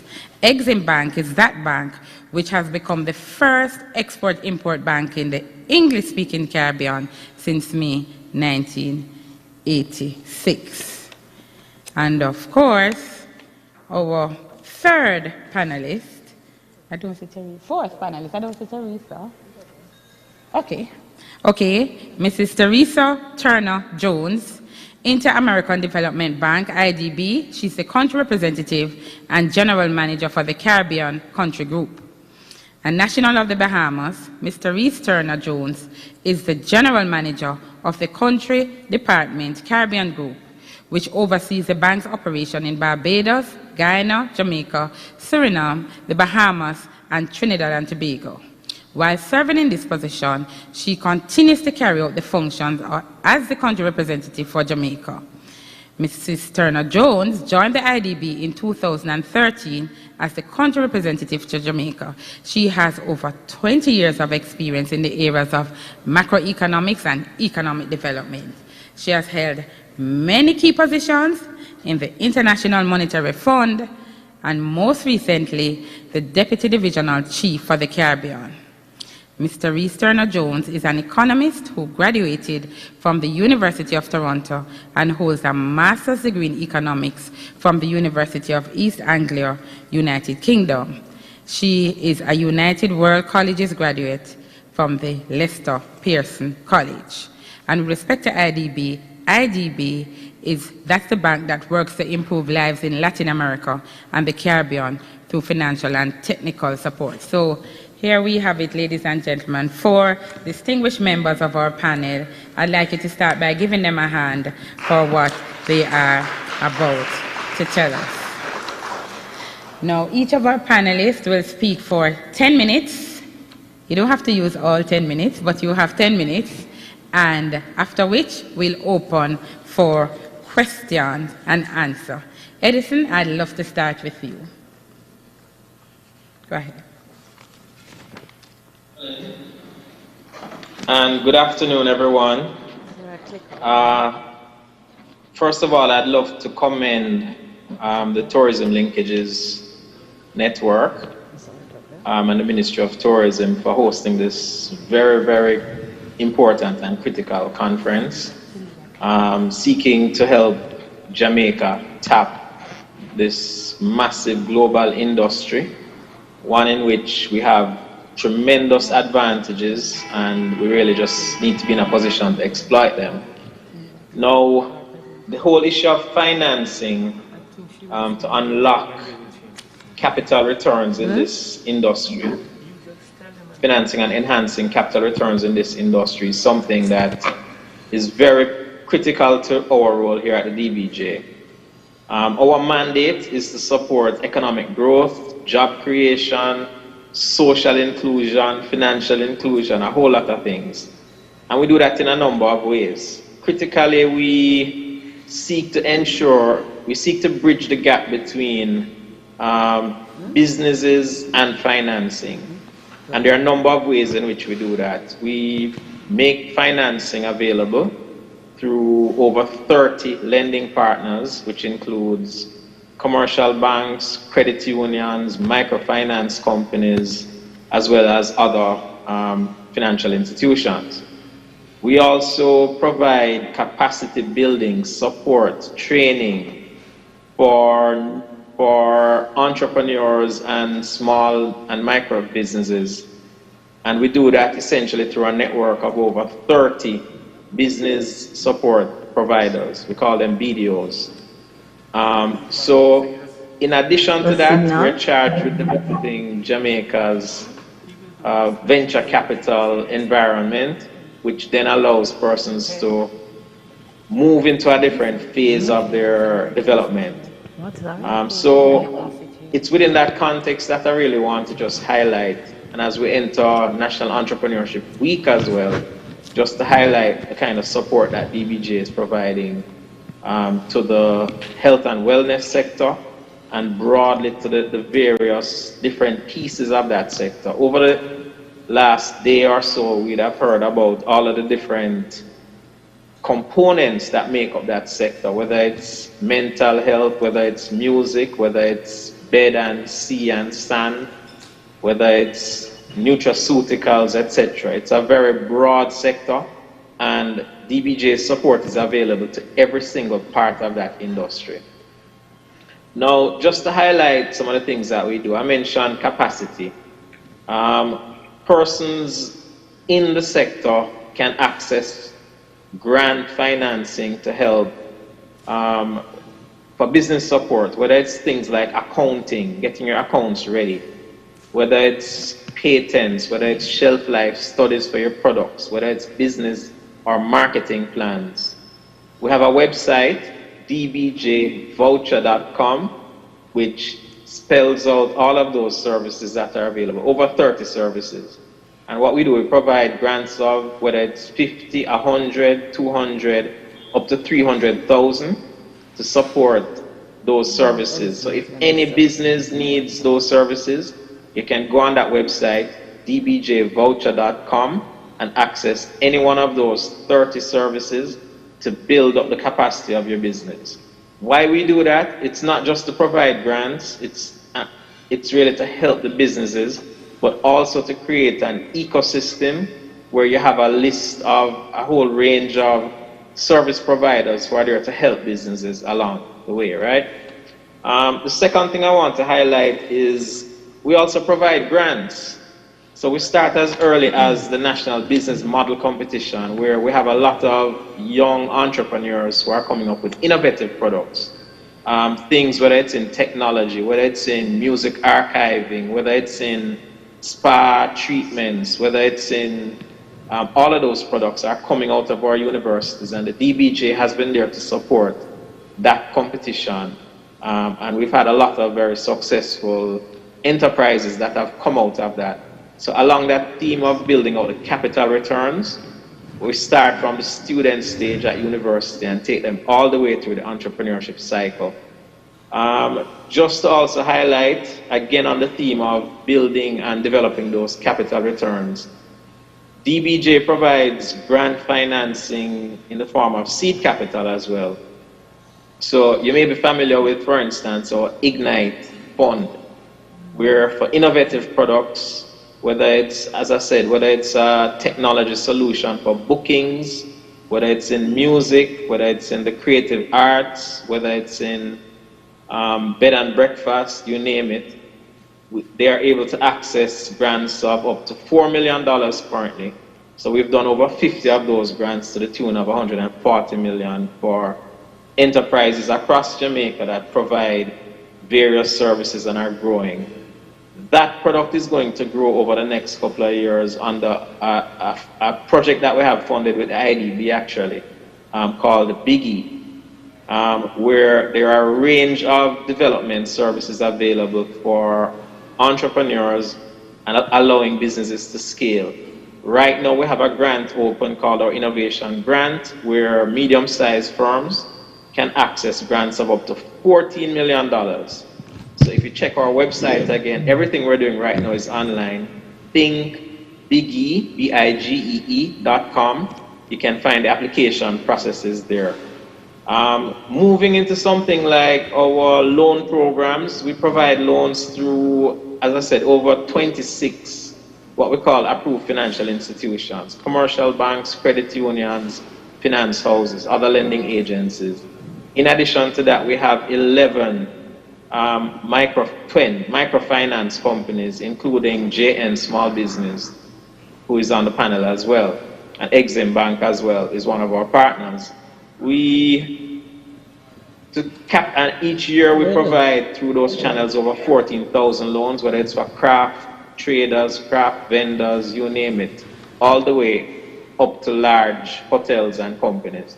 So we do the entire cycle. We provide funding for medical services, radiology, for cancer care, for skin care, dentists, everything. So we're part of the health, we're part of the wellness, we're part of the tourism, we're part of the linkages into tourism, including agriculture. We provide funding for that. So probably 8 billion a year is what we do in that regard. Critically, we've also found that entrepreneurs very often, small and medium, don't have the collateral to support their loans. So over the last couple of years, we've built out what we call a credit enhancement facility. So the funding is there available to enterprises. If you don't have the collateral, you're able to access a guarantee of up to 30 million Jamaican dollars to support your loan. The cap on that guarantee is 80% of the loan amount, and it's available currently through 13 of our financial institutions. We also have a grant that, a guarantee that goes up to 90% of the loan amount. So if a small enterprise is seeking a loan of, let's say, $11 million, they can get a guarantee of 90% of that loan amount. Startups are not left out because we understand the importance of the entrepreneurial life cycle. So startups are able to get guarantees of up to $5 million. That's under our credit enhancement facility. And again, I refer you to our website, dbjcef.com, where you can get all that information. The last area I want to highlight is our venture capital and private equity support. So I spoke about the seed funding that's available from our innovation grants. But critically also, the DBJ has been working over the last couple of years, again with IDB support, to build out the Jamaica's venture capital and private equity ecosystem. So we worked with the lawyers, accountants, the fund managers to provide training and support. But critically, we've been able to provide funding to 5 funds to date. And those funds have invested over $60 million in over 22 firms in Jamaica. So I just highlight that because we're looking at scaling and looking at expanding and getting the capital returns. So there are so many options available for financing, whether it's grants for capacity building, whether it's seed funding, whether it's loan financing backed by guarantees, or whether it's equity financing. We've seen a very vibrant stock exchange over the last couple of years. So there's the opportunity for businesses having availed themselves of these services to be able to expand on the stock exchanges or through strategic partners. And then I guess under our venture capital, again, we're working with the angel investors who provide some kind of intermediate financing. So and again, as I say, whether it's agriculture, whether it's craft, whether it's hotels, whether it's small hotels, restaurants, medical services, we do provide financing across the board to support those industries. So I think, Carlin, that's where I'd want to leave my 10 minutes for now until further if there are any questions or discussion. Thank you very much. Thank you very much. I'll go to Mrs. Gillian Hyde. Gillian? Thank you, Carlin. Good afternoon to my colleagues on the panel, and good afternoon to the rest of the audience and participants in this year's conference. On behalf of Jamaica National, we really do thank you for the invitation to participate and to congratulate you on this event and this year's staging of the conference. And I think under the theme, Imagine, Reset and Restore, it's so applicable at this time. I think COVID-19 has really presented a huge opportunity for us to reimagine what our tourism product, the potential of our tourism product, how that can be reshaped and reset so that we really can come out on top at the end of this, to come out better than we came in before. And so it's really, really an awesome opportunity. And I am happy to be able to participate on behalf of the Jamaica National Group in these ongoing discussions. Tourism has been a part of our contributions and our support and our commitment over the years, and it's certainly something that we look forward to remaining a central part as Jamaica figures out how it is that we truly, truly reimagine and reset and restore. I think as we look on the statistics, I think Carolyn mentioned the size of the tourism industry, but the wellness industry is just about $4.5 trillion US dollars.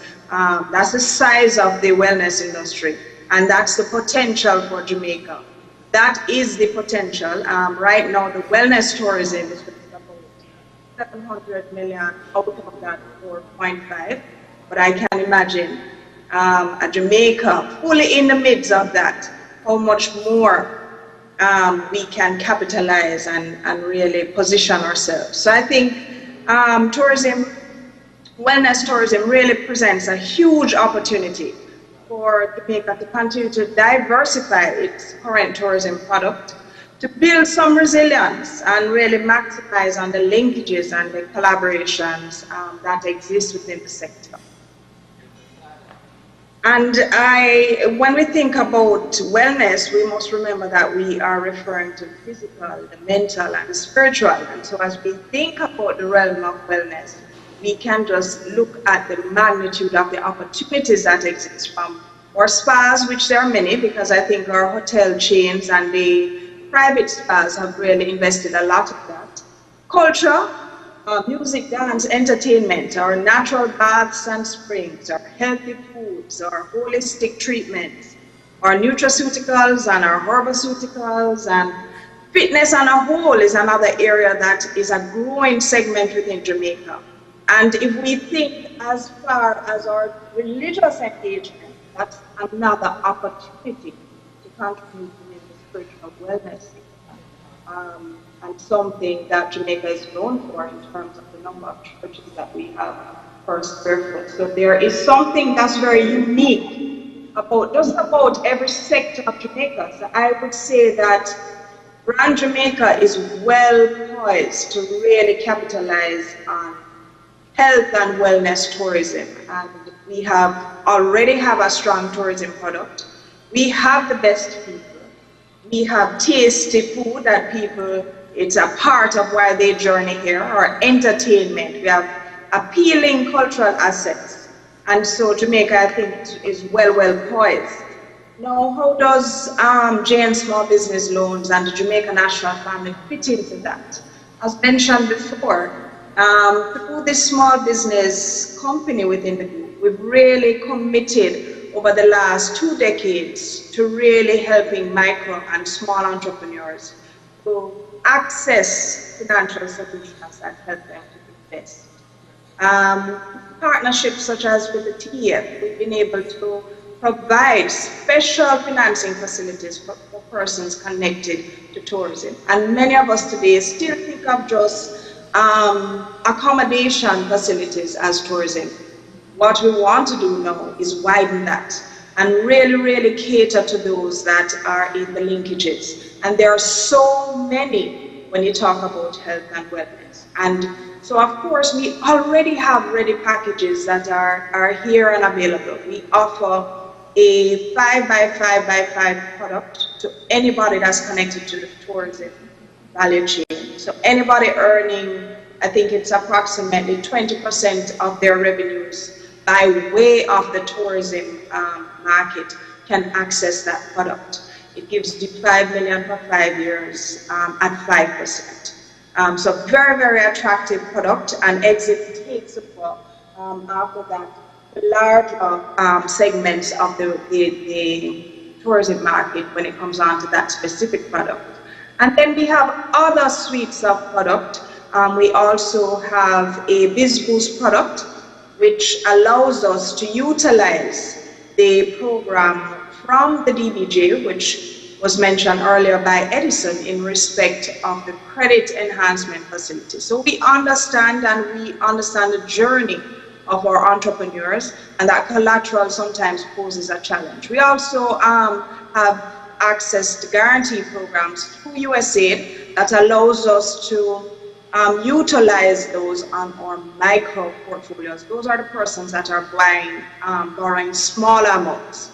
And we do appreciate too that along these huge chains, even when you think about the accommodation, that is hundreds of micro players that are coming together, that are supporting this large chain, that are making it successful. And so we don't only want to cater to the large person at the top, the large investor at the top, but we want to cater to all of our investors that are connected to that value chain.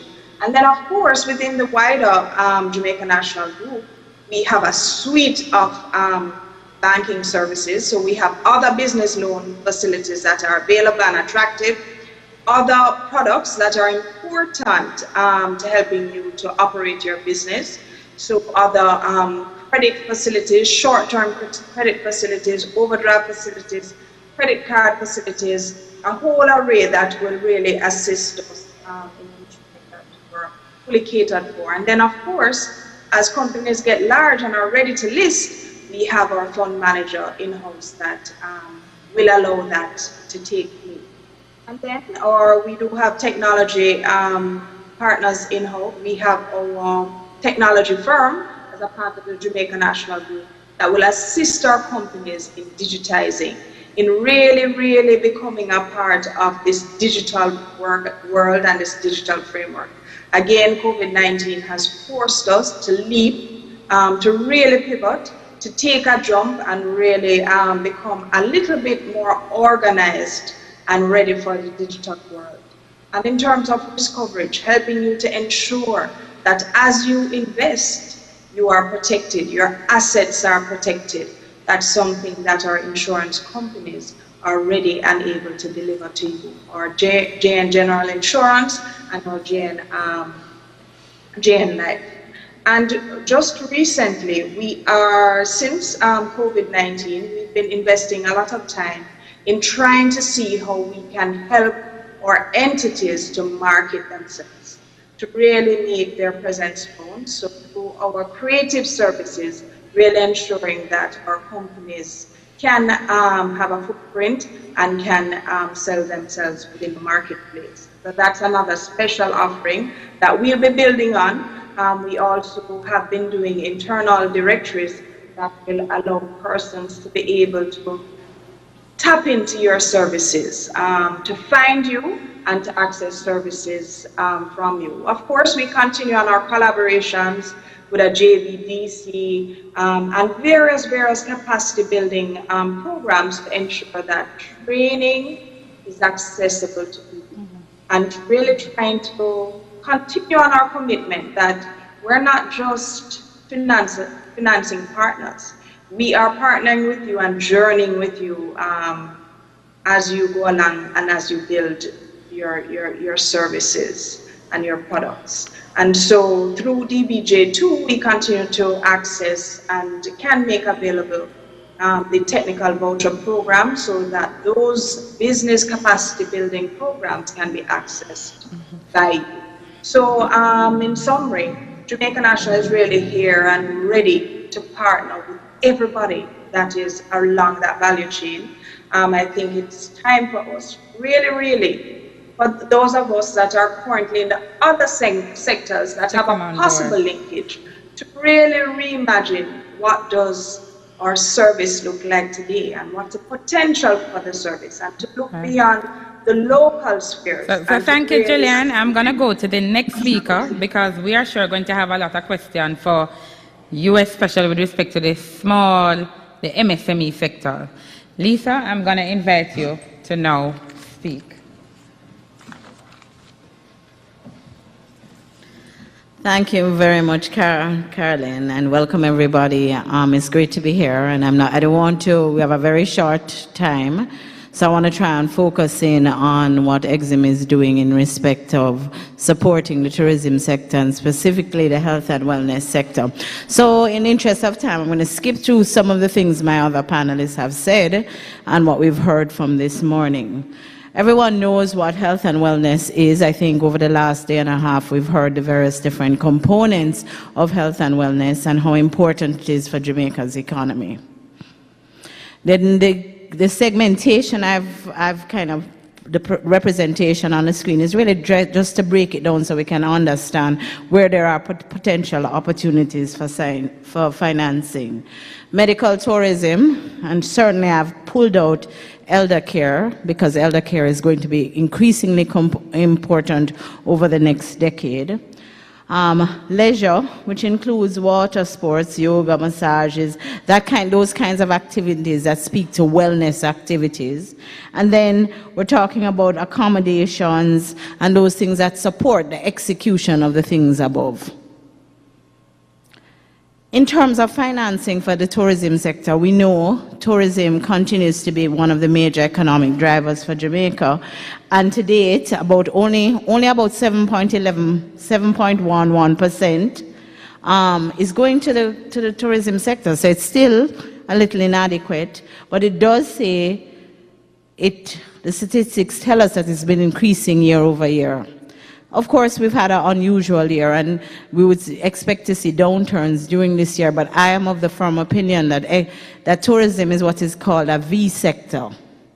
It has gone down, but once the protocols are in place, it's going to bounce right back up. This is just showing the breakdown in terms of what kinds of activities EXIM is financing, what the government of Jamaica is financing. So it really just points to that 7.11 in tourism. Move on. EXIM. So EXIM is the National Export-Import Bank of Jamaica. We provide financing to all productive sectors of the economy. So you ask the question, why would we be interested in tourism? Because tourism is technically, as defined by the WTO, to be an export sector because it earns foreign exchange, one, and of course we're engaged in trade of services. So over the period, EXIM has been working with the Ministry of Tourism very aggressively to support the tourism sector. We have, fueled by the Honorable Edmund Bartlett, our dynamic tourism minister, put in a program for $1 billion to be provided to this sector. Called the SMTE, Small and Medium-Sized Tourism Enterprises. And that was to ensure greater economic support for the linkage sectors which are indigenous to Jamaica and not just the accommodation subsector. Currently, we support the 5 linkage networks. Carolyn will tell you that she's a hard driver in that respect. But I call your attention to the spas. So even a number of years ago, the spa and wellness industry was identified as one of those key areas for which Jamaica had potential. So to that extent, this program has been geared towards supporting that particular activity.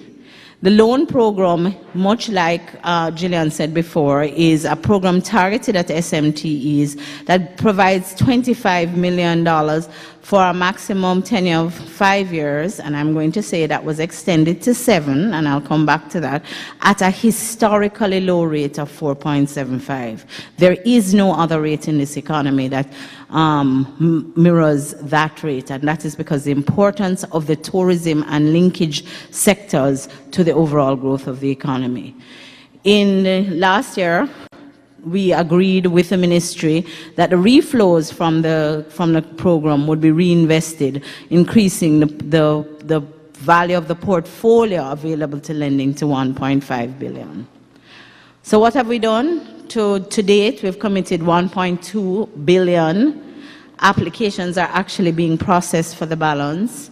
And the purpose of the loans across all those different subsectors that I spoke about include upgrade of your physical plants. If you need to improve your surroundings in an accommodation or improve your factory for producing a nutraceutical, it would qualify. Purchase of equipment, raw material, general working capital support, and most importantly, trade credit insurance, which provides protection for receivables, which has become increasingly important this year in the context that many of our small businesses are saying that, boy, them have money on the road and they can't collect it. In the event that they cannot collect it, trade credit insurance is what gives them protection. This program is particularly dear to my heart because we were able during this year, in March of this year, in partnership with the TEF to provide COVID relief. As the tourism sector was one of the hardest hit sectors in the economy, and as such we were seeing a number of our entities facing increased hardship, maybe, and in many cases some closed. So we were able to, for our loan portfolio, to extend moratorium on payments up to 9 months, which is still in effect, and to provide restructuring of those 5-year loans to a 7-year. So we really were able to provide some economic relief because the goal is to keep these entities viable such that when the turnaround comes, that they're able to rebound and even grow even further.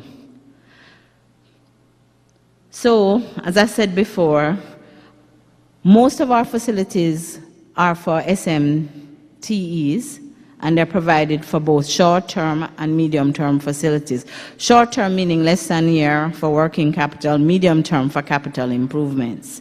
But the one factor I wanted to point out, go ahead, is that spa and wellness still only makes up a small percentage of the programs that we finance under this broader program, making up about 4% in spa, and then we'd probably add medical for another 1%. So there's huge untapped potential for the use of these funds to support. So I'm saying to the participants who are listening, either in the room or online, there is money available to help you to build the capacity of your entity, and now is the time so to do. Lastly, and I'm wrapping up because I see my time is up, is just to highlight the areas that we believe are going to be important going forward as we get ready for tourism to rebound. Clearly, other speakers have spoke about Jamaica's natural competitive advantage in this area, but truly the COVID pandemic has created an opportunity for us to capitalize on the development of this sector. Because this sector is dominated by SMEs, it also becomes important that we focus the resources to SME lending. So we're going to be looking at further upgrading of spas, new and existing private medical centers. I will tell you, I have a client who operates in Montego Bay providing dialysis treatment for tourists who arrive here. We are looking at new and existing wellness centers, whatever it may be. Wellness events, things like marathons and health conferences and fairs and bike tours, looking at those kind of innovations. Further development to upgrade key national assets like the Rockfort and Milk River Bath, etc. And most importantly, this one that excites me, the production and export of new pharmaceuticals, whether that be moringa or teas, whatever it may be. I think there's a unique opportunity for export. I will close by telling you a quick story about a producer of castor oil in Clarendon. Castor oil is a key ingredient as a nutraceutical in wellness. We're taking her to market to Amazon. That's where the new frontier is. Crisis creates opportunity, and we want to be there to support growth into the next paradigm. Thank you.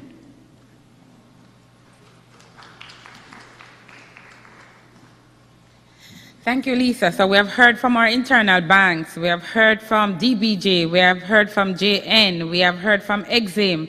Now let's take it across borders. Let's hear from Therese Turner from IDB. Let's hear what is the contribution from the banking sector across borders to our health and wellness industry. Over to you, Therese. Thank you so much. I think a lot has already been said about financing, and I'm glad we started with Edison because most of IDB's financing to small, medium enterprises in Jamaica in the tourism sector would come through the DBJ, so I think he's covered a lot of that. Just to give a quick, I'm going to talk about a couple of things, and I like where Lisa ended her presentation because when I think back to the JAMPRO's iconic piece on health and wellness tourism in Jamaica, which was done in 2015, which was supposed to be the roadmap for this sector. Fast forward 2020, and why I think this conversation is very ambitious today is because what the industry itself is facing. So I think we have to let's put it in context, because globally, travel and tourism has been, and we all know this, but I think it's good to quantify it. Tourism has been the industry that has been most impacted by COVID. Of course, everybody in this room, and I'm really jealous of those of you actually there in person for this event, and the rest of us are here working in this very strange way of a virtual conference. But I think the fact that there's a $2 trillion loss as a result of COVID from global tourism coming to what has essentially been a standstill, and we know that by our own numbers in Jamaica. There has been almost 100% fall off in tourism, foreign tourism arrivals in Jamaica since the beginning of this pandemic. The hotels are only now starting to recover with 20% occupancy. And I think that V-shaped recovery, which may possibly be on the horizon in 2021, is still a little bit far off, Lisa. We're not there yet for a whole host of reasons. And the main one being that the vaccine, which has been announced this week as possibly coming on stream by the end of this year, it's still a very complicated way to get that vaccine delivered to all the visitors who may want to come and travel around the world to make it safe. Also, the fact that the vaccine to be deployed in our region, for example, around the Caribbean and in Jamaica specifically, that could take some time. So I think we don't want to spend a lot of time thinking that recovery is in the first quarter of 21 or even in the last quarter of 21, because even industry specialists and the Jamaica Hotel Association and the Caribbean Hotel Tourism Association around this region are not really predicting a full recovery until 3 years out. And I think that's optimistic. So let's just focus on that then. If that's the time frame for the recovery, what can we be doing now to get ready for when it happens? And here is where I think the boldness of this particular conference is important, because this is the time to be thinking, and the title of this conference is Reimagining and Repositioning Tourism and Positioning Health and Wellness as part of the recovery. This is the time to really think through what Jamaica has to offer to its visitors in the future. I don't think that this pandemic is a single event. I think this is a harbinger of future pandemics. And so the whole industry is going to have to shift its thinking around how we do that properly. And here we have an opportunity through the health and wellness segment of tourism to think through what can Jamaica do to make it even safe in this current environment for visitors to come. And we know that there's been a lot of work on the Resilient Corridor, and we know that we haven't had any cases of visitors coming down with COVID or any COVID-related cases coming from hotels.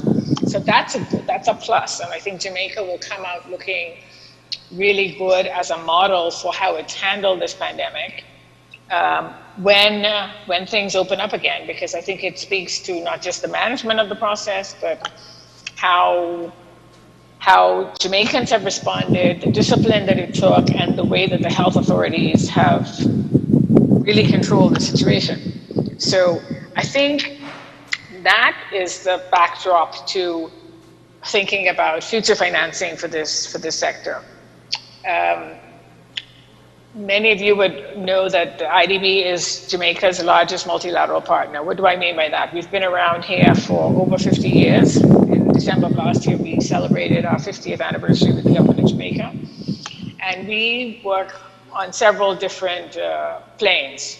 First, we work with the public sector, mainly through governments, to finance their, whether it's investment and infrastructure projects or whether it's policy reforms. We work with the private sector, big hotels, medium-sized hotels, medium-sized enterprises, to make sure the private sector gets financing to do what we called projects that are going to have development impact. So it's not just, financing a hotel because they have a need to build an extra 100 rooms. But when they come to us and say, we'd like to build 100 extra rooms, we're going to ask, okay, are you employing local people? Are you going to use local inputs in terms of not just labor, but how you decorate the hotel? What is going to be the impact on the Jamaican economy as a result of this investment that we're going to make in the private sector? I think that's the difference between us and a commercial bank. And this is why we partner with agencies like the Development Bank of Jamaica, because DBJ knows what the development needs of the country is. We also partner with agencies like JN. We have been working with JN on a number of different projects to deal with climate change and how to get Jamaicans to think about using different kinds of water harvesting or water saving tools in their homes. So I think there are many ways in which we've had impact in this particular economy. We also have IDB Lab, which is what we call our innovation lab. And here IDB Lab has partnered with the UN. We launched earlier this year in the middle of the pandemic a challenge to get countries in this region to think about how can we reimagine tourism? What is tourism in the region going to look like? And that challenge is still going on. The winners are going to be announced soon. But I think it's not going to be business as usual. And I'm hoping that everybody who's in the room, participating in this conference, really walk away with that sense that we have to think differently. We did, since September, we launched something called a Moonshot Challenge for people across the region to come up with their best, out-of-the-box thinking, the most wildest ideas about how to reimagine tourism, how to use electric mobility, and how to, what was the other idea was around digital transformation. And I can tell you, some of the ideas we got around tourism are mind-blowing, right? So think about a drone that has pods where people can hop from Antigua to Barbados to Jamaica in one visit. So this is our thinking around how we change what we have to offer with tourism also has to be around the most fantastical ideas that we will try to put in effect for the future, because it can't be business as usual. Digital transformation has to be a large piece of that.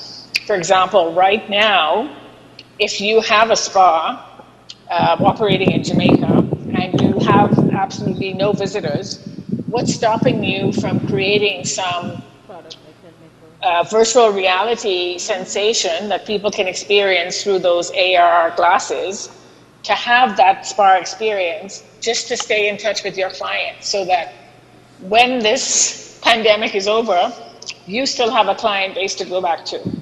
How many of our spas and our resorts are actually staying in touch with their clients right now? That's the kind of way you have to reimagine your business, because not only is this the worst possible crisis we've encountered in 100 years, but it's also the opportunity, it's also the moment, as Lisa, as Jillian, and as Edison mentioned, this is the moment to think through what can we do differently, because we have to differentiate Jamaica from Costa Rica, from the Bahamas, from Barbados, from anywhere else that is a source of competition for the sector. Thank you, Tariq. I want to leave it on a positive note, which is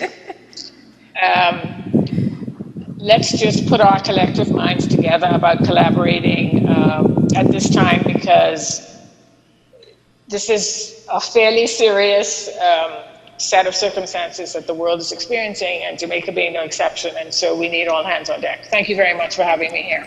Thank you. I think that those are 4 wonderful presentations. What was clear is that we're not short on money. Everybody has money to lend, so there's no hitch there. Some persons have grants, so there's no hitch there. We even got some wonderful ideas, so there's no hitch there. So what is it that is stopping us from tapping into that billion-dollar industry. It can only be us because the financing is in place. And it is clear, as Terry said, it's not business as usual. Come up with those mind-boggling ideas, and I'll start by taking questions. I know we have virtual questions, so I'll go over to Renee before I go to the room. Renee, go ahead. Right, thank you, Mrs. Riley. I have two questions for Mrs. Bell from the Exim Bank. The first question was, where can business owners access more information about the SMTE loan that you mentioned, and can they still apply? Oh, absolutely. EximBankJamaica.com. Our website will tell you the specifics on the program, and it is still available. We don't have a lot of money left, I would say about 300 million. We have applications that are being processed. Assume that not all will be successful, but I would encourage people to come out and apply. I didn't mention also that we just completed a tourism grant program. That was another $1.2 billion that was earmarked for economic relief. We saw some wellness retreats getting in, but it was undersubscribed. So I'm hoping that we will be able to open it out again to provide some more support to those entities. So the spa owners, especially who are online, can then reach out to the bank to get more information? Right, they won't be eligible for the grant program because it's currently closed, but definitely the loan program. Okay. And the next question was, as a self-employed spa owner, are there programs or loan officers to assist me to get ready to access this loan? Does your bank offer some? We really don't do a lot of individual assistance, technical assistance, but I'm sure DBJ under their Voucher Assist program would be ideal to help to build the capacity, as well as to probably provide some assistance in writing a business plan that can ultimately be financed. Okay, thank you so much for that. I'm not sure if the panelist from DBJ just wants to expound on how this person. Go ahead. Sure, thank you for that question. So as it relates to the capacity building and the support for the spa owner, as I said, all you really need to do is go onto our website, dbjvoucher.com. We provide grant financing for business support services, a whole range of services. So as Lisa said, if you want to get a business plan done, if you want to get a marketing plan done, if you want to get accounting records up to date, shelf life studies if you have products for your spa, etc. All of those are available, including digitization. Since COVID, we've included digitization for persons to get online, to take their businesses online. So grants are there available for up to about 300,000. We cover 70% of the cost of the service, so you have to come up with the 30%. But those grants are available, and you just go on the website, dbjvoucher.com, and that technical assistance is available through that site. Thank you. Thank you so much. Do we have any questions from the audience?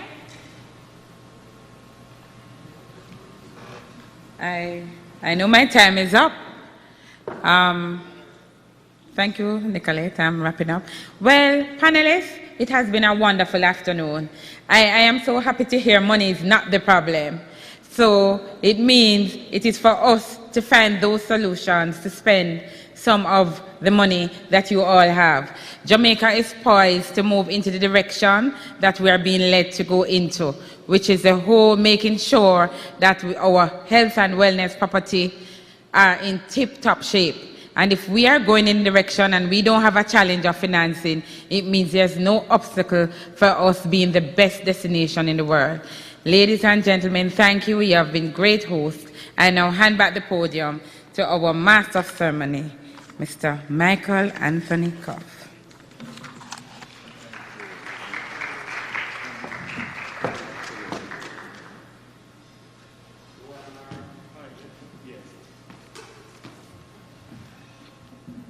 Now that was a pretty dynamic presentation. We heard from some amazing people like movers and shakers.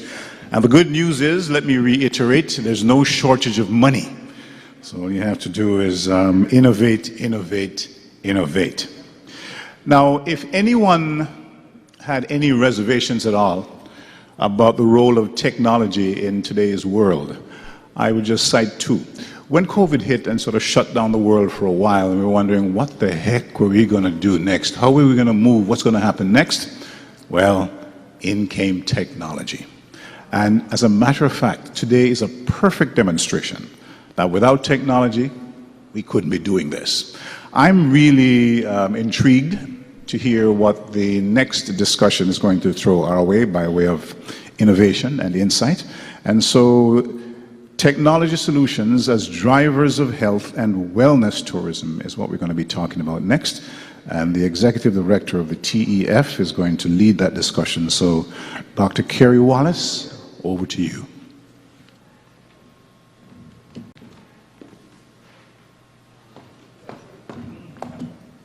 Thank you, Mr. Chairman, and good afternoon again, everyone. We're so happy to be chairing this, this panel that has a lot of persons who are not just good in terms of the knowledge of technology solutions, but they've actually walked the walk as well. And we have, I know there are two on your program, but there are three panelists that we will have to present information on just how technology can provide opportunities for us to better our health and wellness offerings. If you just think about it, any industry, just the pace at which technology is impacting our lives now, most of you, if you really assess it, you would have spent more of your hours today with your heads down in your devices, yes or no? I can see a few of you right now. And that's just the nature of it. I mean, I grew up in the era where you didn't even have internet. And I know I'm aging myself right here. But just to consider, in fact, just yesterday or the day before, I believe Flow and Digicel are having some problems, and I've had to go without actual internet connection or phone connection, and you start really immediately felt the challenge just going about your day. So we see where anything you do, any advances that you make, if there's not a technological component, then you are going to be missing out on the opportunity. My children alone, they spend, I swear, 90% of their days on their smart devices. And that's what we will see in the world. We are seeing now in the world today, and I'm sure it's going to get, I don't want to say worse, but it's going to get increasingly so tomorrow. So how have we seen technology impacting the health and wellness industry? We have where, I mean, you see for our own Jam COVID has provided a way for us to use GIS mapping to track visitors who are here and know where their whereabouts and so on. We've seen where in the fitness apps and these watches that you wear now, they can tell your heart rate, they can tell you, how well you are breathing. They have sleep wearables where it tracks your movements, your respiration during your sleep to determine just how well and to guide your sleep routine to make sure you have better rest. Of course, there are apps that can get a lot of biometric information to guide the experts in making better decisions. There are thermal devices used to determine the knots in your bodies to then guide the masseuse to then get to the exact spots where your body is needs the massages. And so there's a variety of solutions out there already. And what we're going to do now is have our panelists tell us just about some of the ones that they are doing and other opportunities that may be out there. So today we have Dr. Shay Bowen, and he has an app called MD Link. He's going to be here in person. In fact, I see him coming up now. And we will also have Professor Winston Davidson from UTech. We heard him yesterday. We benefited from his expertise, and we'll get more from him as well.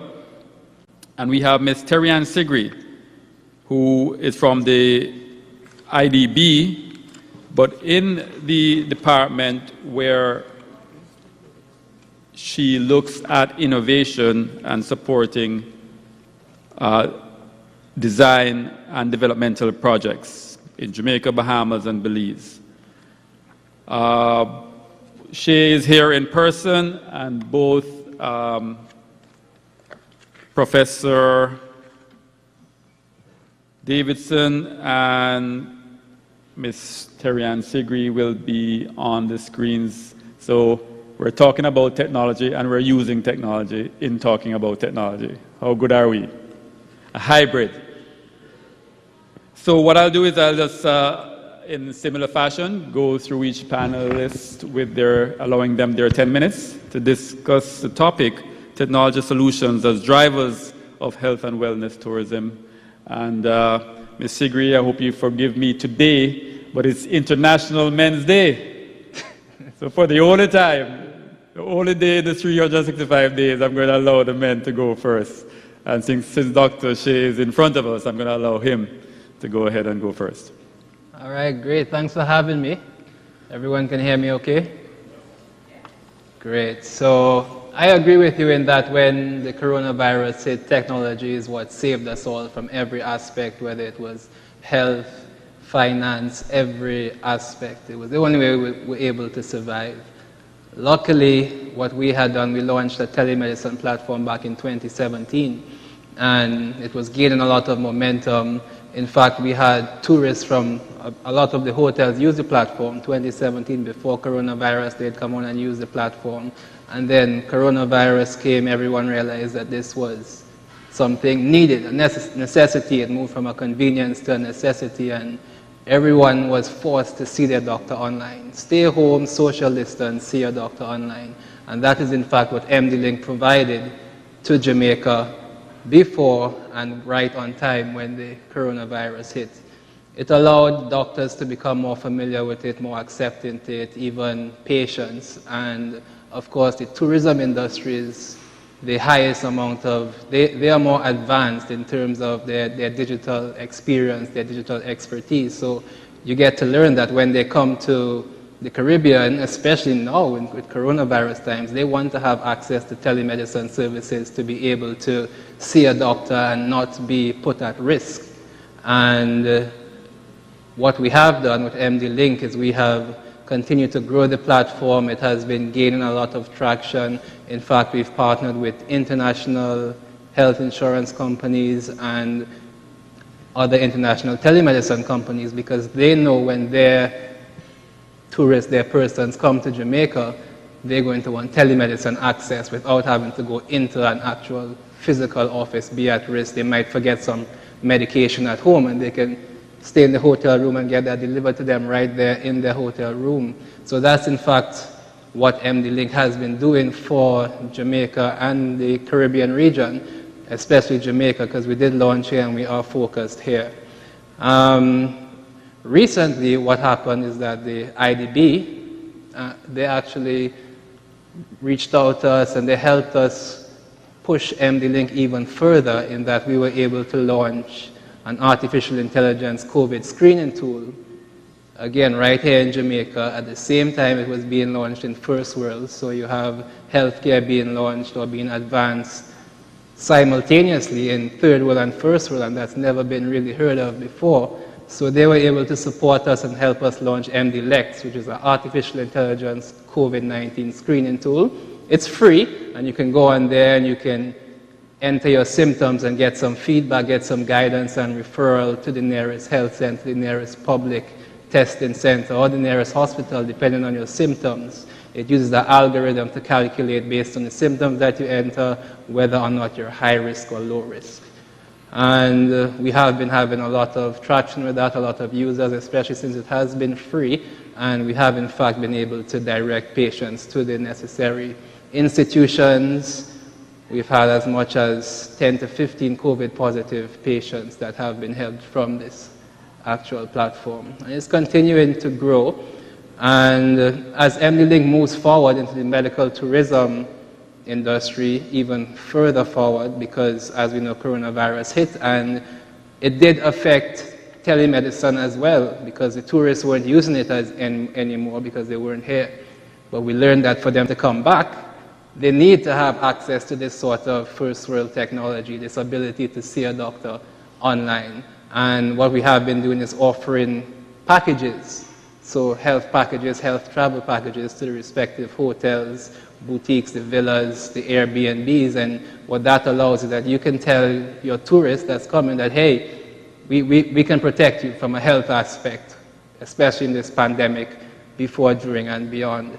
And we've noticed that it's continuing to grow and grow and grow. And even from the plastic surgery aspects of things, telemedicine is playing a role in that you can pre-screen from Dominican Republic, from British Virgin Islands, and then you can come here and have your surgery done. So again, that's again how MD-Link will be advancing health technology and medical tourism in Jamaica. Excellent. Wow, very interesting. I mean, I think you did it before 10 minutes. I'm going to jump in with a question right away because it's so interesting. I mean, how does it change the business model of the typical patient to doctor healthcare kind of thing? I mean, is it that the online, they swipe their cards, how do they pay online? Is that how it works per contact with the doctor? Correct. The MD-Link that's real doctors in person, but then the MD-Lex is an artificial intelligence, so you don't even have real persons there anymore. Wow. No, So it's guided by CDC guidelines, right. but there's no human interaction. And again, MD-Link is not meant to replace the health sector at all. It's more or less meant to complement and provide a hybrid healthcare service to persons. Yeah. Thank you so much. Professor Winston Davidson, your 10 minutes on the topic. I've sent my PowerPoint presentation, just 10 or 11 slides, so that in fact I can, so if it's projected, I will be able to see it. Let's see. I'm not able to see it just yet. Well, it's the technology section, and so okay, yes. they did better than yesterday, rightly so. In fact, in terms of upgrades, I noticed even your dress, Professor, the bow tie and all, you've stepped up a few notches today. Well, I noticed. I usually am this way. Okay, what I'll do is I'll see if I can bring this up on my and I'll speak, and then they can speak to it. Okay. The slides are up here. Hello? Are you seeing the slides? Yes, the slides are up here. The one titled "Value of Technology as a Driver of Health Tourism Services." Okay.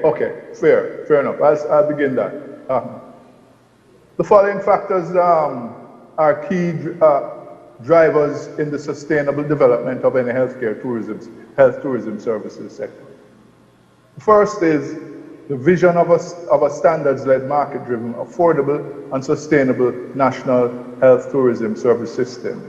It must also be user-friendly, customer-focused, also in their service delivery. What I'm talking about is just the value of technology as a driver, right, for health tourism services. I'm looking at some of the factors related to it.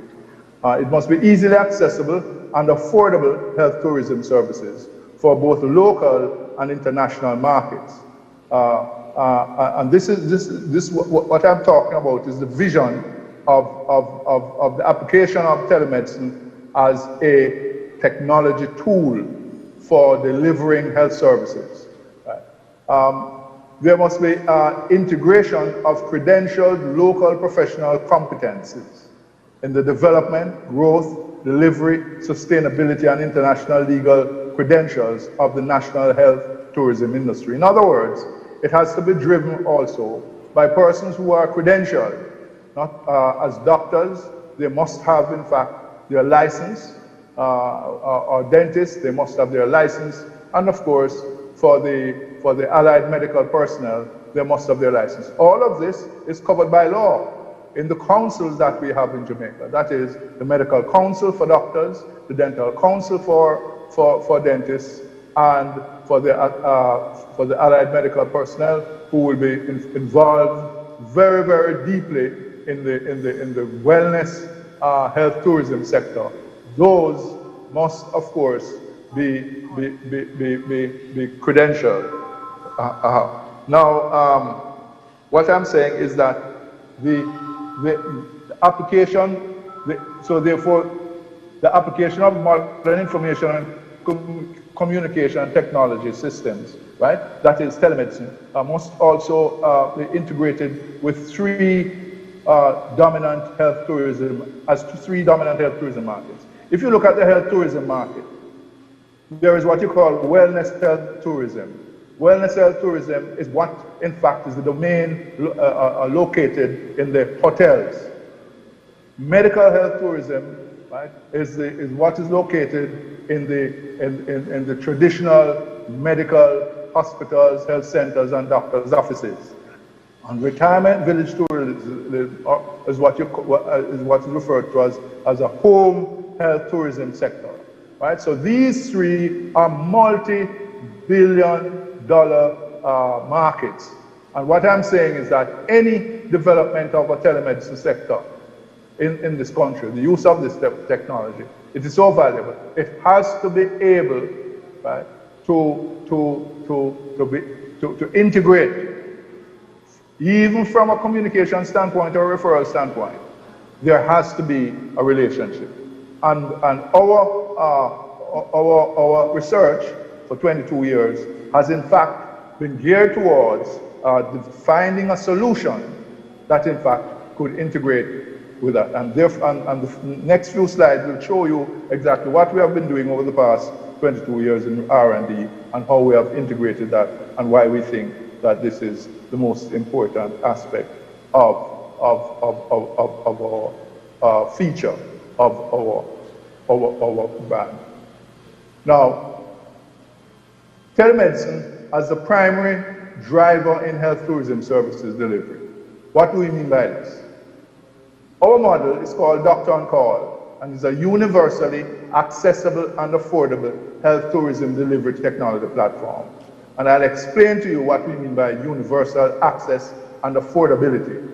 Because we attempted to do this to get universal access to primary health care in 1978, from 1978 on.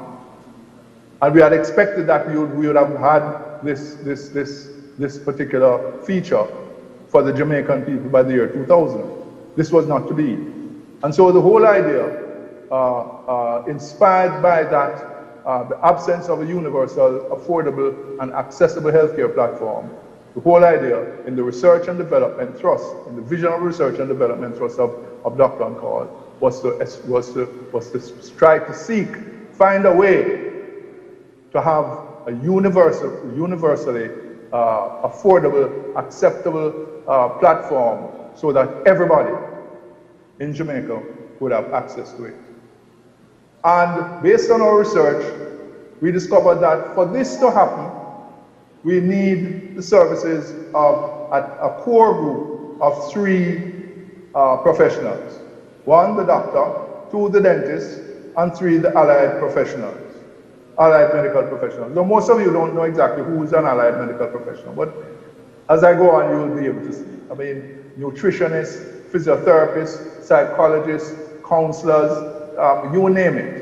And also public health inspectors and public health personnel, like occupational health and safety officers. These are all part of what we call allied medical professionals. And they have a council, and they also have to satisfy international standards. And so therefore, these are the three core groups, right? The first two, doctors and dentists, right, are able to write prescriptions. Allied medical professionals are not able to write prescriptions, but they also do work very closely with these professions, right? And so therefore, it is not a problem for the referral to take place between them. Now, how does Doctor on Call work? How does it work? All certified members of these three professions will be able to use the platform free of cost. I mean, you ask, how are they able to use the platform free of cost? This is possible because the telemedicine researchers contributed the cost of 22 years of R&D as a dividend to the platform. In other words, we rolled in all the costs, including our sweat equity, to contribute to the platform. Also, the Jamaican doctors who participated in user acceptance tests during the past 20 years have given a commitment to set their fees. In other words, each doctor has to set his own fee, but each doctor will set their fee for service to the patient at a half or less than a half of their normal office visit costs. So if the doctor charged $4,000 to see the patient, he will charge $2,000 to see the patient online. And that we consider to be a principle that the doctors abuse. And so therefore, he's also given a dividend to the platform. And why do we give this dividend to the platform? So that it would be affordable. In other words, instead of the person in the rural district jumping on a bus, spending a lot of time coming to see the doctor in his private office, he pays $5,000, but he also has to pay taxi fare, he also has to pay lunch money, etc., etc. So therefore, you can see how the patient is able to see the doctor more often and quicker. Sounds fantastic, Prof. We'll get back to you in the question and answer section because your 10 minutes are up and we want to get to Ms. Sigri. So great to see not just research done on what's needed out there as far as technological solutions for health and wellness, but actual products created. Doctors on Call, and in your case, Dr. Shea, MD Link and MD Lex. And you mentioned, Dr. Bowen, that IDB came and worked with you. So I'm assuming you guys know each other very well, Ms. Sigri.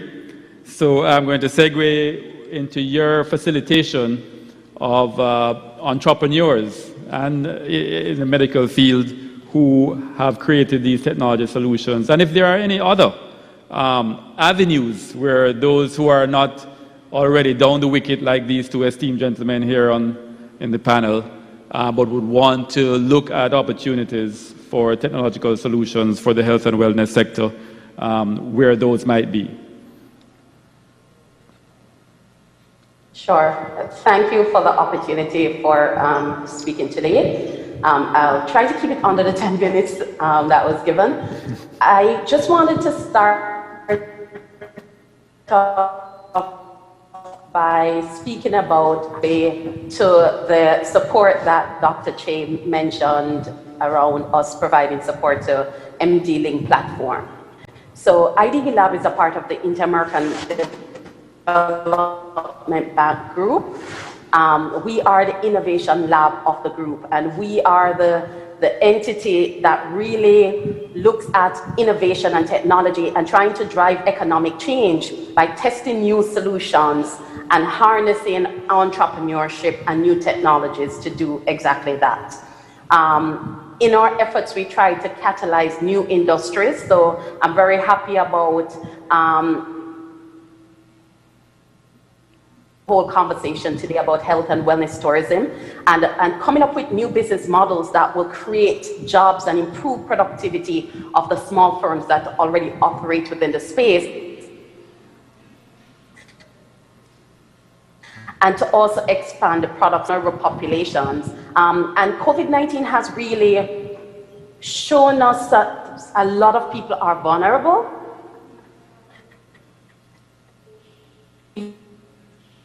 Though we never looked at them as vulnerable. IDB has coined the term to talk about the silver economy. That is our persons that are elderly now and really need our support and help.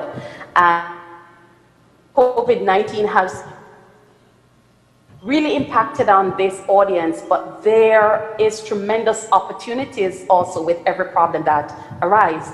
And if we look at COVID-19, we'll see that there are tremendous opportunities that have now arisen for solutions that will help these vulnerable populations. One such is Dr. Che, and I'll speak a little to how we engage with him and what opportunities exist for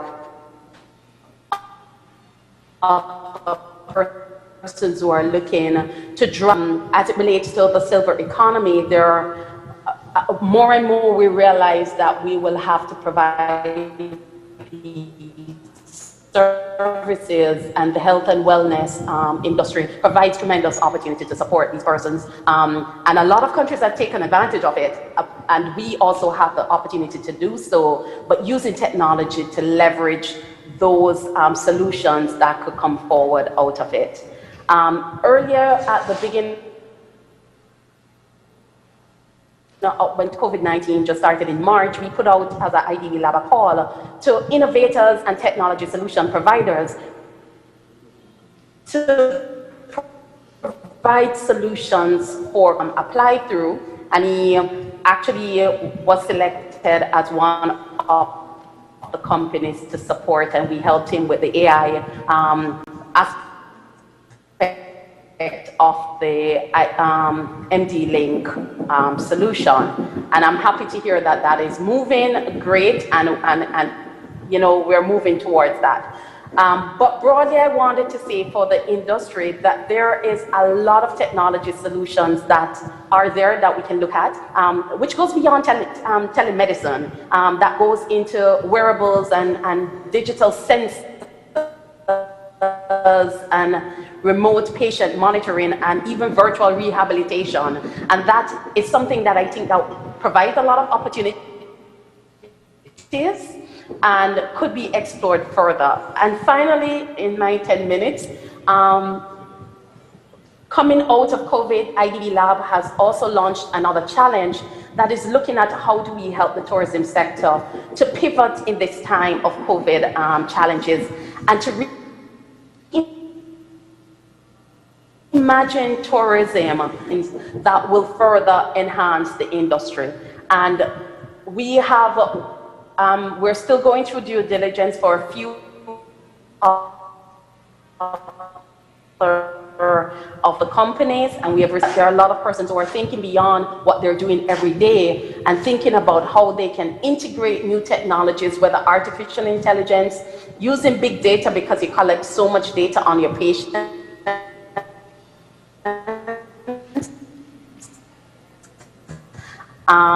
And also for our patients. And I'll end there to preserve some of the time. All right, thank you so much. There were a few instances where the connection got a little sticky. But I think by now, so many of us have been on Zoom calls and everything, we've kind of learned to, when it's patching in some instances, we learn to listen and understand in between the words.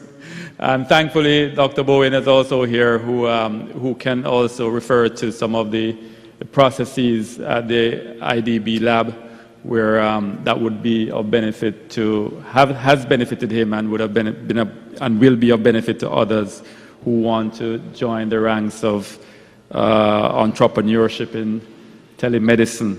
That both Professor, you went to the IDB as well, Prof. Or you had enough money? Money wasn't a problem. The fact is that our vision and mission were sort of different, because we're focusing basically on getting a lot of data out of the country to see exactly what the needs of the country were. And because we knew that this was a long haul, you know, and even though we got a grant and loan from the Scientific Research Council, this was not enough, and we knew that we had to do a lot of sweat equity and innovation if we were going to achieve the mission of universal access, using the telemedicine platform to give the Jamaican people and its industries universal and affordable access to healthcare.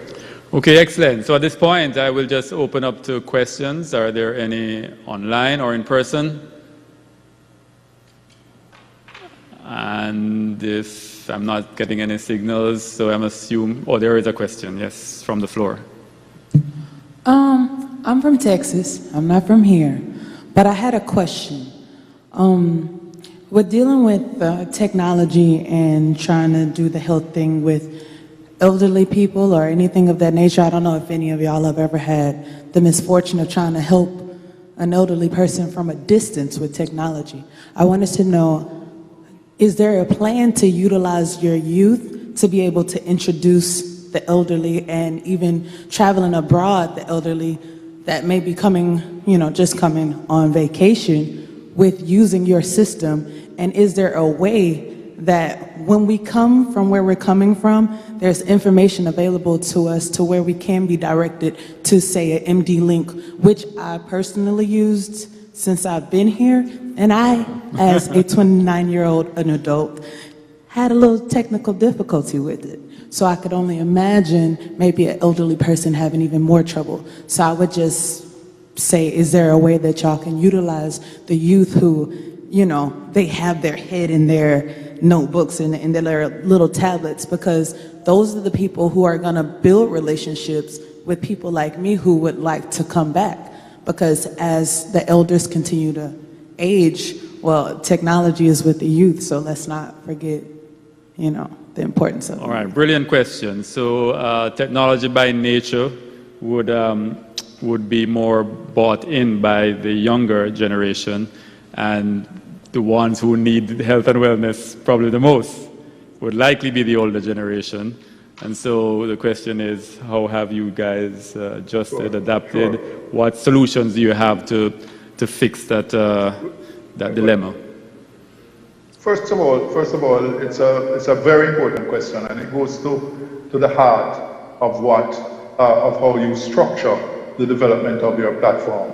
First of all, every person who is an elderly or a child always has, in relation to the registration, a next of kin. And the next of kin is the person who will do necessarily the hand-holding. Added to that, there are a lot of patients who are disabled, who are deaf or dumb, who are blind, etc., who always must have a next of kin who is there to be part of the process of the clinical encounter. And that is where we think that it is very, very important. The other thing is that coming in the future, because we have done quite a number of tests using some devices, we can also use some Bluetooth devices which could also be used to monitor patients and also to give signals as to how we engage them. But essentially, the rules are such that you have to build in those capabilities, because it is not, it must be user-friendly. Every item on the platform has to be user-friendly, and that is why we have just finished doing about 4.5 months of testing with our colleagues, with the doctors and the allied medical personnel, just to look at all the systems, how user-friendly they are. And we rate this, and if there's a problem, then we have to make adjustments. So it's a continuous system of adjustments and revision and innovation. Sounds good. Dr. Bowen, you had a... Sorry, Ms. Sigri? Sure, go ahead. If I could add, and I hope you can hear me, so I'll speak slower. Technology adoption is going to be across the board, and finding ways to allow for, let's say, the older persons to be able to connect is going to be a challenge and something that we need to keep working at. But as Prof. Davidson mentioned, having that support system is important, and allowing others to help them.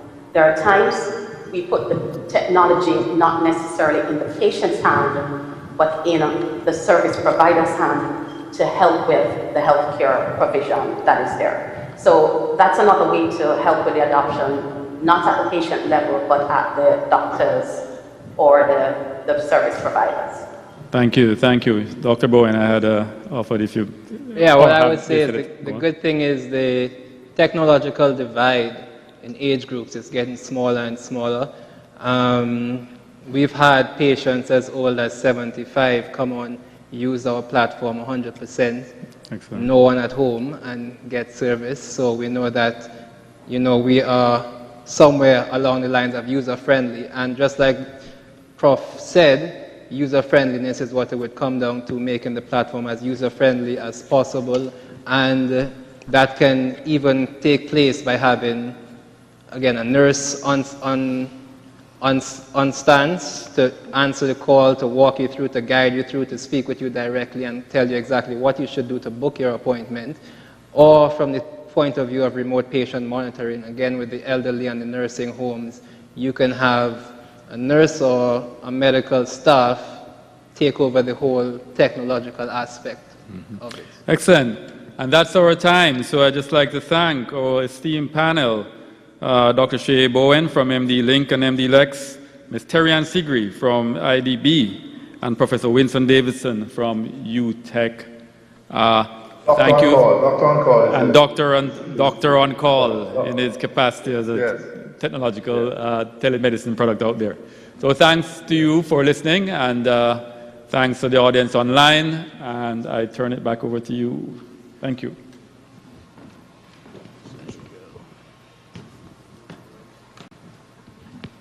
Thank you very much, Executive Director. That was a really insightful discussion. Okay, so anyone here knows what they call alternative medicine that's been proven to work? Anyone, any ideas? Alternative medicine that's been proven to work. You know what they call it? Medicine. That's right. I don't know when the switch took place, but as a matter of fact, we can, run that by the next panel who will be here. All right.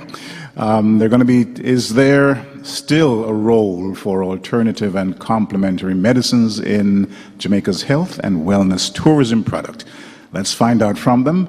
We'll invite again to come back and join us in a different role this time, Mr. Sheldon Reed, the senior legal officer who was here earlier with that cannabis discussion. So, Sheldon.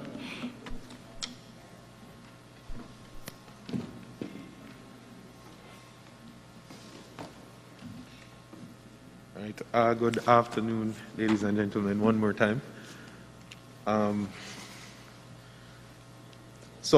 Yes, good afternoon. I hope everybody is feeling energized. Yes? We ate, so we good? Yeah? Are we having ethnic fatigue? All right. The discussion that we're about to have right now, is there still a role for alternative and complementary medicines in Jamaica's health and wellness tourism product? My panelists are Professor Errol Morrison, who has done tremendous research in the area of nutraceuticals, pharmaceuticals, alternative medicine, and he'll be speaking to us about that as it relates to this topic. Then we also have Dr. R. Scott, who is, as I understand, a renowned plastic surgeon, and who also believes in a holistic approach to medicine. It's very interesting to have a plastic surgeon who says, hey, holistic approach to medicine. It's an interesting thing. So we're excited to hear from him. And then we have First Man, who will give us his understanding and appreciation of medicine and his take on original medicine, ironically being the alternative in these days to medicine, to traditional medicine. It's an interesting take, and I'm excited to hear what he has to say about that as well. So when we say that there is a role, or when we're questioning the role of alternative and complementary medicines in Jamaica's health and wellness tourism product, I want us to get the context of the things that we know as medicine in our culture. The things that we know as medicine. So Cercity, bitters, the Ray and Nevio buckle with the ganja, and then it's not just that, it's also non-invasive surgery. That's a part of holistic treatment. Health and wellness in terms of food, what you eat. What you eat must be a medicine, your food must be a medicine. So you're talking about holistic medicine in that sense. Treating not just the cause and symptoms, but you know, it's way more proactive. So that when we talk about alternative to medicine, that's the picture that we're thinking of. But how can we incorporate that? How can we link that into the tourism package that Jamaica has to offer, that we're marketing? Let's explore.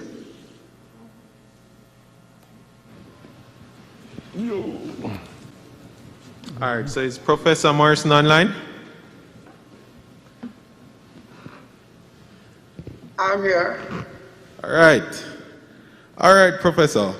So we know that the Ministry of Health has jurisdiction over food and drugs, but we understand that as it comes to food and drugs, specifically health and wellness related to food and drugs, there's a thing called nutraceuticals.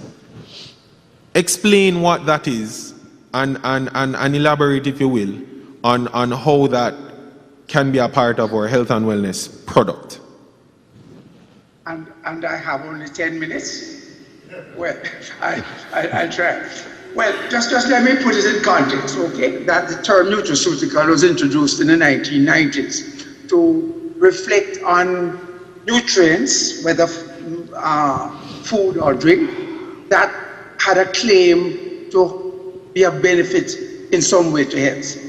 And that was nutrient as a pharmaceutical, contracted nutraceutical. It has been broadened in context, in a sense, to incorporate much of some of the other areas that we have been using over the centuries, whether the herbs, you know, and what you may now call some of the supplements, some of the, you know, what they call power drinks, and all the various combinations of what are not properly described as purified drugs, tested and verified in large, what you call clinical trials, where thousands of individuals have used it, and it can be verified as, you know, dependably having such a function. That's the pharmaceutical, whereas the nutraceutical now is more broad-based food stuff. Can be liquids, teas, drinks of one form or the other, can be foods, it can be even animal products, honeys, fish oils, these are all nutraceuticals, and even minerals. Don't forget the good old limestone, of which Jamaica has, you know, a pharmaceutical grade out there in the wild, 98% pure, and which is used in, you know, antacids and, you know, pillars of one form or the other, toothpaste, etc. But I'm giving it a broadest application, and even you may have some emollients and that can be used as applied externally to the skin and so on. I'm using that total catch-all to bring under the term nutraceutical. And right now, as you mentioned, Sheldon, we're looking at incorporating nutraceuticals as a special category of natural health products. Now then, natural health products are not new. They have been used from time immemorial. Right. And what we need to understand is that our population in the world, the median age is moving into the 60s. And with that, you find this older type population have an affinity. Right. For the more traditional products, right. The natural products. And so we find that more and more, this type of person who may be visiting our shores may be looking for what nutraceuticals we have here. And we have a number that can withstand, you know, scrutiny. Remember, they are only claims. None has really had the advantage or the support of detailed, rigorous, scientific study to say, yes, these claims are there. But nonetheless, you know, it is cultural and widely used, as you pointed out. All right. And on that point, Professor, let me ask you a question on that very point. So here we are in 2020, and we're discussing nutraceuticals as, you know, those traditional foods, those traditional, let's say, consumables that we know over time. But we're saying that they can be used as alternatives to medicine. But what scientific research is there to show that they actually have medicinal benefits? Talk to us a little bit about that. You use the term that they can be used as alternatives. I do not agree with that. Okay. They are used culturally, okay, as not only alternatives but as supplements. Good. Okay, and complementary to medicine itself. And we have been studying this phenomenon here in Jamaica from the 1970s. Okay. And what we discovered is that over 70% of patients attending, the university hospital clinic at the time when we did the study, irrespective of their socioeconomic or academic achievements, over 70% of them were using these alternative and complementary medicines. And before they even came to what we call the formal, medical expertise, they had already, visited and discussed with the village, doctor, the herbalist, or whatever you want to call it, the indigenous knowledge fellow, as to how best to treat most of their conditions. And these are largely, chronic diseases. Right. Okay? So it is embedded in our culture. And I just want to say that, it's not something that we can, put aside. From the 1960s, the World Health Organization was looking at this phenomenon, especially in Western Africa, and was trying to recommend that these indigenous village healers should be working side by side with what we call the Western trained medical persons, so that we could have an interchange and benefit from the knowledge that they both knew. Because, the question as to whether some of these nutraceuticals do have some effect is absolutely true. Some of them do. But how do you reproduce it in a way that you can, reliably say, do it X, Y, Z, and you expect something? Good. In terms of the plant extracts, when you reap your plant, varies where you grow the plant, varies all of these, variables come into the actual production of the nutraceutical. So it is very difficult and very widespread. It needs some management and regulation for you to really have a viable industry that our visitor can come and say, yes, I'm going to go and get this because this is expected to give me such and such a benefit. Good. And Professor Morrison would have said something that was quite interesting there. That there, in essence, there needs to be that kind of synergy between our traditional growers, the traditional indigenous herbal man, herbal woman who understands how that nutraceutical works.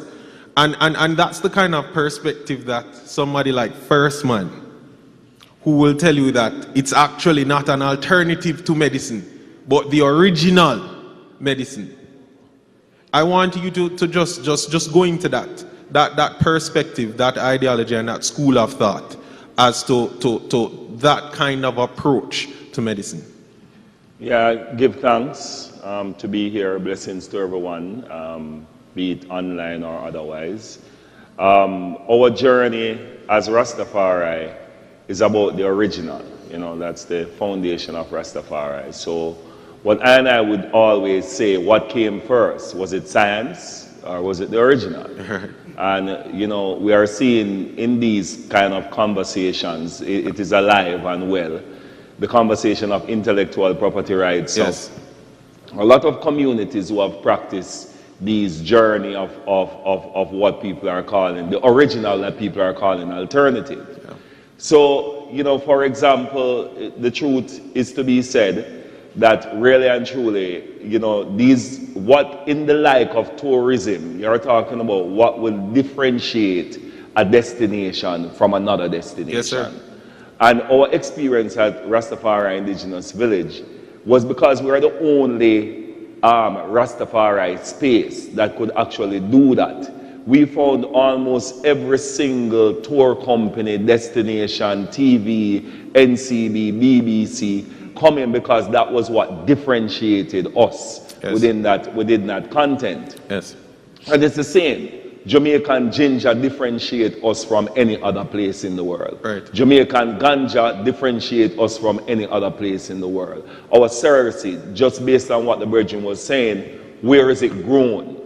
in these limestone environment, in these sun-tanned environment, where is it grown? So I think everything that they are calling alternative is the original to us that differentiates us from everything else and puts us in a particular way that has not been properly packaged. All right. Because I know, as the Jamaican family, have been more engaged into good things, the statistics, what is working in tourism, the sun, the beach, the sand, but also to deepen that value chain into what differentiates us from everything else. Is very important. To also speak to the cultural value in a way as if, you know, it's outside of science. Then we have to define science properly. Because I remember, you know, when we want to eat certain things, you know, we look at trees and the first thing we realize is bird eating it. Yes. And then that's the first test. Then you kind of rub it on your skin and then you eat it too as well. It's goat eating it. So we have our standards. It's not so true to think that these things are plucked out of the sky. I mean, I also remember eating a couple things will put me in some serious trouble too. But that's the test, you know. Right now belly are running in some way, you're not expect it to behave that way. But them things, there's a test. Those are part of the processes that we go through, our own, I don't know if you want to call it clinical trial, but community trials that we have had. You know, we listen to the oral stories that existed long before, you know, this 500 years of scientific type of data search and so on. So that is how we embedded ourselves, especially in the tourism thing, to say this is original. Our sunshine, you know, at Rasta Village we have solar.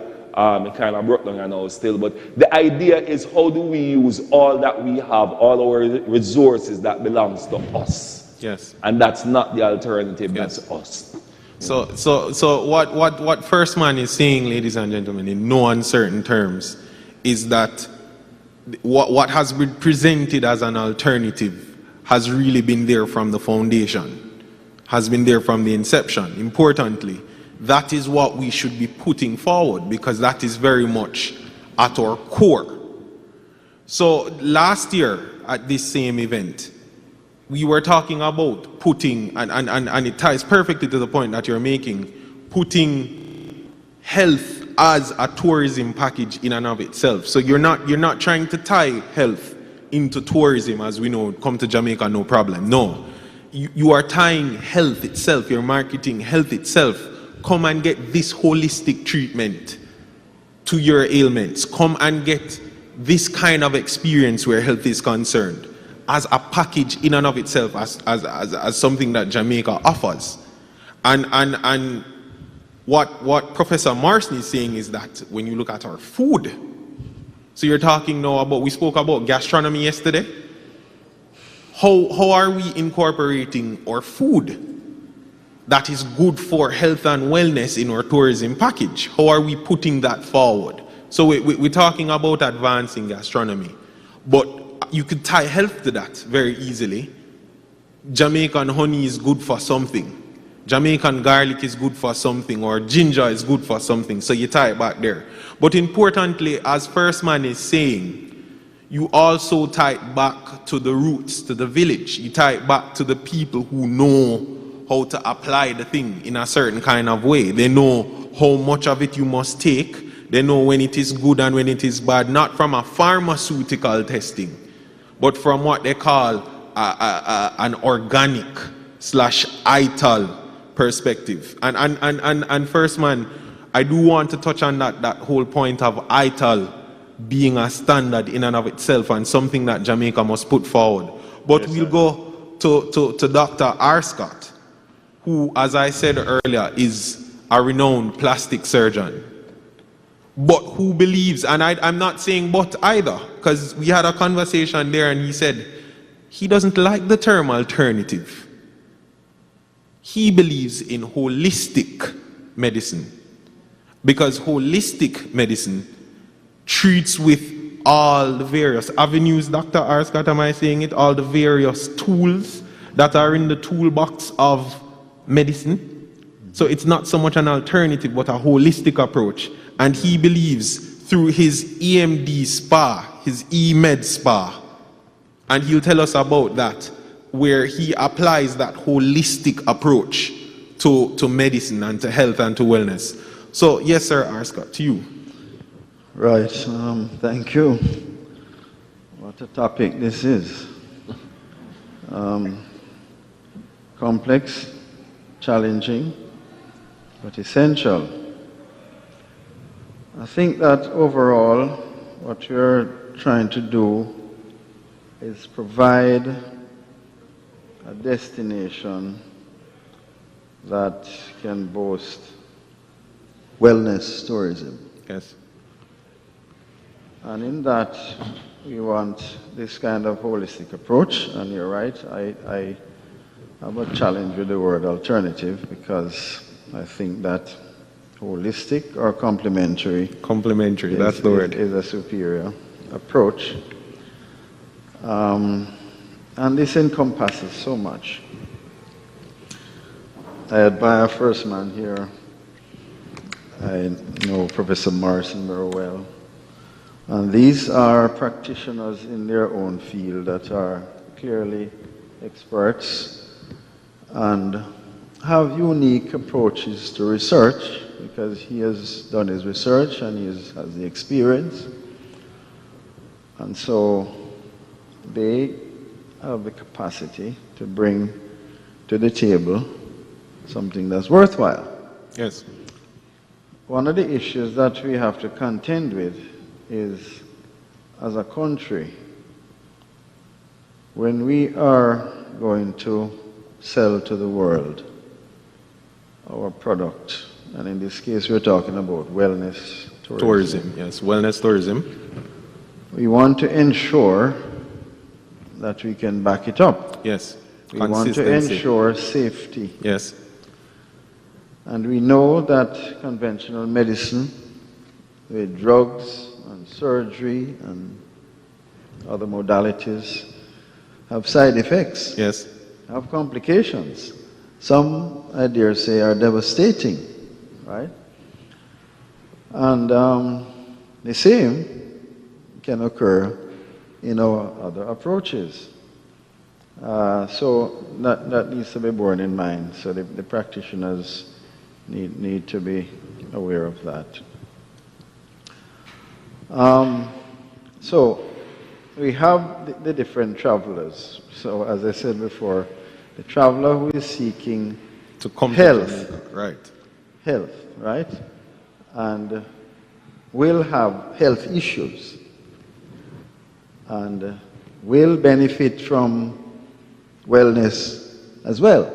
So you want to use wellness to complement the health issues that you're going to treat. All right, doctor. Right? Break down that distinction for me. What's the distinction between health and wellness? So someone who has a bad arthritic problem, for example, may journey to our shores because there's a renowned rheumatologist up at the university who can deal with this arthritis. Okay, right? okay. Because there are researched and specific medications that can be given. Right. But the overall person, the holistic approach to the overall person will need more than just that rheumatologist. Right. Might need first man in a certain way. Yes. Right? And might need another wellness approach that will address the mind and the bigger organs in the body, like the skin. Right. While they target the medical illness. Right. So the wellness traveler now would be actually coming for a holistic approach, right, to enhance or enrich well-being, youth, attractiveness, etc. Yes. So you see, so they complement, and we can deal with both. Yes. So in that light, I would mention an area of almost complementary modality called aesthetic medicine. Aesthetic medicine. Hear that, ladies and gentlemen? Aesthetic medicine. That's where we are in 2020.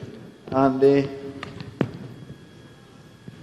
the thing about aesthetic medicine is that it is now ballooning. Yes. It is a major dynamic force in the area of the wellness and beauty industry. So explain what is aesthetic medicine to us. So aesthetic medicine started to balloon when more and more wellness clients, for want of a better word, would come to places like eMed Spa, and they would request non-invasive or non-medical, direct medical procedures to enhance or to alter. And it ends up altering mostly cosmetic appearance in areas like the skin, yes, which might have non-illness issues, such as wrinkles, such as... Okay, no more understand. You follow me? Yeah, clear now. Such as blemishes, discoloration, right, hair, and... So is persons who want to look young. Right. All right. And they don't necessarily want invasive work. Understand. So you have a lot of non-invasive aesthetic medicine. Aesthetic surgery. That is now a major driving force. And it is encompassed in a core of practitioners, which clearly includes a plastic surgeon, dermatologist, cosmetologist, aesthetician, and all of these drivers of skin care.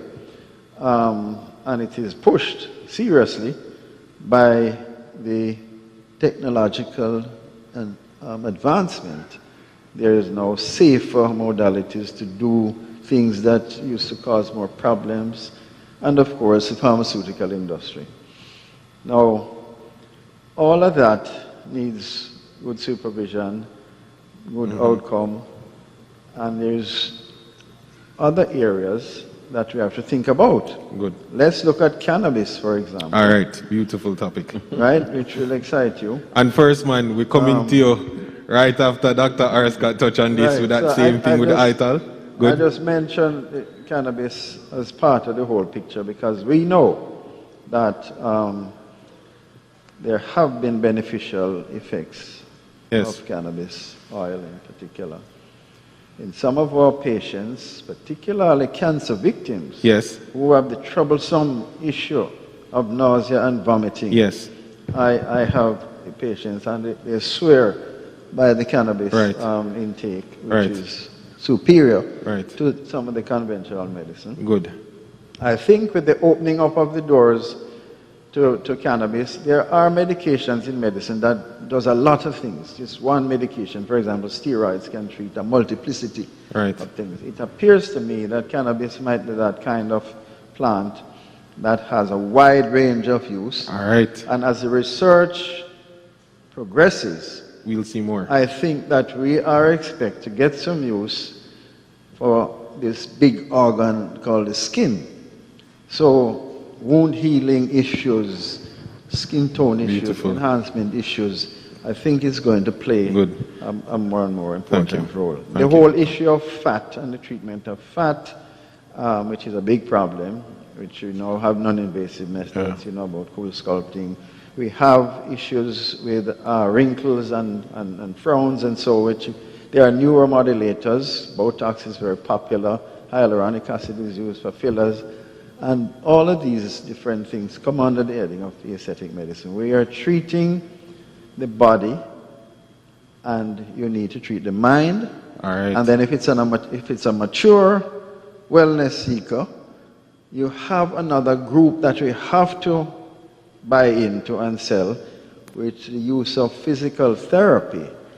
We are not only the physiotherapists can address this, but the physiatrist, which is a specialist in that area.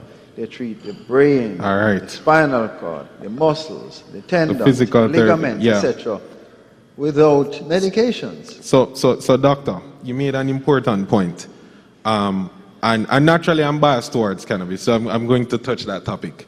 But in terms of that understanding of how cannabis, from that approach, where it is not pharmaceutically researched. It's an experience from a very local, indigenous, traditional understanding of it. What has been the village's experience and approach to applying that understanding of cannabis, for instance, as an alternative to health?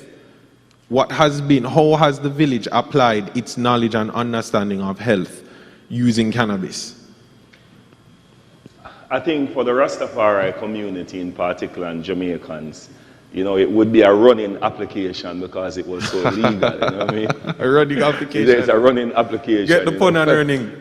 But in the last 5 years, we have sort of had this opportunity to have more experiments with the herb, and you know, we are still learning in terms of that regards as it relates to the wide amount of things that it can definitely do, you know, as they will tell you for sure, is that people don't necessarily die from the cancer itself, they will die from malnutrition, not able to sleep properly, or find themselves in pain. And you find that cannabis can definitely, in that wellness treatment, it will put you to sleep, and it will make you hungry, and it will release pain, you know? All those things. All those things. So we make our own concentrates, right? You know, using some technological approach, using our traditional approach as well too, and come up with what we can come up with. And if these things can be even more detailed research, and also the owners of these traditions can also be recognized for what they bring to the table, then we'll be definitely establishing a standard. And that standard to me is going to be in the relationship that we are going to be having with ourselves as traditional practitioners. You know, when someone comes, you know, to Rastafari Indigenous Village, you will find that we make soap from aloe vera, we make soap from cannabis, we make soap from coffee.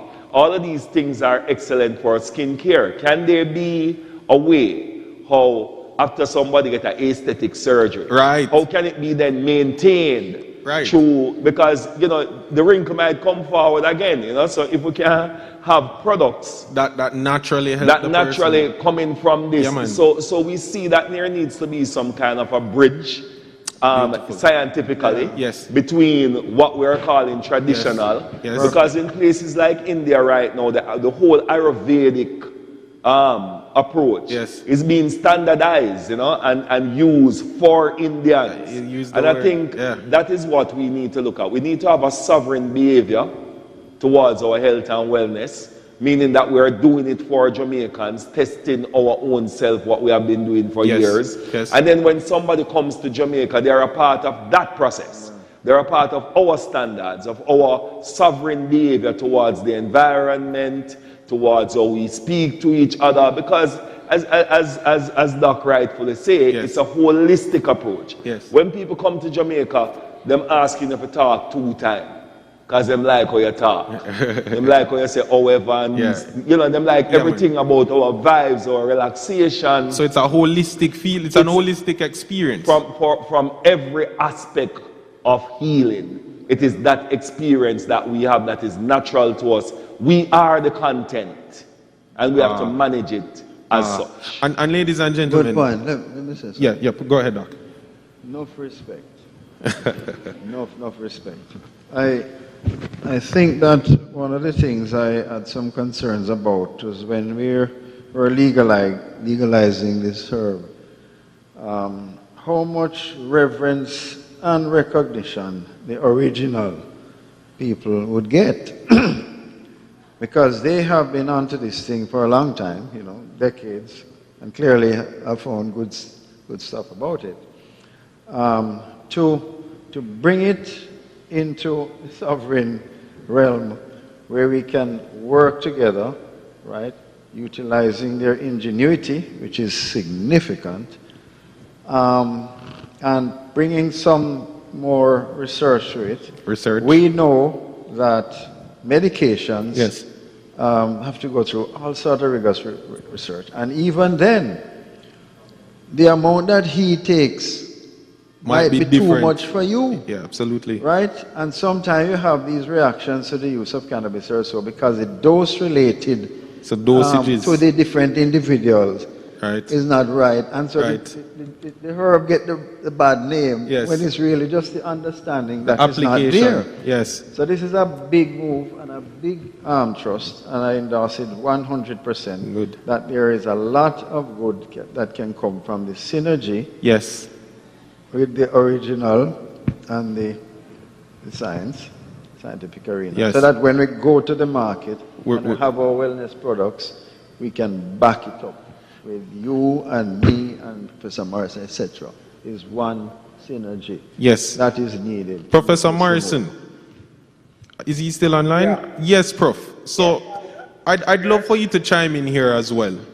As Dr. R. Scott is saying, there needs to be that holistic kind of synergy, forgive the redundancy, but it with greater synergy at the various genres, if you will, of health and wellness and medicine.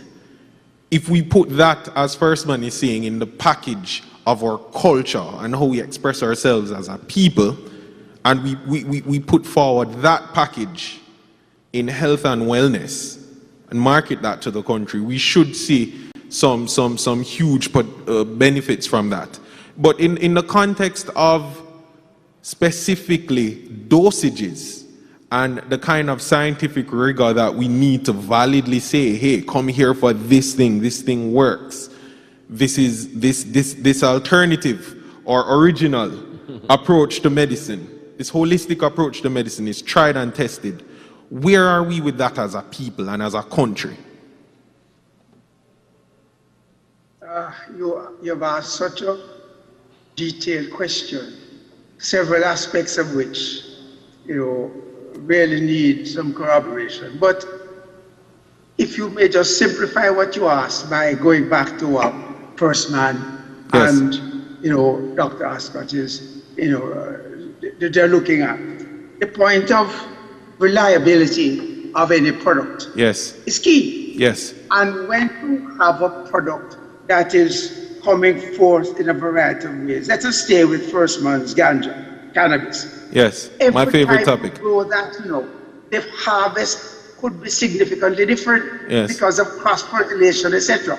And unless you're really going to be testing every harvested product to assure the reliability of what it is that you're offering to the consumer, it is, an open sesame, and it is a not properly, monitored and regulated industry. So the kind of study that needs to be done, first of all, and I'll ask this question, what is medicinal cannabis? And it varies according to the kind of illness you're trying to get at. And the most common one that is used in the anti-cancers and the anti-epileptiform conditions, what they call a 10-10, tetrahydrocannabinol with, the CBD. Those two in equal concentration seem to be the really most reliable form. But in Jamaica, what it is we are pulling, we have a variety of THC content almost, in plants almost beside each other. So it is an unregulated system, and we need to be sure that what we're getting to the consumer can be reliably, quoted as having this effect or that effect. And unless we do that, our whole industry is not going to be sustainable, because sooner or later there are going to be complaints, we did not get this expected benefit. And the answer is simply because the product that they were using was not the proper one, which would not have been analyzed, because it's such an expensive and it's such a prolific product. All of them can't get to be properly analyzed. And so until we have a proper cloning industry that can assure us that this is exactly what is being produced and what it has, we have some problems. All right. I just want to put us on guard. Right. So interesting, ladies and gentlemen.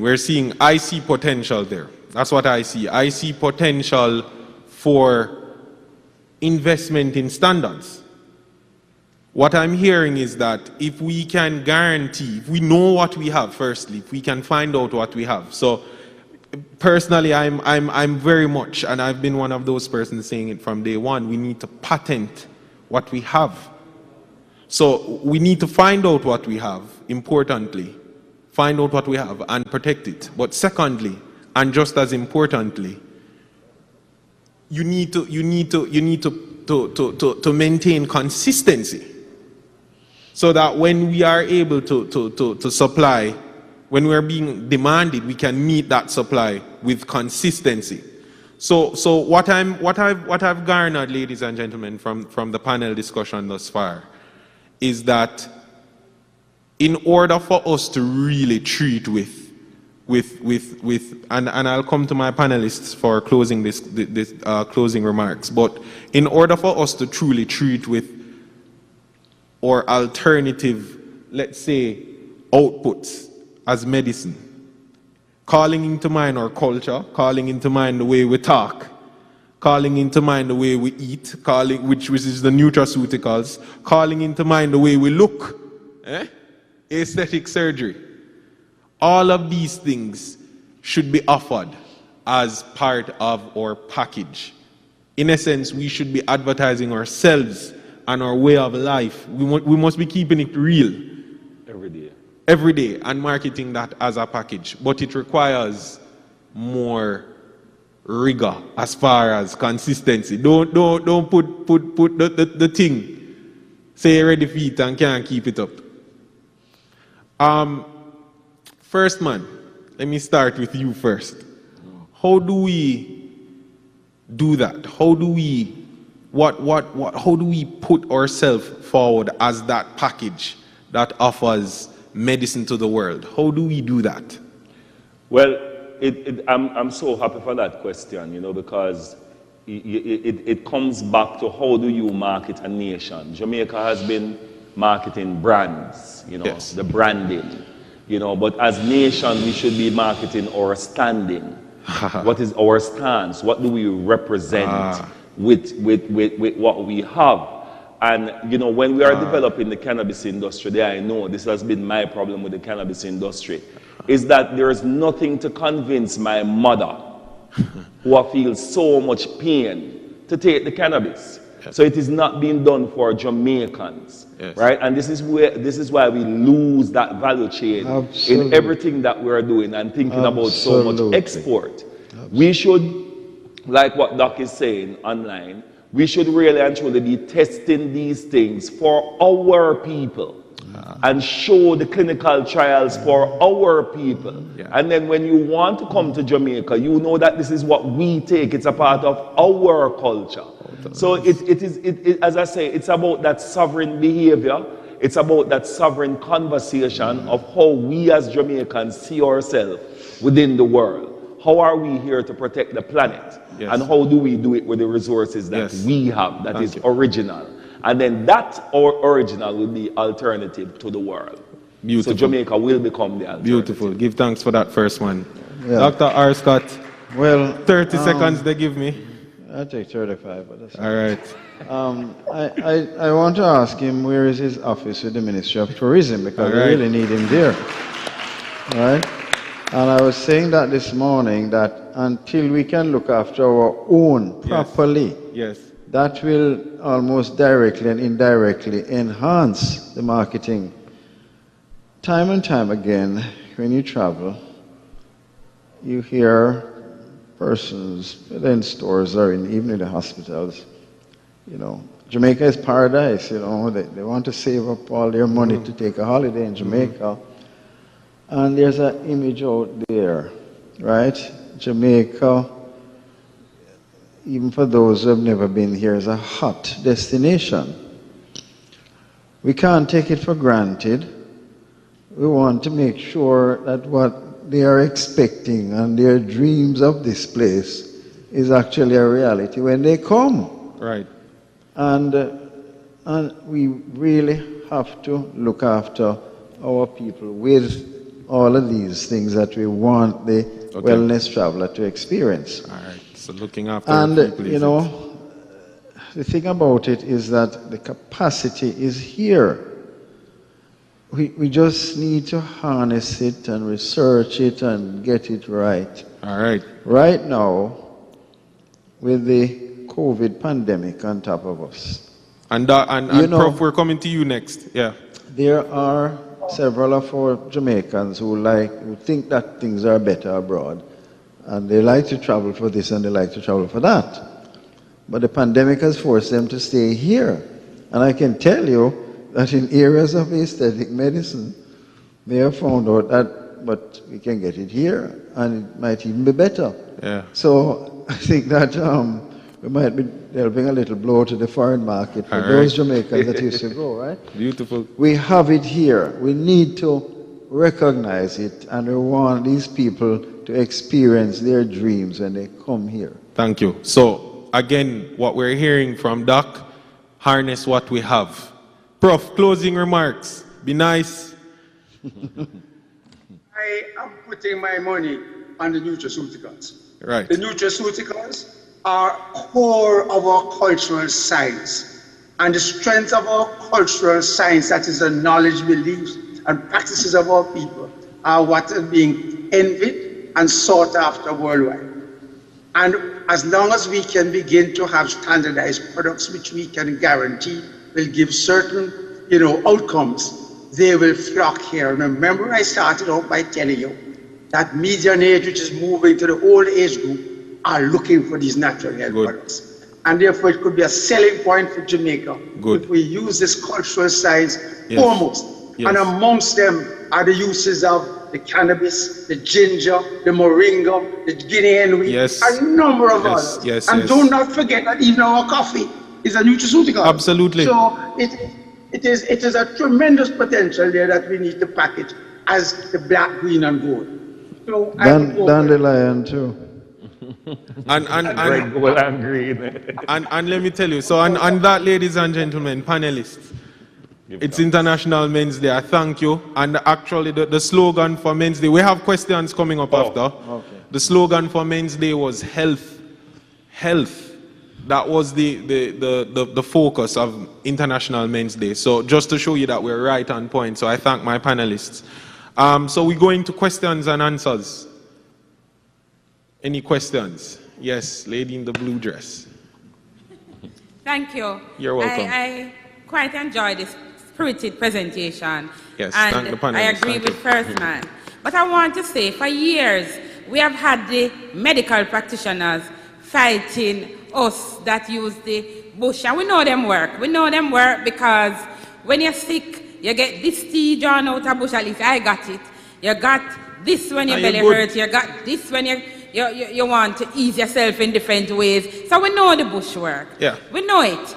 There are stories when you dip in the river 7 times and you come up, you're whole. So it never even started here. So we know that the alternative medicine is really something that works because it starts by working on your mind. And I've heard stories of people going somewhere west when they get the cancer and the doctor give up on them and they drink the green juice and whatever happened. My challenge is we have all of these attributes that work for some people, might not work for some. How do we package it? How do we package it to get a loan from a bank? How do we package it to market it? What is it that we need to do to put ourselves on the map? So we are having the discussion that, yes, nutraceuticals is the way to go after years of fighting it out. How do we now package all of these things? How do we get a loan to make us viable?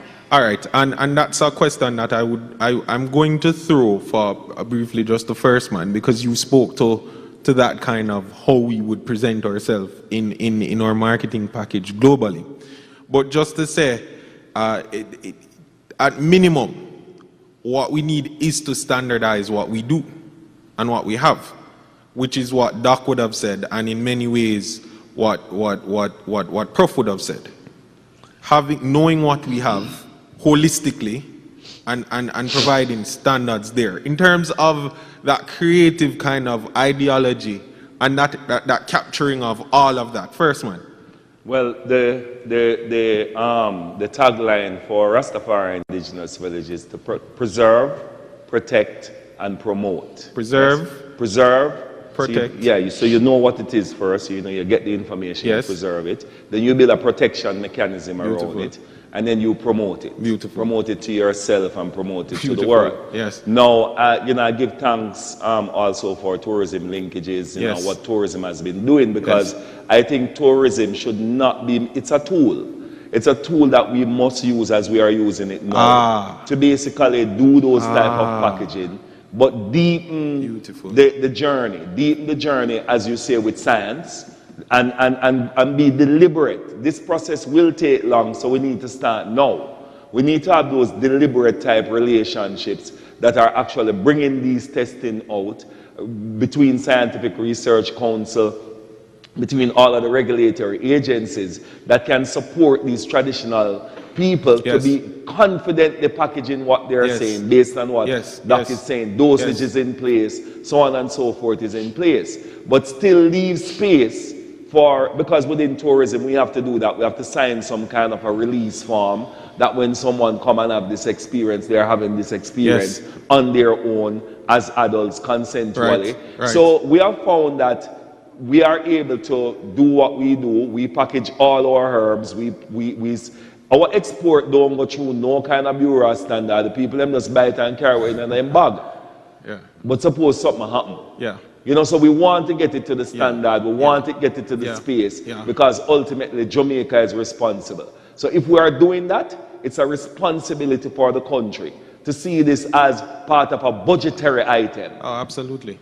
To make this work. Those three words again: preserve, protect, and promote. And so linkages, you see right there, that's the blueprint. That's the blueprint of how this will work, I think. You know? Find out what we have, preserve, protect it, and promote it. Which is where the intellectual property comes in. This is where the patents come in, finding out about the strains that we have, finding out about the herbs that we have, the nutraceuticals, the herbs that will become nutraceuticals, protecting that, and then promoting that. All right, pardon. Pardon, Prof. Didn't hear you. There are 3 other P's. We want to be assured of the process by which these products are being made. The process. Right. Good agricultural, practices, good manufacturing practices. We want to be assured of, when we spoke of the product, and we want to be assured of the persons doing it, that they're really qualified, they're well experienced, and they are reliable individuals who can be assured that what they say is in it, is in it. Separate apart from labeling and so on. We need the people, process, and product, to be also in place to ensure good nutraceuticals which can take to the world. All right. Let me address a very serious point. The statement that the doctors are fighting down natural medicine needs to be addressed. The business about wellness and health, for the most part, is wherever we can promote and ensure preventative medicine, prevention.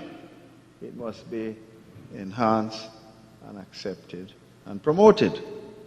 However, when a patient now has a cancer or the diabetes is totally out of control and they continue without recognizing the rigors of science that can get them better or get them back on the path of health so they can continue with their wellness medication, etc., that is unethical and we're bordering onto immorality, right? It is foolish to think that you're going to take drug A or nutraceutical A, right? Because it is said that it will cure A, B, and C. Your diabetes is totally out of control. You're presenting at the university hospital in coma and you refuse to take the medications and then you die and leave your family in penury. This is a serious discussion and I have to lodge a caution onto the whole approach of what we're talking about. Right. Some doctors may have fought down certain things because they saw what happened to their patients. It's not that they're against the nutraceuticals or First Man approach. First Man is a wise man. He understands. Right? So So I mentioned the word complementary. beautiful. And it is important that we understand that. Beautiful. Right? All We right. cannot just blindly ignore Beautiful. cutting edge And on no that time note, science. All right?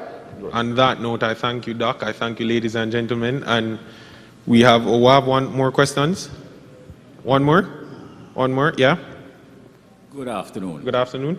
It's more of a comment Sure. in terms of our indigenous aspect of how we deal with things. Right, sure.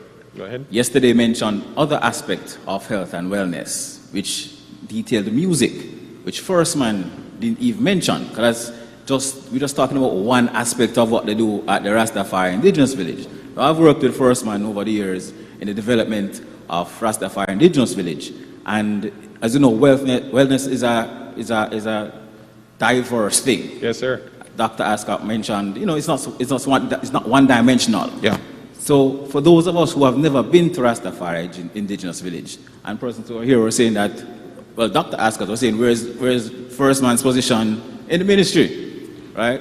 So a lot of what we need to package would endorse the things that are being done at Rastafari Indigenous Villages. Well, the name speaks for itself. People come to Jamaica, they want the real.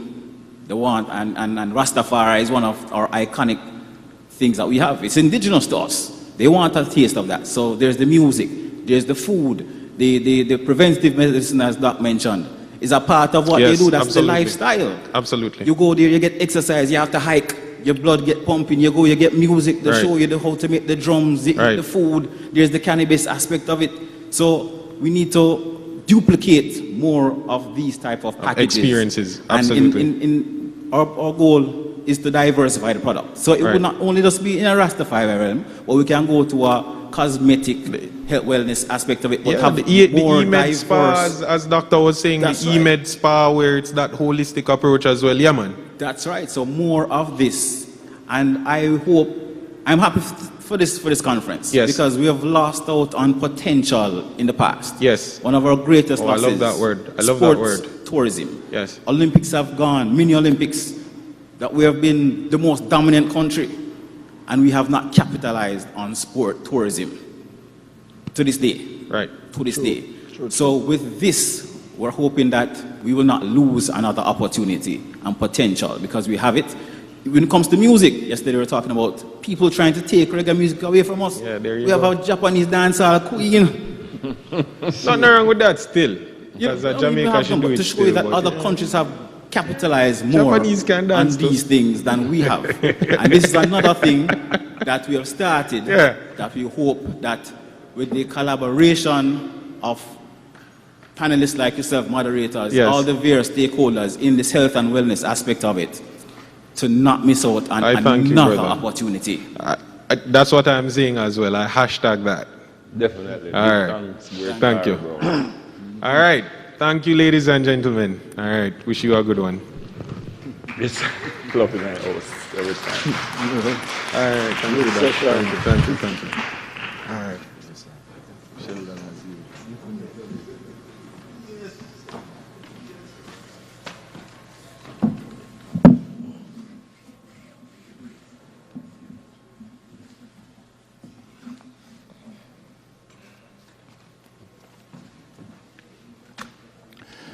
Now, as far as I'm concerned, that was one IRE discussion. Yeah. Let me tell you something. My brain was just firing in all different directions, man. I came alive, believe me when I tell you. Guy Scott, I think you were just amazing. Thank you very much for that insight into aesthetic medicine. Professor Morrison, every time I hear him speak, I mean, there are some people who talk because they feel they have to say something, and then there are those who talk because they have something to say. Well, Prof. Morrison always has something to say, and I mean, he's intellectually very stimulating. And of course, First Man, I mean, let me tell you something. He's a fine representative of what Rastafari is and can be, right? Great discussion. Sheldon, handled very nicely. Thank you. So we have pretty much come to the end of 2 days of very stimulating discussions. I mean, the information was rich. And so the question now becomes, where do we go from here? The way forward. There are challenges, we heard that. And of course, we heard some amazing strategies. But of course, it was highlighted in one of the panels on finance that there's no shortage of money. And so the opportunities that exist, we need to now capitalize on that. And so to take us through the way forward, I'm going to invite back Mrs. Carolyn McDonald Riley to just share some thoughts on that with us.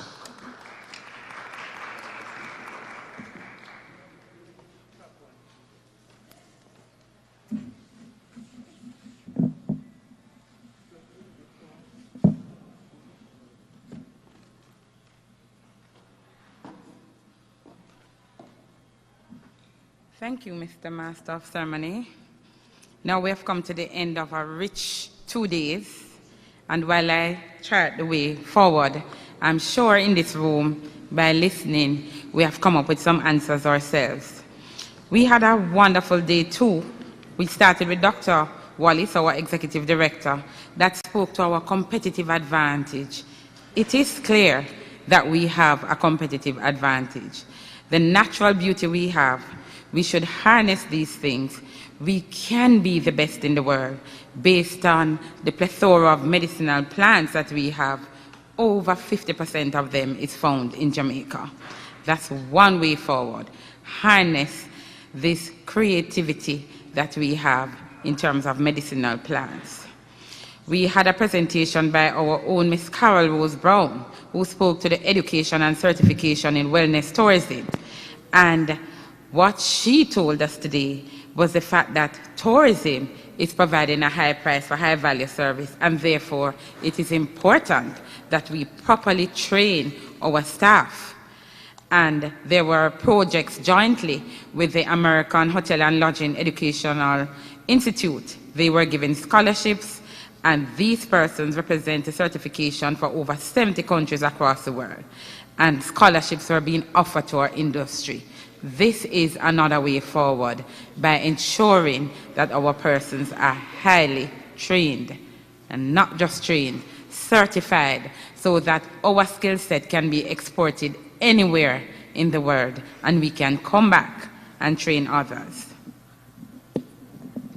We had a panel that spoke to the healing waters and the spas in Jamaica, and we had persons with various experiencing, Miss Dan Somerville from Milk River, Tanya Vassell from Ferntree Spa at Half Moon, and Mr. Jeffrey Marshall, Water Resources Authority of Jamaica. And they all spoke to the healing waters. And while there are lots of stories about what waters and healing waters can do, we in Jamaica possess a rich history. How do we package that? How do we sell ourselves more as a destination that have all of these unique qualities? And of course, that was moderated by our own Dr. Guyon Ascott, who spoke to the impacts that are related to mass tourism. He also presented us with mineral spas that have been high value due to the benefits. And there was a spirited discussion on the benefits of our Milk River. And of course, there's a healing bath fountain. Our panel, second panel, spoke of could cannabis hold the key to SARS?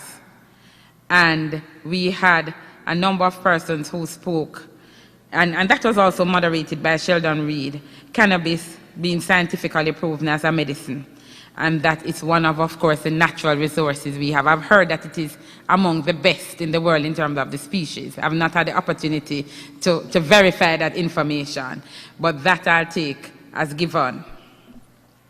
We had other panels that spoke to the financing of our health and wellness tourism, and we were told that money certainly is not a challenge. And it's therefore up to us as practitioners, as budding investors, as persons with knowledge of persons who now have the opportunities to come up with all of these beautiful ideas. Funding is not our challenge. Once it is, as Professor Morrison said, we can verify the persons behind it, the process, how it is done. We shouldn't have a problem accessing funds. We ended the panel with looking at where are we now in terms of alternative medicine, alternative, whether we call them nutraceuticals or whatever other nomenclature we have. There are great opportunities. People come here for these kinds of experiences. And although they are not highlighted on the map, it is about time that we do so. We were asked, where is First Man's office in the Ministry of Tourism? Well, it is time for us to highlight some of the alternative things that we do, that we are known for, because people are traveling now for unique experiences. They're still excited about our hotels, they're still excited about our beaches, but they want to experience other things. And these other things fit squarely into health and wellness. And what we need to do as policymakers, and what we need to do together as potential investors, as persons with the ideas, is to come together, reimagine ourselves, reinvent, repackage, and to ensure that we now can make our product tip-top, one of the best in the world. Minister charged us yesterday, he said, there is no competition. We can be the best in the world because we are now competing with ourselves, having had the opportunity to offer the best product. I think the way forward is to repackage, to reimagine, to reinvent ourselves and make Jamaica the best destination possible. Thank you.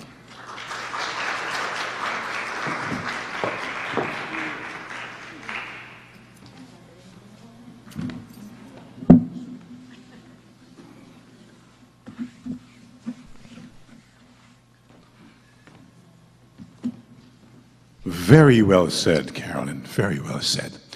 Okay, so, we are now just at the end of day 2, and as a matter of fact, at the end of the Health and Wellness Conference. And so yesterday, I wasn't here, but I heard there was an amazing presentation on music and its healing properties. And just before we wrap up, I have 2 of this country's most outstanding performers to present you with a musical interlude. I mean, these guys are fantastic. They are as good as they come. I'm talking about Mr. Chris McDonald and Mr. Dwight Richards. However, I'd just like to wrap my section here before we hear from them. And I just want to say this. It's wellness is about mental, physical, and social components. Men are notorious for not taking good care of themselves, and I'd just like to challenge my menfolk to do what you must in order to take good care of yourselves, because wellness at its core, it's the being taking care of themselves. That physician, heal thyself, well, being heal thyself. So I'm really imploring my menfolk to continue to take better care of yourselves. All right?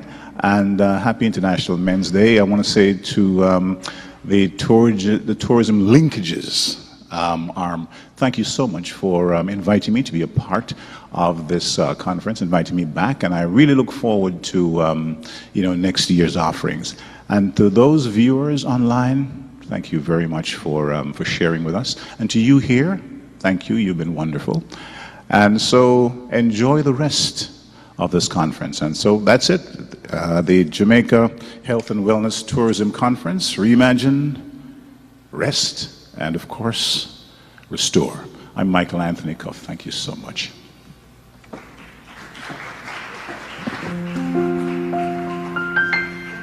So I'm not going to sing.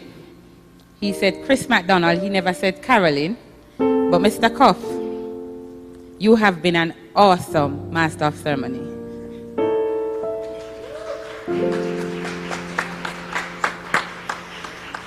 Your operations was very smooth and it took us through to the day. And for that, we really appreciate. And we also want to say Happy Men's Day. Thank you, Mr. Michael Anthony Koff, Sr.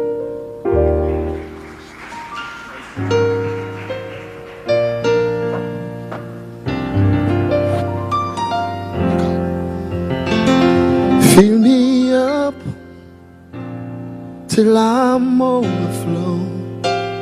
I wanna run over. I wanna run over. Fill me up. You know the song? Till I'm overflow. I wanna run over. I wanna run over. I wanna hear you sing now. Fill me till I'm overflow. Till I'm overflow. I wanna run over. I wanna run over. Oh, I want you to dance now. Get up and dance. Get up and dance. The rain is falling, but get up and dance. This is how we say. This is how we end it. This is how we. Jamaica Heritage Wetness Tourism. Come on, get up and dance before we go. Oh, carry go bring come my day. Oh, bring me. Turn up the music, my brother.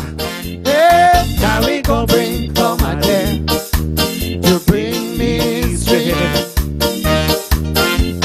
Oh, going from house to house, making disturbances.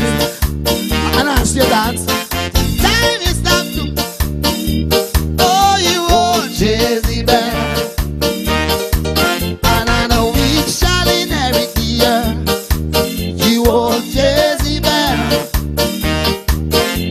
We don't like to see you making disturbances. Time will turn on you, you old Jezebel. How long shall the wicked reign over thy people?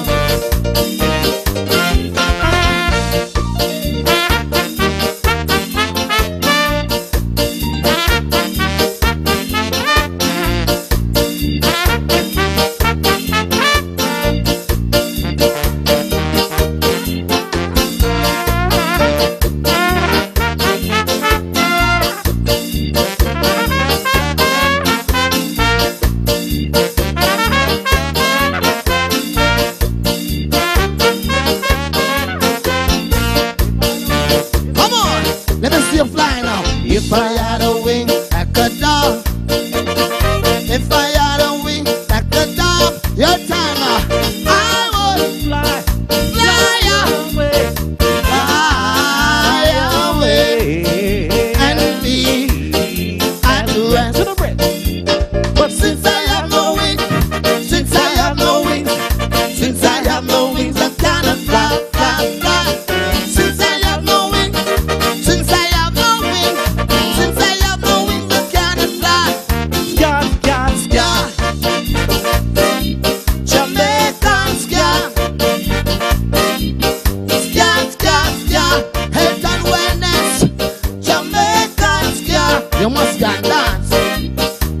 Not everybody can cha-cha-cha.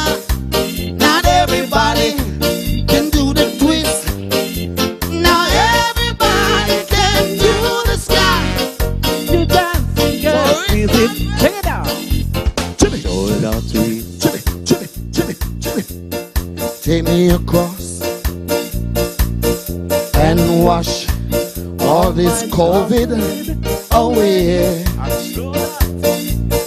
For that lucky old sun, give me nothing to do than to roll on Mount Heaven all day. I want to see how you wash, ladies. Here we go. Wash, wash, wash all my troubles away. All my troubles. Oh, my mama. Wash, wash, wash, wash. Now wash, wash, and wash all my troubles. Hey, away, oh, my mama. Oh, my mama, mama. Come on.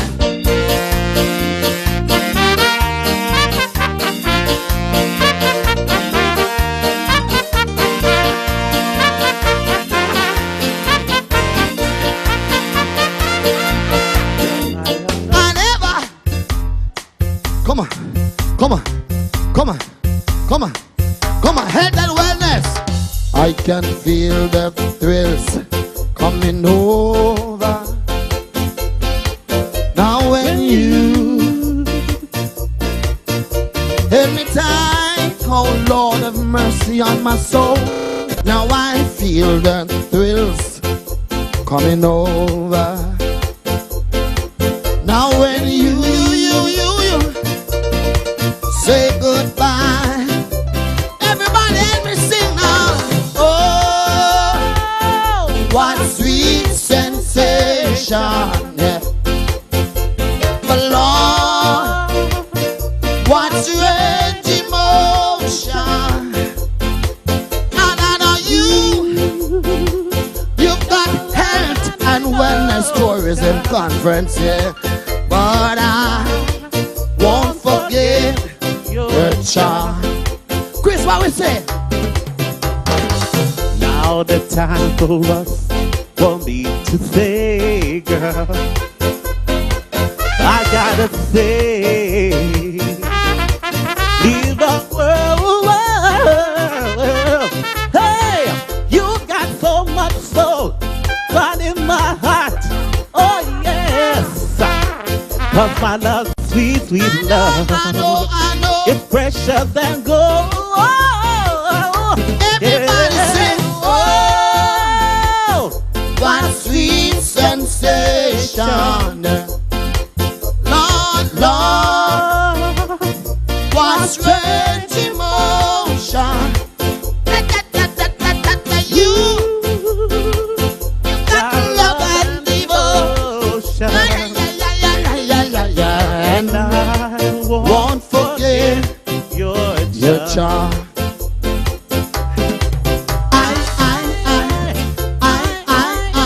Summer baby, a big monkey man. Here, you said.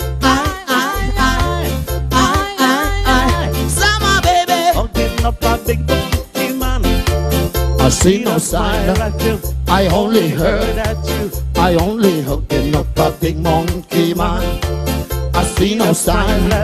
I only heard that you. I see no hooking up a big monkey man. It's not right. Them a tell me hugging up a big monkey man. It's not lie. It's not lie. Them a tell me hugging up a big monkey man. And now I know that. Now I understand. Turning a monkey on me. Now I know that. Now I understand. Turning a monkey on me. It is your dum dum dum dum dum dum dum. Yeah yeah yeah yeah.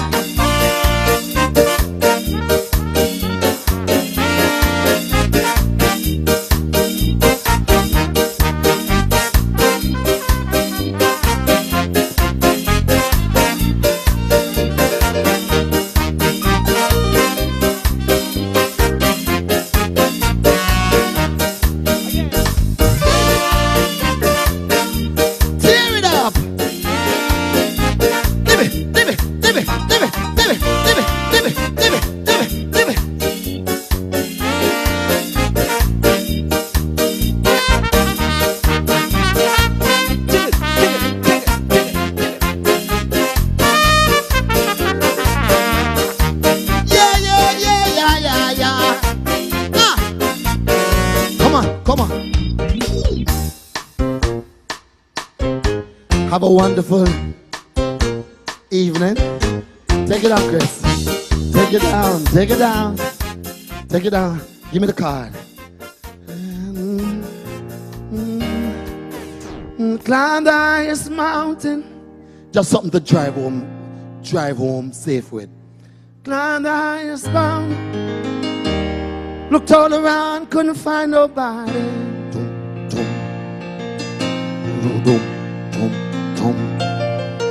Way down into the deepest valley. Told around down there, couldn't find nobody.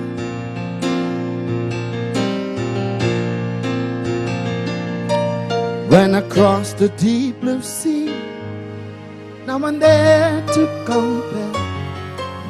your love and grace and mercy. Nobody greater than you. You can help me sing before we go. I've searched all over, couldn't find nobody. I've looked high and low, still couldn't find nobody. Nobody great, nobody great, nobody greater than you.